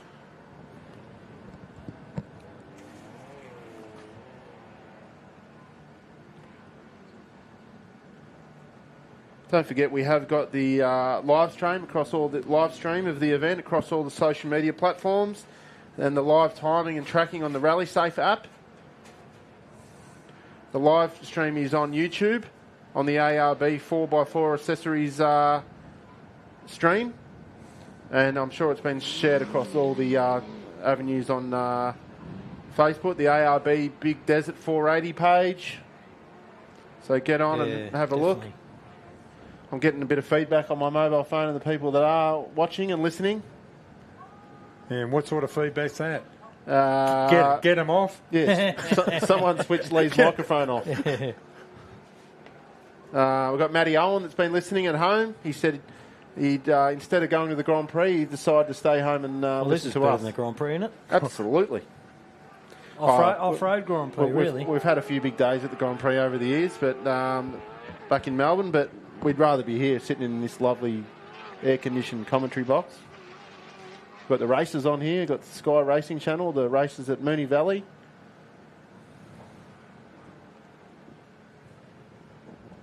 Oh, yeah, 147's getting towed back in. End of a tow rope. That's Glenn Collis from Griffith. Never ideal. No, he was going all right too, Glenn Collis. In the Rimco. Jourdain is obviously... I wonder what went wrong with his little setup earlier, because looks like it's going quite nice now, doesn't it? Does, he had issues early. Certainly had issues. 681. Our Warwick vet. Yeah. What a great job. They are Bowie out in the desert, folks. Ross Newman and Chris Leonard in the Yamaha 1000cc. Mobile Vet Warwick. 1000cc of Fury. Tasman Developments, top 2 Warwick. Warwick Paint and Panel. He's got a few businesses against his name, Ross. Obviously funds the bills.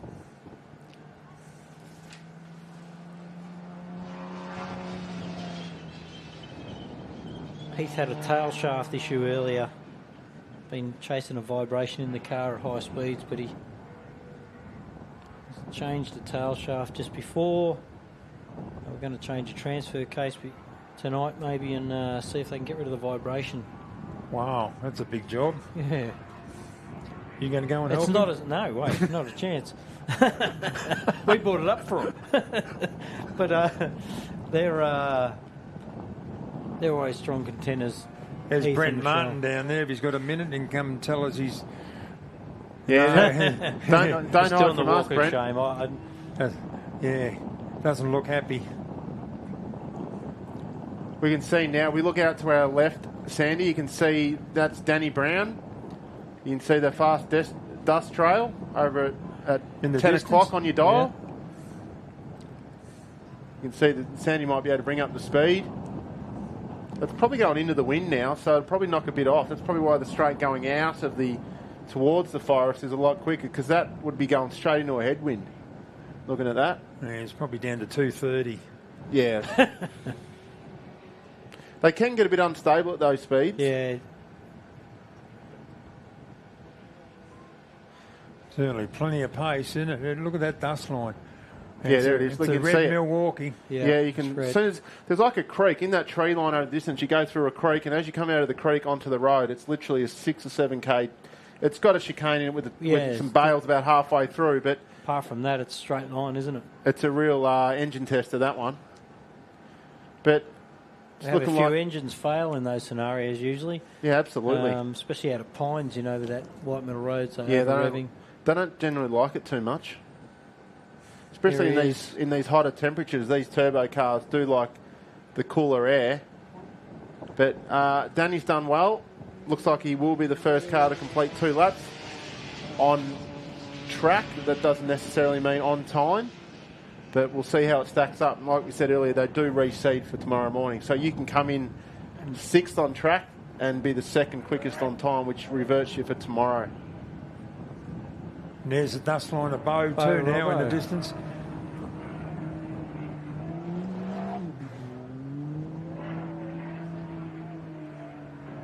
Vaughan Hogan over the finish line. Danny's picked up a bit of time there, I'd say, Lee. That's a big gap. Yeah, it's opened up a... It's opened up to a minute or two now. Yeah, I expected that to go probably the other way, but Bo might have had a little issue. He just might be nursing it to get back tonight to work on a few things. I think Huddy did say it had a bit of a downshift issue, but so That's whether right, that's got a bit it worse wasn't or... downshifting, which would hinder that car in the most critical spot out in the sand for them. That's where they'd really dominate in that big rough sand section. Because I don't know if we've discussed, but that is actually a paddle shift in that Mason. So paddle shift, obviously the gear up and gear down is behind the steering wheel, not with a stick shift.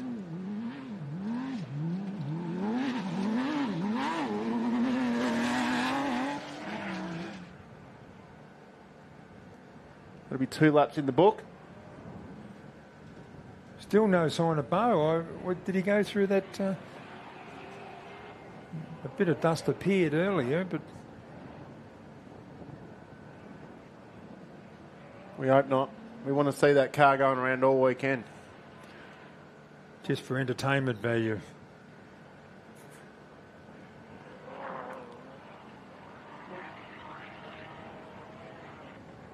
So there's a car that now. looks like Matty Hummer in the little black side-by-side race line. Right, that's vehicle. We just heard Danny drop off to our left next to the airstrip. That is Matty Hummer on screen there. That's where Sandy flew in yesterday, to the airstrip, just to the left. Yep. Yeah, your own private jet, Sandy? Yeah, yep. Yeah. Yeah, we don't muck around here, mate. Yeah, that's what the airstrip's there for, just to fly in all the high rollers. Yeah.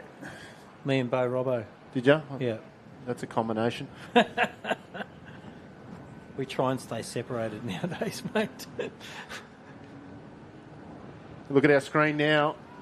Here he is. Here he is. Danny Brown coming up to the finish line now. Plenty of pace. Look at it. Checkered flag. Kids are happy. Everyone's happy. There's no smoke. That's a good sign. No. And I've been looking over there in the distance. There's only just a car now appearing. It might be Andy Brown. Well, Could be. Bo Robbo's still moving, and I reckon that is Bo Robbo from the looks of the... Danny's opened up a long lead. That is definitely Bo Bo Robbo. Robinson, yeah. Look at, you can see the white car. Because it's still Bo Robbo, Andy Brown, Clayton Chappie, Mark Burrows, Dale Martin, Stu Chappie. I reckon that Danny's opened up at 5 least minutes. 5 minutes, Mate. at least. Well, it's a pressure cooker. If you know you got Bo in that truck behind you, you're not going to just Hang around, no. No, you're not just going to conserve. And not only that 5 minutes, he might, if he has a little breakdown, that might be all he needs to fix something, flip a belt on and get going again and still be out there, you know. Here he comes. It's definitely Bo Robinson. Kids are excited to see him home. He's waving at the kids. There's the kids on the fence. Look at that car. It just looks like it's done Just nothing. gone out. Yeah. Or going out.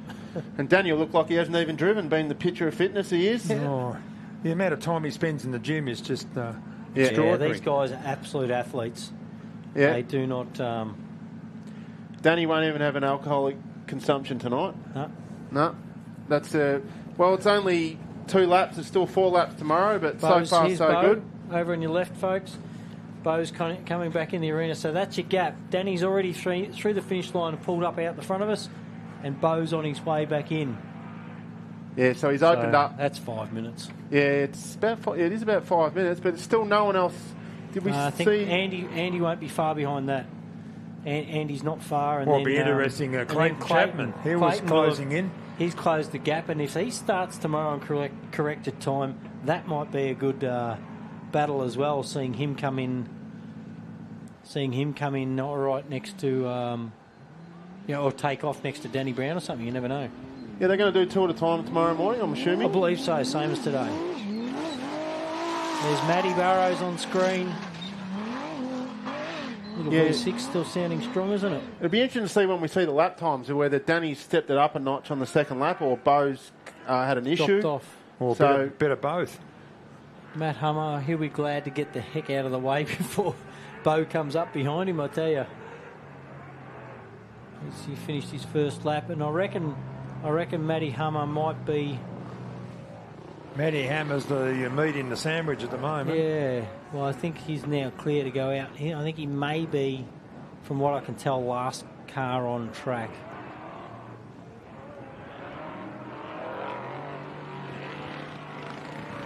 Well, I can hear that thing of that Mason roaring in the background. He's not far away now. But it'd be interesting to see the lap times and see what's happened there. Because we reckon there was only about 30 seconds, wasn't there, in the first... After lap one, it was about 30 seconds. But yeah, I think there's a lot more Bo's than top 30 speed now. is a little bit slower than Danny's also. From what I saw just before, he's only doing, you know, around the 200, and Danny's doing 220, 30. Well, here Bo's just coming down to that bottom corner now before coming up to the gate.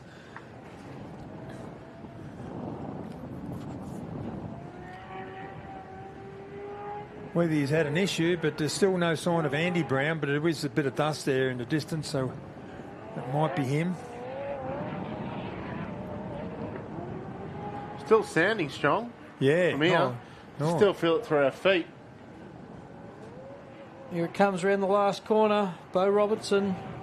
Shane Hart in the Mason trophy truck. Still showing it no mercy, that's for sure. That'll have to be 5-6 minutes. That was even a big gap. Yeah. Can you get the times up, Lee? Because my internet hates me. Not playing ball? No. All I can get here is the rally safe on the computer, and I don't want to adjust it in case it freezes. So, yeah, we haven't got the best internet where we're sitting. There's the Plant 929 car. Yeah, he had an issue. Oh, here's Andy Brown here. Here's Andy Brown through. He's appeared out of the dust. Let's see where Chappie is, because I reckon Chappie was right up his clacker. I reckon Andy Brown would be close to... Oh, no, it'd be more than... He took off 30 seconds after. Chappie's around that last corner right now. Look at that. Yeah. So this will be interesting for tomorrow's start time, won't it? Chappie's made up a massive amount of time. Oh, yeah. Yeah, that's under 30 seconds. That's good. Well done. Look at the pace of that car. Andy was no slouch. Yeah, but I reckon he's got him. I reckon, because Chappie started in 6th. Yep. Andy started in 2nd. Up. Second row. There's 2 out there in front of him. Aaron and Brent are both out. Yep. Andy Brown and Bo Robbie. He's made up a minute on those boys. Yeah, he's done well there. So that will put him in second. Yeah, put him in good stead for tomorrow morning. That may well put him in second. That's why we discussed earlier about these, these Corrected sections and corrected for starting orders for tomorrow morning. Bo Robbo's hit something. Look at the front. Yeah, he has too. And the back, and the side, and the He's certainly. The back quarter's hanging off it, but that's standard. But it smacks something hard in the front. Smacks something dead centre in the front. Don't forget, folks, you can jump on over to Ultimate Helicopters over the back and go for a joyride. Get up and follow your cars around. There's still plenty of racing to go today. There's probably still a solid hour and a half of racing left out there. I know we've got a couple of these top guys in, lapping around in front of us, cooling down cars, etc. But it'd be nice if we could get a couple of people over, jump in the chopper, go for a ride, check out the track from the sky. They're all pulling up in front of us. Danny's over to see his dad. Still looks as good as what it did when it started, that 11:42 Alumacraft. Well, so does Danny's. Bo's looks a little bit worse for wear. It's got a little bit of damage on the front. That's because it's 14 feet wide, mate. It's definitely hit something front on, though. Yeah. Whether that's what cost him the time or whether he had to back off a tree or something, but we'll find out. Huddy will be up here eventually. We're going to send Sandy down there and find out what happened.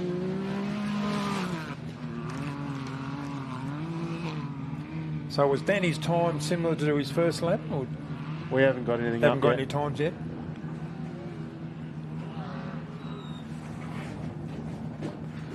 Shane Hutt jumping out of the Bo Robinson Mason. And Bo's out the other side. Shane straight around the front. You've got Mark Burrows, car 21. 21, Mark Burrows for the finish line. He's got plenty of pace too. Yeah, Bo's having a bit of a look, front left. He's underneath the front left. That'll be our 5th car home. But we had Dale.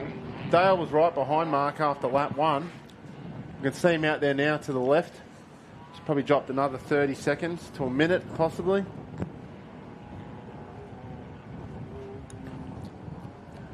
Good seat time though, Lee. 2 laps. Let's see Bo and Shane looking at the front of the car. Yeah, they're all under the front of it. So. Yeah, it's definitely got something there. Finished strong, so it's still going all right. It's just that obviously... We don't think it was the back of Danny's car that did it. I don't reckon he ever got that close. No, I don't think so either. But it still looks intact in the front. It's just got some sort of... In the grill area, it's just got a bit of fiberglass that's missing. I'll give you a little bit of an update. I just got handed some times. We all know Danny Brown come over the line first. He is in a total of 1:26.29 overall, with Clayton Chapman in second place in 1:30, 1 hour 30 and 37. Bo Robbo third, Andy Brown, Mark Burrows. They're provisional. They're the only ones through.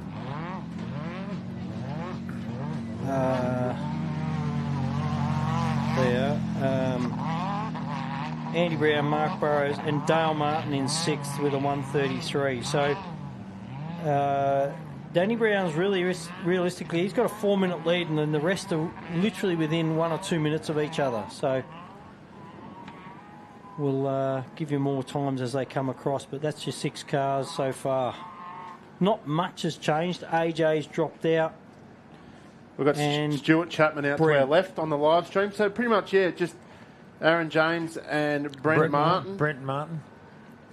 So we've got Stuart Chapman, 1 up. We've got Dale Martin home. Good seat time for Dale. Miles on the car. All looks intact. Here comes Stuart Martin. Stuart Chapman, sorry. Car 17. That's a Cheneth Millennium. I'll tell you what, they'll be wrapped. They'll be wrapped. With that, getting 2 of those. Yeah, they're second and 7th or something. Yeah, they've done well there. They had a tough trot for a while now, and it all seems to come together. So Stuart's to Cheneth. Chapman's Performance Dyno Tuning, Mickey Thompson, Penrite Oils, Link ECU, MCA Suspension, Speedline Race Engine, and Medina Engineering. So obviously he's 1 up. It's an Evo. 2.2, 6, 2 point something stroke. That's right. 4-cylinder motor, so yeah, that's a great job. That's a Mitsubishi, isn't it? Mitsubishi, yeah. And working hard, obviously, to keep up with some of these other things. But even here, if we look down our left, the Tucker car 110, I can see that somewhere. Yeah, very quick car that. And as we spoke about earlier, it's Southern Cross VQ35 Pro Light, as we can see on the. We call that like a tunnel when you're coming up to that. That's there's what it one looks just like. heading out over here, isn't there? About 6 or 7 or 8K marker. Yep. And then, is that where that is? No. Yeah. No, that's at that one there is at the finish straight. Oh, right here. That one over there. Okay. So the trees sort of come over, and as you're coming through it in the car, it does have it gets whooped out a fair bit, but that's a great job from the Tucker car. 7th or 8th. Yep. That means across the line. Simon and Kyle Tucker, which... They are Vandy on the screen. Still smashing around in the desert.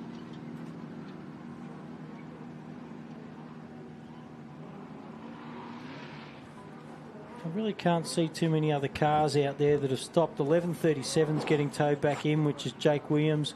468, Roland Polchow. Getting towed back in. He hasn't had a good start. Bowie should be the next car, 1065, which it is. That's what it looks like. I can see him already. I see the red flash. That's unbelievable, drive, putting that 10 car in that position. Still strong too. Yeah, so Jake Williams, as we said, on tow. Simon Tucker. Brett Plant had an issue and he went back out. We saw him on the live stream earlier. He did go back out? He did go back out. Yeah, I saw him go back out. He had a minor issue. So we should be looking for the King Chrome car. Coming back of Trevor Chandler. Over on our left is car 68. That's the Barnett entry. Craig Barnett, Kruger. yep. And then, so in close to us, it doesn't look like there's anybody in close to us. 147 maybe? Back in.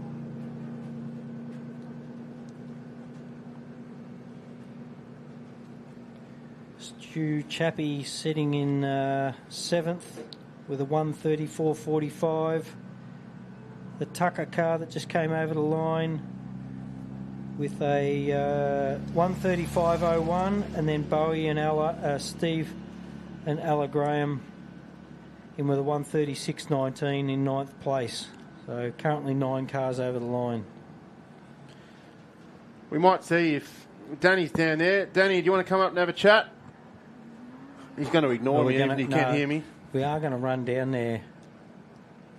All right. Yeah. So, yeah, Sandy will head down and have a chat to the boys that are down there. No, he's heard. I think he's on his way up. I think he's got someone told him the air conditioner's on up here. Yeah, George is coming. Yeah.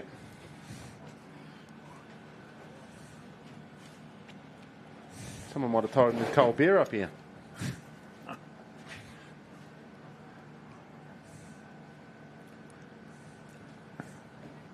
Don't know about beer, but there's plenty of Scotch and Coke.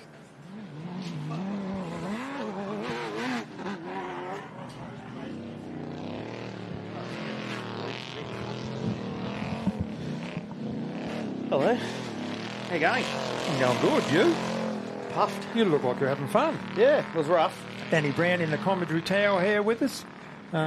Great effort, pretty consistent laps, plenty of pace. Probably Bo hang on the first lap. He was probably only about 30 seconds down in the dust line, but you certainly, I don't know if he's obviously hit something or had a bit of an issue in the second lap, and you've just cranked it up and a good lead, probably be about 4 to 5 minutes overall. Okay, yeah, that's good. Yeah, no idea really, but yeah, Bo, I was just having a chat to him then because I was asked. I wasn't sure if we could get him off the line or not, and then if we did, was it worth it? Because I didn't want him hunting us down in the real rough stuff out the back. So. Well, it looked like you just wanted to see how he went far as, is he going to have a go and you're going to go? Or yeah, I wasn't sure. And then the last thing you want is Bo Robinson in your rearview mirror pushing you through that stuff out the back. So we had a real crack out to get out there because, you know, Bo's truck probably does 190k an hour, whereas ours does about 235. We could see that.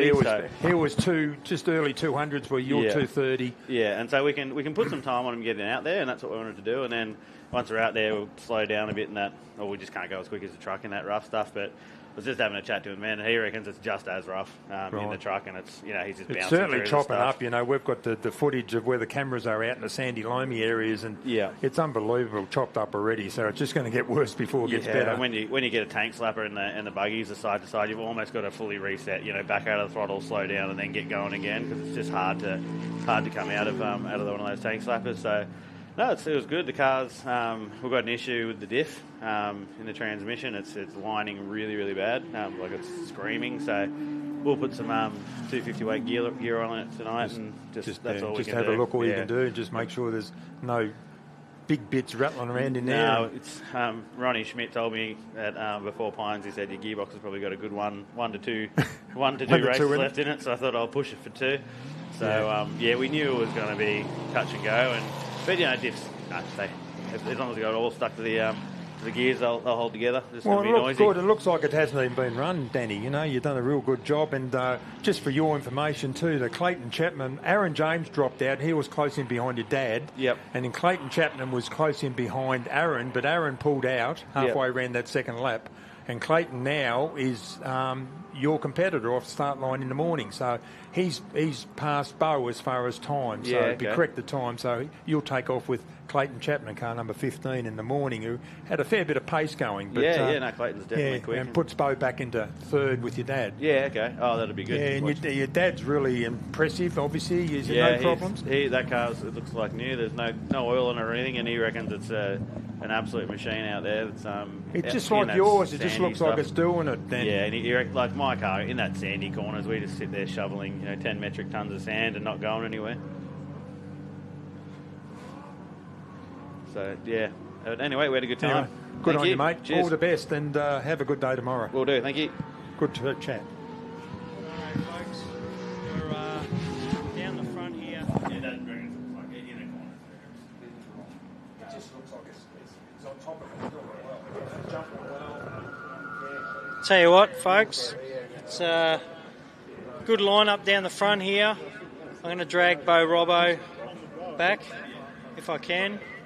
He was just checking his stocks before, so just checked his ARB stocks and they're doing pretty well. What happened out there, mate? We saw you drop back a little bit. We know you wanted to dominate today. Yeah, no, we just got in Brownie's dust there, and there's not much we could do about it. That just dusted us literally for, it was pretty much we lost that time, and then we stuck with him, and then just had a few excursions, just trying to make up the time. Yeah, what happened the front end? Blame Shane. Yeah, it does hard. Yeah. Nah, it's all right. We just just trying a bit of a crack there to put some time on him in the rough, and just every time we got on him, it was just dust us out. So What's the desert like out there? it's pretty rough, eh? Yeah. Pretty rough, yeah. And it's pretty uneven and that. Look, it's even for this thing. It's pretty rough. What are those bits? I know there's a couple of big drop-offs out there. When I say drop-offs, there's some fair hills out there that you're coming off. Yeah, it's all right. Yeah, no, it's all all right. But it's pretty hard to get on top of, to be fair. So we'll see. There's no real rhythm to it out there, like you get at Fink or anything like that. No. There's plenty of corners in amongst it all, so it's hard to get on top of. But anyway, we'll give it a crack tomorrow. All right, good luck, mate. Good to see you come through today. Cheers, brother. They are Bo Robbo. He came in second on road, but he came in, I think it's about third or fourth on today's standings.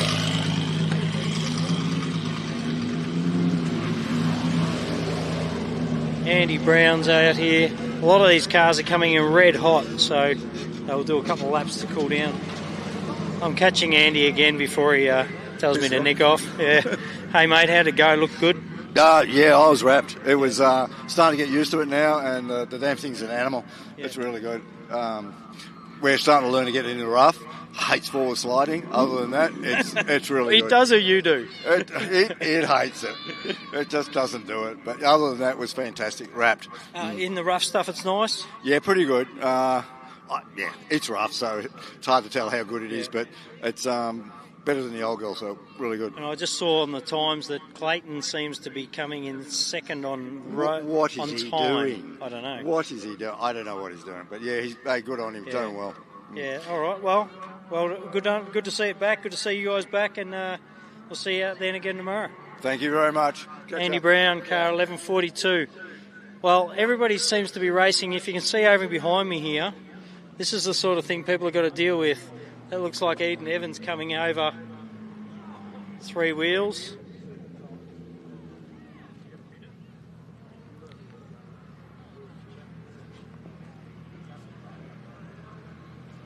And we've got one of the Burrows cars, Matty Burrows, coming in. It's the last year's third place getter in the championship. These guys, not really the place to be down here at second. We might cut back to you guys up there if that's all right. Like I said, I can't hear you or see you down here really, so.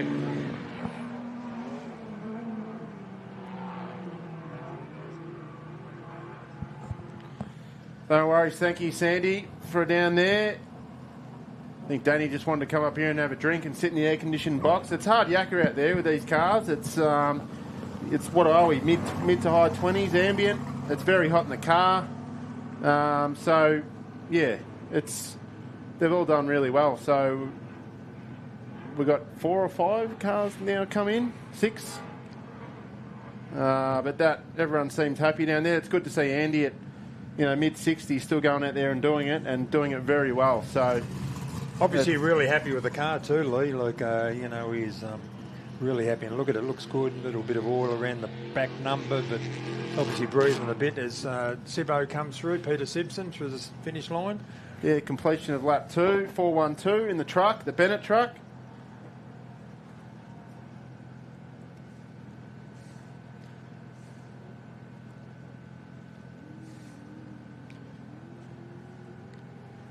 And then the 929 of Brett Plant, the Jimco, 6-litre Jimco. Remember, he come into the pits just for a quick visit, but it looked... just a minor issue by the look of it, but he's done well to get back out there and come back. Mid-mount, that one, which the engine's the other way around to where the transmission is. Yeah, there we can see the damage on the King Chrome side. It's broken a front upright or a front arm, a control arm. Stub axle or something similar, front left. Yeah, she's on 3 wheels, but obviously didn't happen that far out, Lee. Well, he crossed the control line, so he's actually crossed the finish line. So, you can see it's broken a bottom arm, control arm. It's on the Polaris, but it's pretty new, so it's all it's pretty hard going out there and pretty rough course. So the punishment that these components take is pretty extraordinary. So, but the main thing is it didn't happen in the middle. If it happened out the back in the middle of nowhere, it'd be parked. But it obviously didn't happen that far from the finish, and they've managed to get it to the end. And hopefully you can get a spare arm. Yeah, they'll have spares. Well, someone will, that's for sure.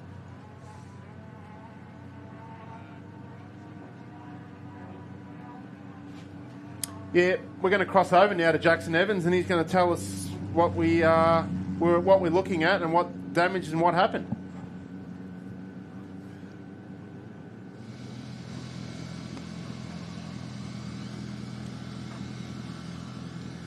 Good. Take it away. Just finished day one. We it looks like the nut's fallen off our lower control arm ball joint, so we lost the. As you can see, the ball joints dropped out of the spindle. That happened about 2 Ks ago, so I quickly poked my head out the window and made sure it wasn't going to do any more damage, and we nursed it in. So, yeah, very lucky to be at the end of day one. With car will be able to fix for tomorrow, so yeah, awesome.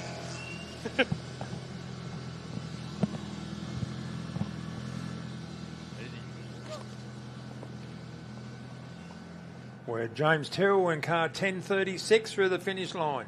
Isn't it great, Glenn, how we can get the input from, right in front of us. But just very lucky, those little things can happen, as it's about an 80-kilometre circuit, and it's happened just before the finish. And 2 Ks out, he said, so we were so lucky to get it to the finish line and get it through, and hopefully they can rectify it, which it seems like they can. So he didn't suggest whether we can or can't, but yeah, you can be real lucky, and other times, it can go just as you said, in the early parts or the middle stage of the race, and you're done. You're parked up.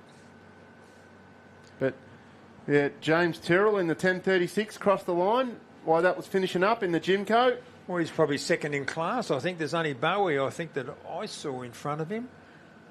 Yeah, so he's done really well with that. He'll be able to tell us around the fire tonight how fast he was today. Yeah. He's pretty good at that. I tell you what, he's a well-prepared car. He gets everything crack tested by an expert every time, and he does a great job driving it. I know the bloke that did crack test those drive shafts and said she'll be right, it'll make it, and so far, so good. So you might seem to know what you're talking about. Who me? There he goes. Car looks good. Those orange wheels allowed. Yeah. He wanted to stand out a bit more, he tells me, so that's one way to do it. But he's got the Ultimate 9 sponsorship. It's always good to have sponsors that throw in and back you and help you fund some of the bills. Here's Sam Bentley, car 1018 through the finish line. I put him about 3rd or 4th in class. Could be better. Yeah, class 10, it's a great class. Still go fast enough, still got enough suspension. A little bit lower budget than the front cars, but still have a lot of fun, and they seem to be very reliable. Just not pushing the horsepower through them, but it's still a buggy, so up to 2.5 litre. We have the normally aspirated. The 627 has crossed the line of Justin Ryder and Stephen Teese in the Can-Am.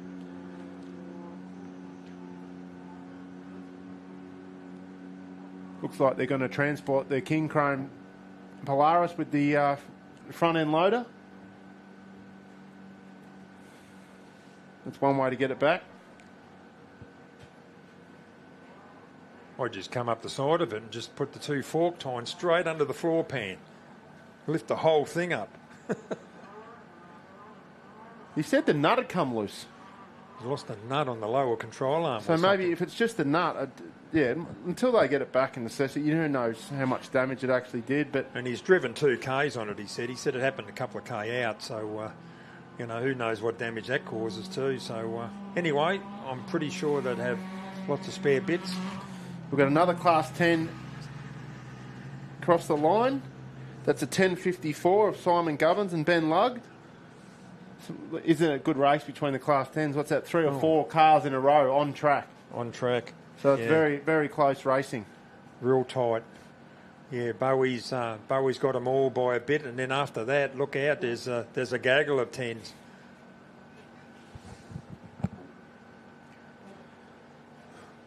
Been a great day of racing, great qualifying prologue sections, and of course we've had section 1, which we've just got the last of our competitors completing lap 2 of 2 laps. Not even halfway. Of course, we've got 2 and 2 tomorrow, Lee. So big day tomorrow, and at 300 plus kilometres tomorrow. So get out here early and enjoy the day. Certainly been a terrific day here. Yes. Ideal conditions. Perfect conditions. It's the wind, but we'll probably find first thing in the morning there might not be any breeze, so that's going to be a struggle for everyone. But hopefully it picks up again. But we still have got a fair few cars out on the circuit.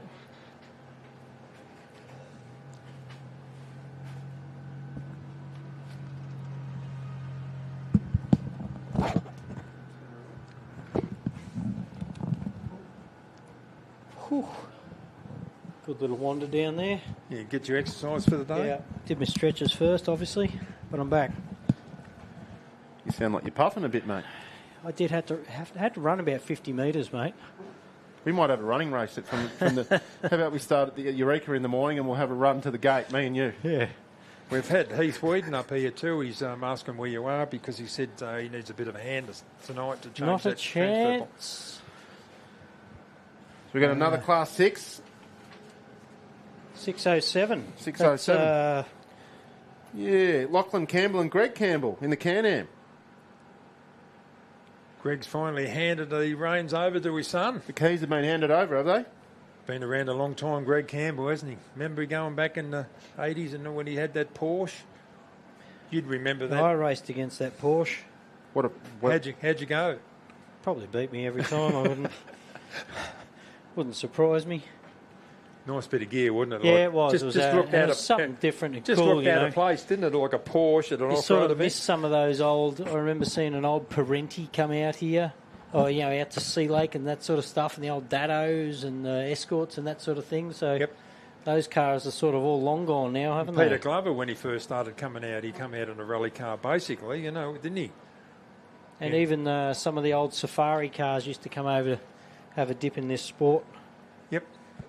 They seem to have all dried up too now. There's not many Safari. Andy Brown's still got these. That's what I said to him earlier. He's like said about the full drive and back into the Frontiera. Yeah, that's a weapon. He's still got that. Yeah. Doesn't that go, that thing? Look at the way they're transporting this Polaris here on the front end loader. Up a bit higher. It was Eden Evans before, but it's actually Jackson. Yeah, Jackson. Yeah, sorry about that. I don't know if you saw it, Sandy, but he explained that the nut come loose on the control arm.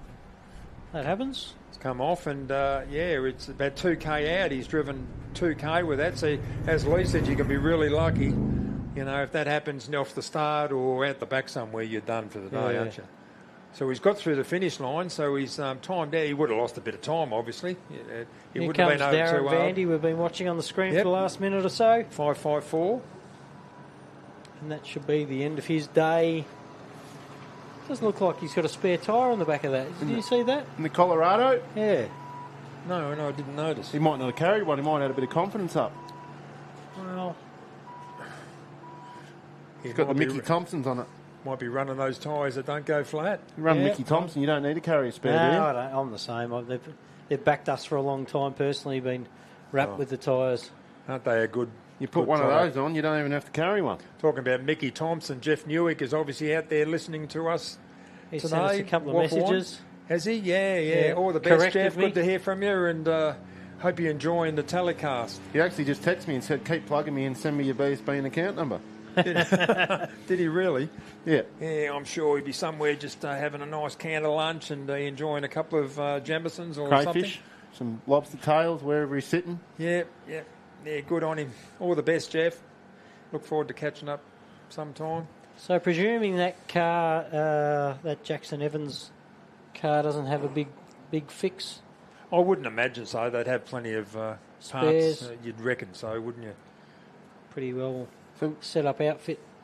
Well, it's all gone quiet. No dust or hello. Good When to I see say our that, chopper in the air over on our left here, following that vehicle red coming car. Would that be car 11? Kevin Marsden, maybe, possibly. It could be. He must be due. He'd be around there somewhere, wouldn't he? What else is red out that side?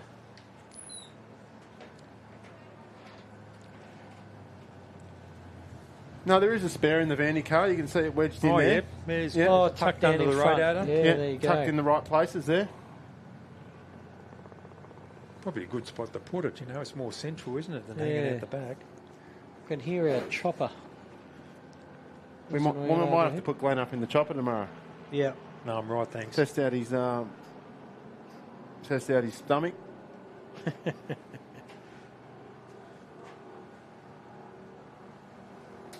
Well, we've probably had, how many have we had over the line?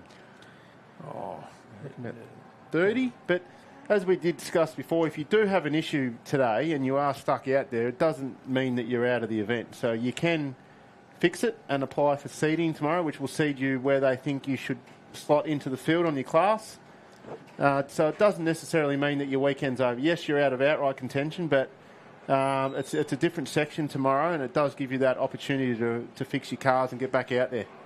So there'll be a few people swinging spanners late into the night, and little issue, big issue, but people can lend parts and get you going again, and that's what it's all about. 477 coming in. Jamie Henderson should be there. Yeah, Last have lap. a willing truck. Closely followed by a honey badger. Is that 104? Yeah, 104. The honey badger. David Lachlan, Michael Schneider, Jake Stevens, and another honey badger. Did we see the King Chrome? Yes, yeah, he's well through. Trevor Chandler. Trevor Chandler came in early on. There's another one here. Once again, it's a side by side. Franklin. It's a red one. 110. That's Darren Franklin.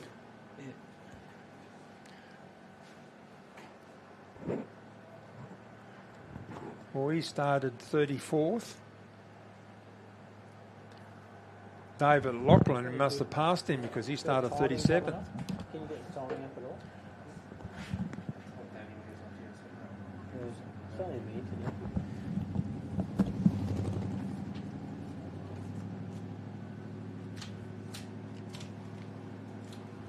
Well, it's been a good day of racing, hasn't it, I'll tell you what, it's been fantastic. It's been good to see. It's actually been good to see not many cars drop out. Yes. We have had, which means we might get a fairly reasonable field tomorrow, maybe mid-40s. Still start tomorrow. Well, 51 started section 1, so, and we know of, what do we know, about 4 or 5 that are missing? Yep. I'm going to sign off today, fellas. I've got a bit of parenting duties to attend. Worries. But Thank you, Lee. It's been a great day, yeah. You guys... We'll go for a jog at about 6. Yeah, I'll meet you up there. Yep. Sounds good. And we'll be back out here roughly similar time tomorrow morning. I think we start a little bit earlier tomorrow. You better go and get something to eat, Lee. There's another half a dozen donuts and a couple of pies would probably suit. Yeah, good, thanks. Thanks, guys. I'll leave that with mate. you. All right.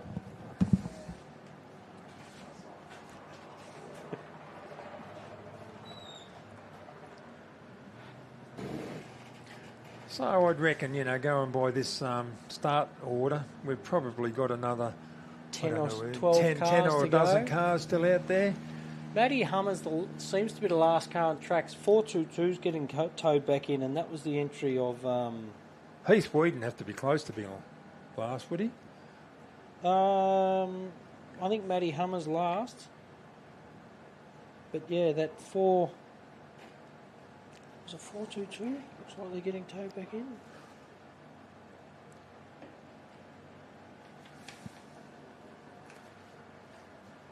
Like, we've only seen one car, 147, like actually physically getting towed in, haven't we? Yeah.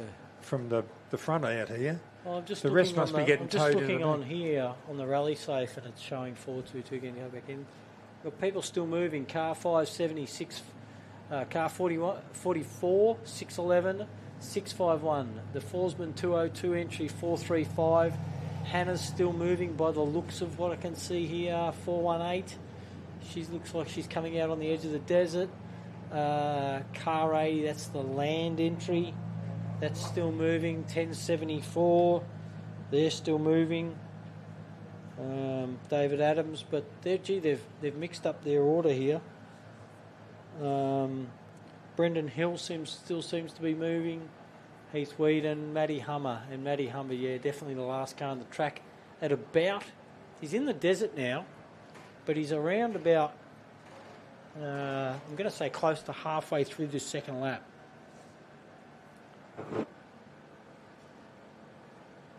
There you are, folks. Is that AJ? The money might be safe tomorrow if he's finished in time today, but I think that's his first lap, isn't it? So whatever AJ's done, it looks like he might second lap. He went missing on the second lap. And now he's... well, my money might be good, mate. Yeah, he's rectified it, but... I'm going down to give him a hand tonight. He's got a lot of work to do, though. He's lost a lot of time. So, yeah. But good to see him back running again. The Doc coming around also, those two coming in quite close together, so I'm sure the Doc ate a bit of his dust coming back in. The Nissan powered. Double 4-5 through the finish line. That's John Smith.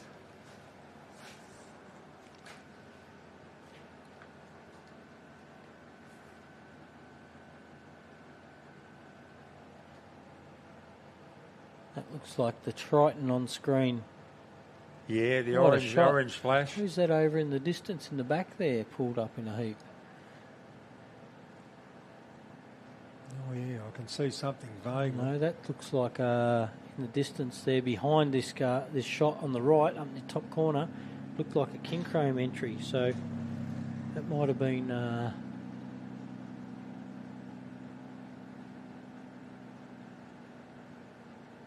I tell you what, it's hard to tell on these screens. It really is. Well, we're looking at the 5 car, 570, isn't it? Yep, Andrew Cameron. Yep. In the Triton. Looks like they might have brought the drones back in from out further in the desert now. There's certainly footage that we haven't seen before. We haven't seen this footage yet, so it's good to see.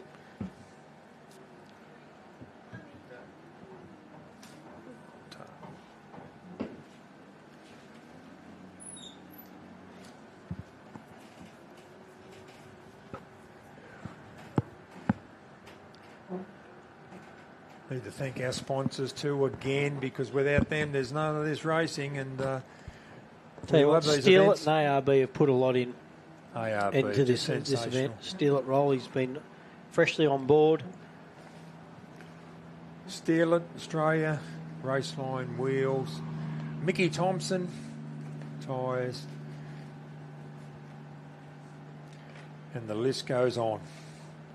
And we've got to remember the volunteers and the town, how they get behind this event. You know, it's been massive. A lot of the town people would be volunteers, and the ladies that run the food tent and all that. Just looking at our screen here on the rally safe, mate, it looks like Hannah hasn't moved. Oh, that's no the good. arrow on her rally safe is facing backwards. It hasn't moved in the last couple of minutes. I keep my eyes on that, but it's not to send it. The internet here for us is a little average. There you go, the 570G, they got a lot of... Well, when they went through after lap 1, there was Sam just in front of Hannah, which is the way they left. Yeah, I'm just looking. So Hannah's been stopped coming out of the edge of the desert there. And where's for quite Sam? some time. 10-18, is he? He looks like he's coming. Must be blooming close coming in. That might have been who I was seeing on the screen before.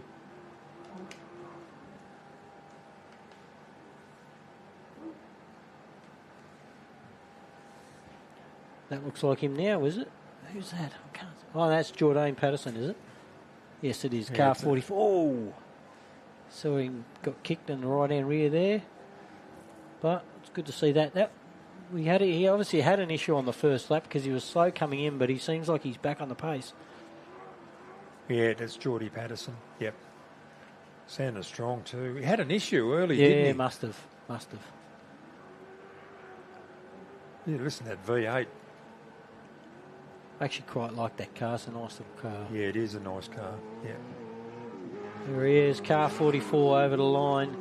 And from what I can see, yeah, Hannah's definitely been stopped a long time. Heath's been stopped a long time. 637's been stopped a long time. 422, which is Stephen Von Peen's been stopped a long time. Did Craig Barnett come through in 68? He's 611 over the line just now, which is Brendan Hill.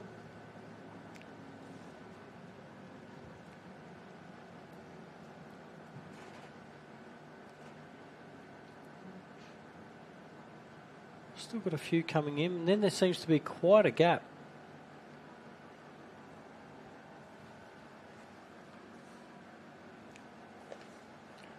Quite a gap, and I reckon the Forsman entry, the 435 Mott entry, they might be just behind us over here. It looks like maybe 626 Vaughan over on our left, and that burnt orange side by side. But yeah, there's another 5 or 10 minute gap easily between them and the next car, which nobody is back out of the desert yet. Looks like the next one will be the Chris Land entry, that green car. Ultimate class car.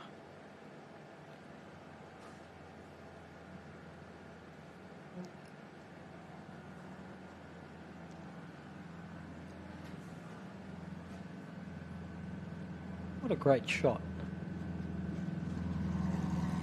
Yeah, certainly they've obviously changed the position of where they were, because this is all footage that we haven't seen before. Side by sides are they get thrown around a lot too, don't they? This is a long wheelbase. Remember we said about the difference between Eden's car and this car off the start line, but fair bit different. There you go, coming in over the finish line now. Talking about. Yeah. There you go, another one safely in, which is nice to see. 651. Daniel Gibson. The wheelbase would have to be 4 to 18 inches longer. Yeah. Well, there's only one or two. There should be one coming in now. Look at the stockpiles of in behind us here. This is right behind the pit lane entry. There's the town of Rainbow, folks, in the background. You can see in that shot at the top of your shot there. That's the township of Rainbow. So that's how close the racing is from Main Street in Rainbow. And under those tarps is all the grain out in the old the entry paddock or the old pit area. Pit area, but they used that for the first couple of years for pit areas before they developed everything. Those silos at the end of Main Street. So there are the mod entry coming in. Darren in car 435. Well, he left with the ever-willing truck. So they've pulled a little bit away from him. That slightly bigger truck might be all it needs out in that rough stuff, hey? But still handling and sounding and going okay, so... We've got our master drone technician out there, Mr. Shane Hutt, who's riding alongside Big Bo Robbo. Here's our helicopter pilot, I would say. Cheers. Forsman entry 202, our only 1650 out here this weekend. And still going strong. Good to see. Yeah. That was a good class back in the day. Yeah, I still love the class. I think it'd be ripper. Yeah, I did it myself for 8 years or something. Yeah, it'd be good. Still a good club car in the short course stuff. They're still. But like you said, if you build a buggy or buy a buggy now and it's a small, and you want to go budget class, you just go 10. Yeah, class 10's definitely. Up to 2.5 litre, perfect.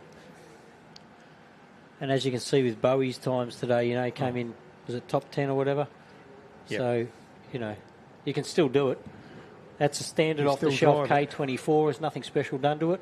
So, little Honda-powered thing. Through an AGB and we've still got about 6 or 7 competitors come across the line. From what I can see, Chris Land will be about a 6 or 7 minute gap before he comes in. And then Hannah Bentley's sitting out there. She's stopped. 6681's still moving and on their way in. Just on the edge of the desert. 626 is still moving. 1074 still moving. That's David Adams by the looks of it. Matty Hummer looks to be the last car on track moving. So we've got half a dozen cars to still complete today's racing, which will probably be about, I would imagine, about 20 minutes, maybe 20 minutes or so, because they're well over halfway. They're, you know, Matty Hummer's halfway through the desert section, so that's probably right where Billy and Benny are. Got a lot of people listening in and looking at home, overseas. We've got a handful of overseas competitors that follow us in Australia. We've got plenty of families at home following on. Hopefully we've given you enough information today. We struggled in here a tiny bit with internet reception. We'll hopefully have that sorted for tomorrow morning. See the mock car rolling into the pits there. But no, today, fantastic day of racing. I think the wind was Certainly on our helped. side, definitely on our side. I mean, obviously, when we had an arena, a stadium full of cars, it was a bit hard. But even with the window, we were dusted in. We couldn't quite see who was doing what, and especially when they were leading the start line at 2 at a time and side by side, we didn't know what was going to happen at that first corner, and there was some pretty bold movements going on there. We've got Chris Land. I don't reckon it'll be too long until you see Chris Land in that green Car 80 Ultimate car come in on our far left. You'll probably see his dust trail in the distance. And then, from what I can tell, 1004 possibly is still moving. 626 is still moving. 1074.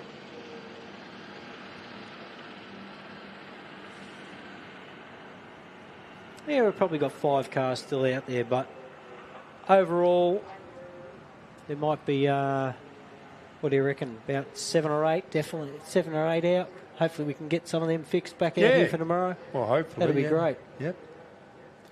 Well, we lost Aaron James, and all of a He's sudden back. he's back again, and he seemed to be, full steam ahead when he come through. So that he obviously sorted the issue out, but he lost a lot of time. But it was good to see him. So, whether he fronts up again tomorrow, sometimes, when you lost that amount of ground, some guys will pull the pin. will just pull the pin, so I'm just wasting my time. But anyway, Remembering hopefully how he's much it costs to get to these events, and if they've got a slight issue, if you've got a transaxle issue, for example, and you start running out there with a damaged transaxle, you can do tens of thousands of dollars damage, not a few hundred. You've got to weigh that up. You've got See to weigh Roland that Paul up. Chow there coming back on a trail. That's devastating because that's his second race.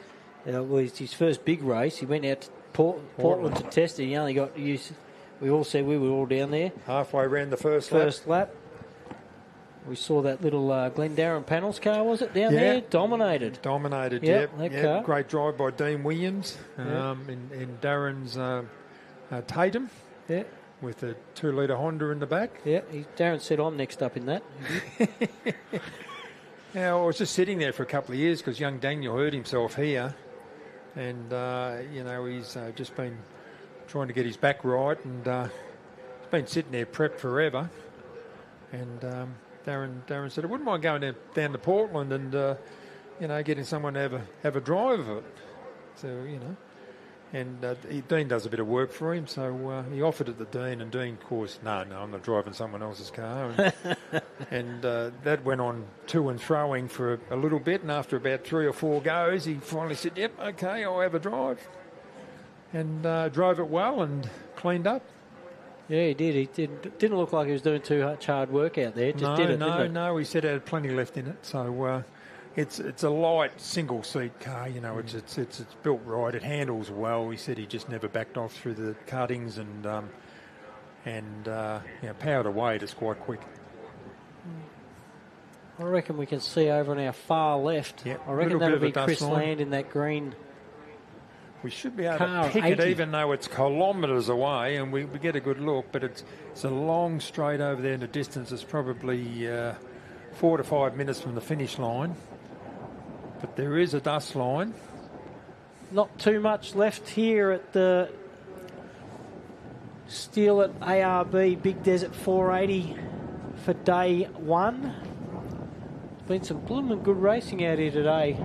Yep, certainly has. Yep, it's been well worth it. And interesting starting order tomorrow. Yes, and look out tomorrow. Make sure you're here nice and early. Start time at... You got the start time right there, mate. Sunday, the gates open here at 6:30, but that's for headquarters and etc. The competitors will sign on about 7:20 in the morning, and vehicle line up at 8:30, and go time is vehicle line up at 8 o'clock for the competitors, and then go time is 8:30. So if you get down here about 8 o'clock, get your seats, get your brekkie, book your helicopter ride. Get your raffle ticket for your fridge. Yes. There's plenty still to do out here. Yeah. Hey, Jakey Stevenson. Obviously, he's had a run.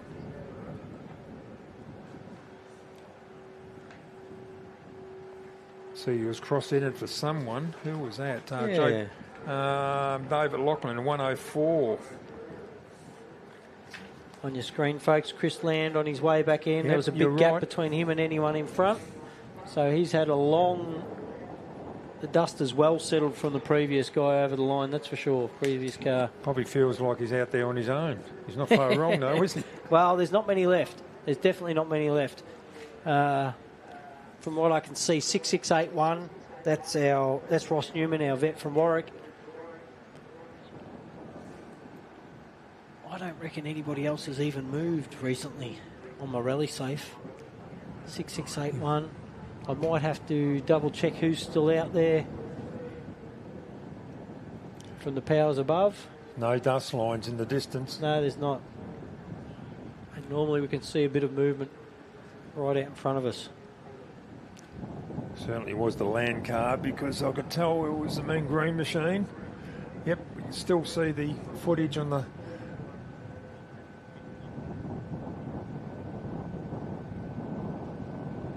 overhead footage now. Good footage of the Land car.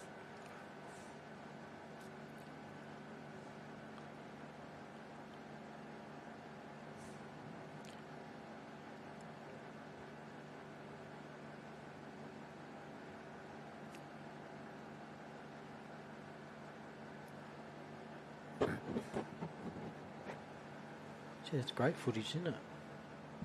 Certainly is. Got my mate Tex, the drone operator, who was out at Pines last year. He's double booked this weekend, but it would have been fantastic to get him out here. He's got close proximity flying, so he can follow those cars within about a metre, I believe he's allowed. Well, this guy's done a good job. He's great. followed it for the last couple of Ks. That's our main man, Shane Hutt. It's Shane, is it? I believe so. Right. Hiding somewhere.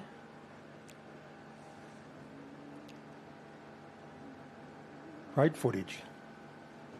Where is he? Oh, yeah, here he is over the back now, just coming down the last chute. Yep. So there's Chris Land coming in, 66881, which we said was Ross Newman. And from what I can tell, it might be Matt Hummer.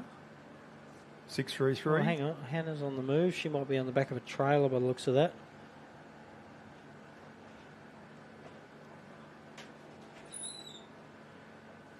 Well, I hope that they can get that truck fixed overnight for young Hannah. Yeah, definitely good.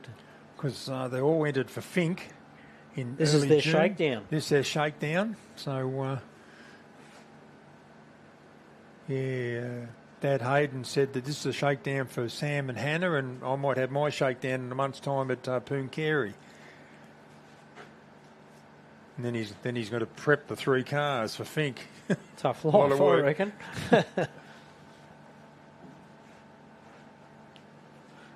Yeah, Here he comes. Chris Land.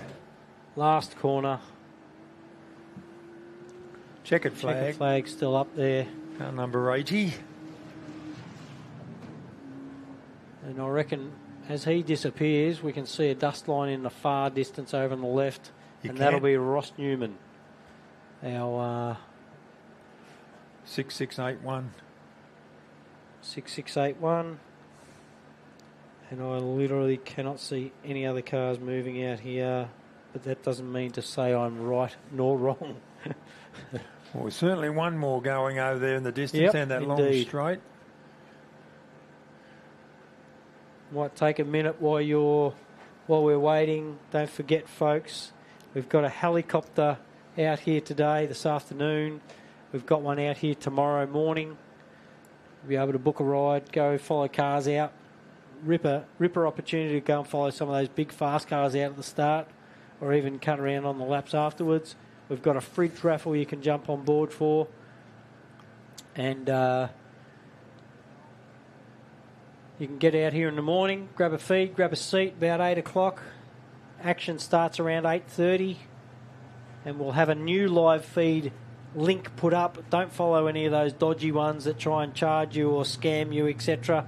They'll be on the AORRA page. They'll be on the Steel at ARB Big Desert 480 page.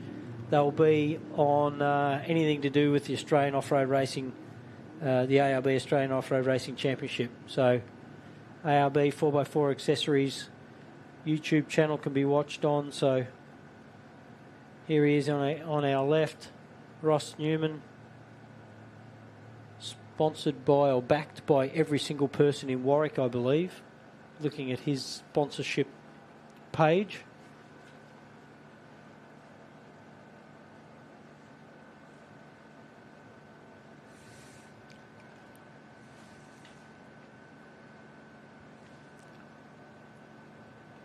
I wonder if he plans on doing another 62 events this year. He did it. He worked hard last It's only 52 weeks in the year, yeah, isn't I it? know. So he did a lot of events last year. Obviously loves it, which is good to see.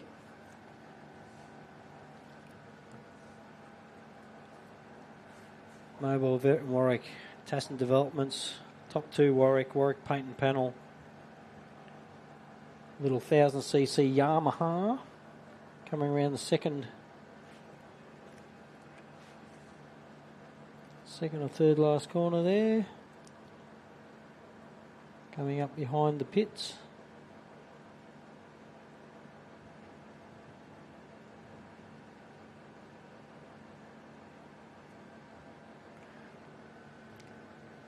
I can't tell if 626 and 418 Hannah are moving on the track or not. Looks like Matty Hummer's still moving on the track. We might possibly have a handful left out there. It'd be good to get some clarification from HQ who's still moving and who's out. Otherwise, we might stand here talking to each other for the next 5 hours. Yeah, exactly. Yeah, been done valuable before. time. Yeah, cutting into our mechanical time on Heath's car.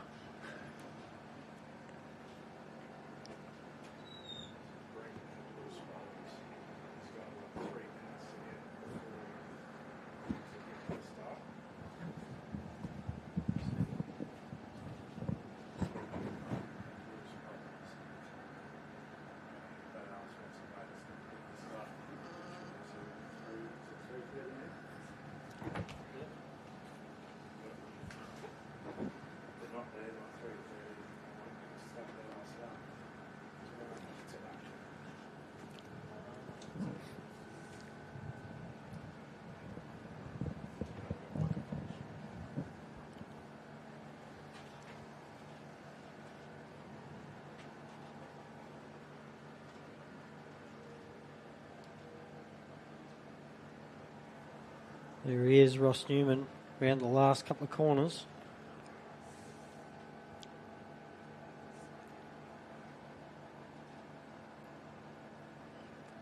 I believe Matty Hummer is still motoring along there. That's 633. He looks like he's not far off coming out of the desert. Bit of dust over there. Got a little bit of dust over there. And it looks like, it showed me Hannah was stopped, and also 626, which is Vaughan Hogan, was stopped for, or maybe not Vaughan stopped, but definitely showed me Hannah was stopped for a fair while. They may have just changed something like a tyre, like you never know. And she's gotten going again, so it'd be really good if she could come in over the line. Probably eating, I don't know who's in front. It actually looks like Vaughan Hogan's in front of Hannah on the way back in. And if she's stuck behind his dust, it might not be able to get around. They are. Ross Newman over the finish line. They're fantastic to see. The end of his first day. A couple of 100 Ks. That's hard work in that little short wheelbase side by side, isn't it? Yeah, there's definitely I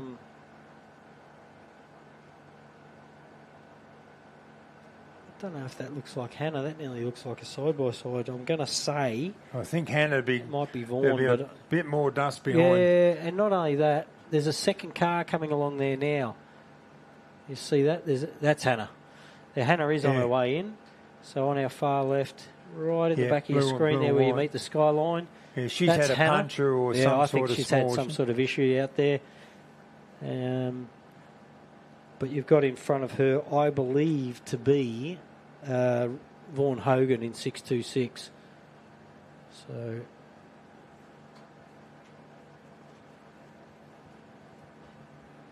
doesn't seem like we've had any major incidences. And there's another bit of a gap. We've got Matty Hummer still motoring, still doing all right. Probably about a 4 or 5 minute gap between those two as well. And then we've got 10. Oh, Hannah's had a bit of an electric problem. We've got 1074 and 1004 out there, which I haven't seen move either for a little while. So it'll be interesting to know there. Chaplin's just come in and told us Hannah's had a little electrical issue. Is that right, mate? Electrical problems that she was having at Fink last year. The gremlins have appeared again. So cutting in and out. Yeah, that's not good. Full rewire. Oh, I think that's already been done. We've had it before. We had a circuit board in the computer. When it got hot, would cut out, and then you'd sit for 5 minutes, cool down, away it'd go. Took months to find it. Ended up putting a new computer in it, going to a different flavoured computer. That's sort of the issue. Never had the issue again since. So, and that was at Fink, funnily enough, way back in 2015. Wasn't it that long ago? No. 9 years ago. Probably had a little bit more hair back then. I reckon we all would have.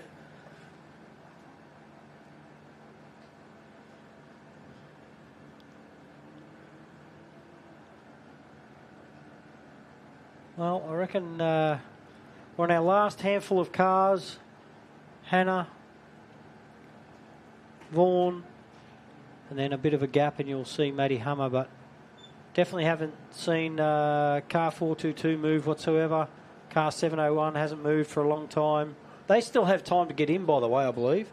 I can't remember what time the last of the out times is, but I think you've got to be on your last lap by now. I think if there's anyone not started their last lap now, they're out of time to start their last lap. Well, hopefully they don't.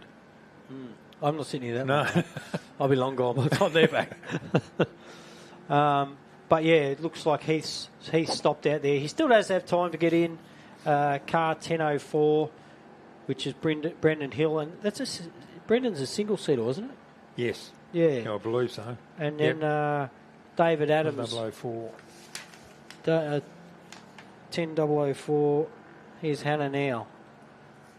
Coming in. Easy. Over that big dip where her father hurt his back last year. It's unfortunate, but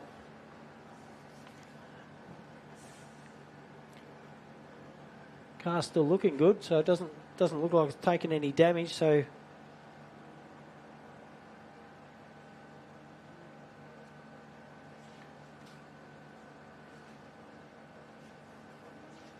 If it's got electrical gremlins, they'll be They're really annoying. disappointed. They are so annoying to find. Yeah. Where do you start with that sort of stuff? Oh.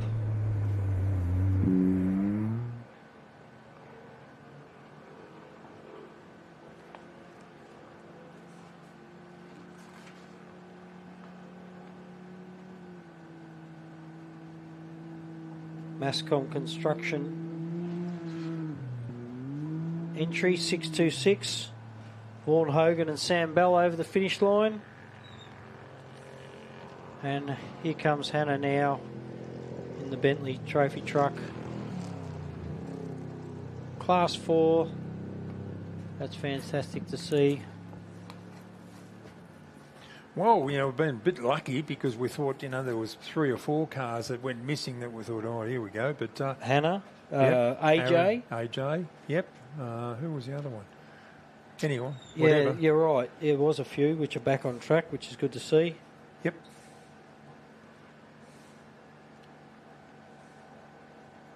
Wonder how many mistakes I've made today. There's normally a few. Well, no one's been banging on the No, door. I haven't had any apples thrown at generally, us, I've have we? been in commentary for a long time, and generally, you get a few bangs on the door and they get a bit cranky. If you get, I've tried to correct myself where I can. So yeah, Lee made a few he had a few issues. He was struggling today, but anyway, tomorrow's another day. It is. Yep. Well, I'm hoping we get to see most people back out tomorrow, rather than just staying on trailers. See Roland Polchow's little boosted Mazda stadium truck sitting on the trailer over there. Yep. Heading off. Disappointing. Gee, didn't go far at Portland and didn't go far here. But anyway, keep persevering. 626 rolling into the finish. 418. Hannah and Cooper Johns coming into the finish line, rolling back into the pits, so they'll go over their cars front to back overnight, no doubt.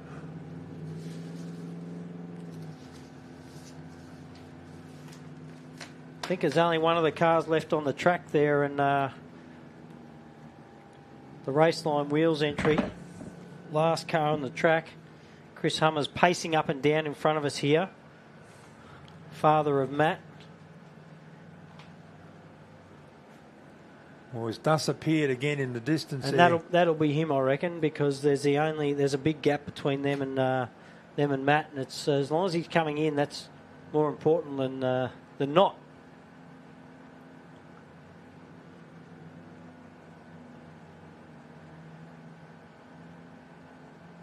Matt's father, Chris, running the RACELINE wheels side of the world.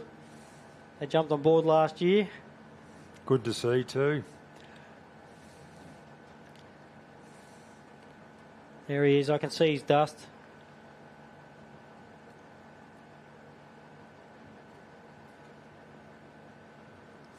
I reckon we've only got about 3 or 4 minutes until we wind up the day, I reckon. Until we're finishing up. Bentleys are back in there at the pits checking over the cars.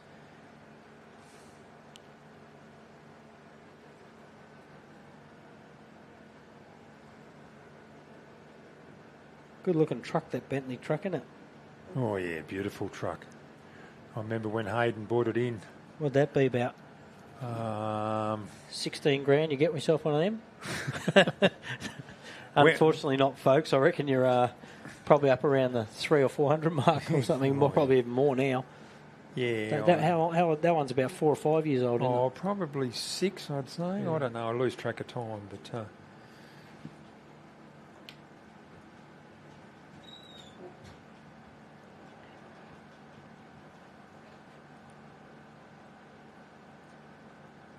But prior to Fink last year, they stripped it and repainted the frame and totally rebuilt it from the ground up. It's come up a treat. It's annoying, that electrical issue. That could haunt them forever. Here you go. Matty Hummer's over on the left. This is good to see. I think I'm going to call it the last car on the track. From what I can see, no other cars have moved in a fair while.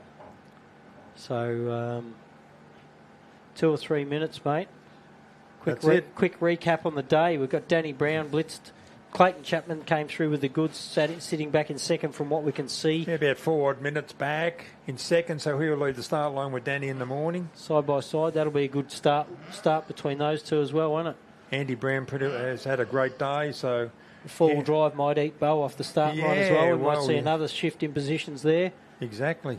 We've seen AJ drop a fair way down. Stu Chapman come over the line. Mark Burrows. Mark Burrows was there. He'll be on row 3. With Brent Martin's had a few issues today. We haven't seen him come back out for his second lot of laps. I think he's missed his time today, unfortunately. Yeah. I think we've got a... Dale Martin's there, of course, and he's just been, doing nice steady laps today, trying to get a bit of seat time in the new Jimco. So he's done well. And Stuart Chapman's there, and...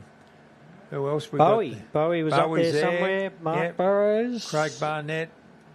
Yeah, there's a good, Robert Plant. Good top, good contention in that top 10. Yep. Anyone's really. When you look at who's placed where in the past, it's a long way to go yet. We're not even halfway yet, Sandy. No. So good recap. A great day. Wind was brisk. Weather's been phenomenal, and tomorrow's meant to be very, very much the same as far as. Even the breeze tomorrow, I believe, is meant to be up there a little bit. So hopefully... The breeze has dropped off now, but obviously, it wasn't much around this morning, but it come up just right. 15 to 20 k an hour winds tomorrow sometime, so I reckon we'll see a very similar day weather-wise, which will be good. So... But Danny Brown has showed him a clean pair of heels today, like with won the prologue by 0.3 of a second over Bo Robinson, and he's carried on in the first section of the 2 laps with 2 consistently fast laps. So, but long day tomorrow, Sandy. Massive. We'll be out here bright and early, 8 o'clock, doing our voice exercises. Lee will. I'll wander in about 11 after your breakfast. Once again, thank you very much to Steal It Australia, ARB, for backing the Big Desert 480. RACELINE Wheels, Mickey Thompson, PMD Products, GrainCorp, Brown's Egyptian, IGA Plus Liquor in town. The list goes on. Here he is, folks. And all the Rainbow Risers ladies here's our last car. Matty Hummer over the finish line for day 1. What an amazing day, folks. Hope you all enjoyed it. Hope you tune in tomorrow morning. Like I said, you can get your live feeds on any of those websites, AORRA, ARB, and the Steal It ARB Big Desert 480. Facebook pages will have those links to them. Don't follow any of the other dodgy links. And I think that's it for our day out here. So thanks again. Thank you, Glenn. Thanks, Lee, for earlier. And we'll see you all tomorrow morning. Yep. Good evening. Have a good night. And see you back on track tomorrow morning. Wonderful. Thank you, folk.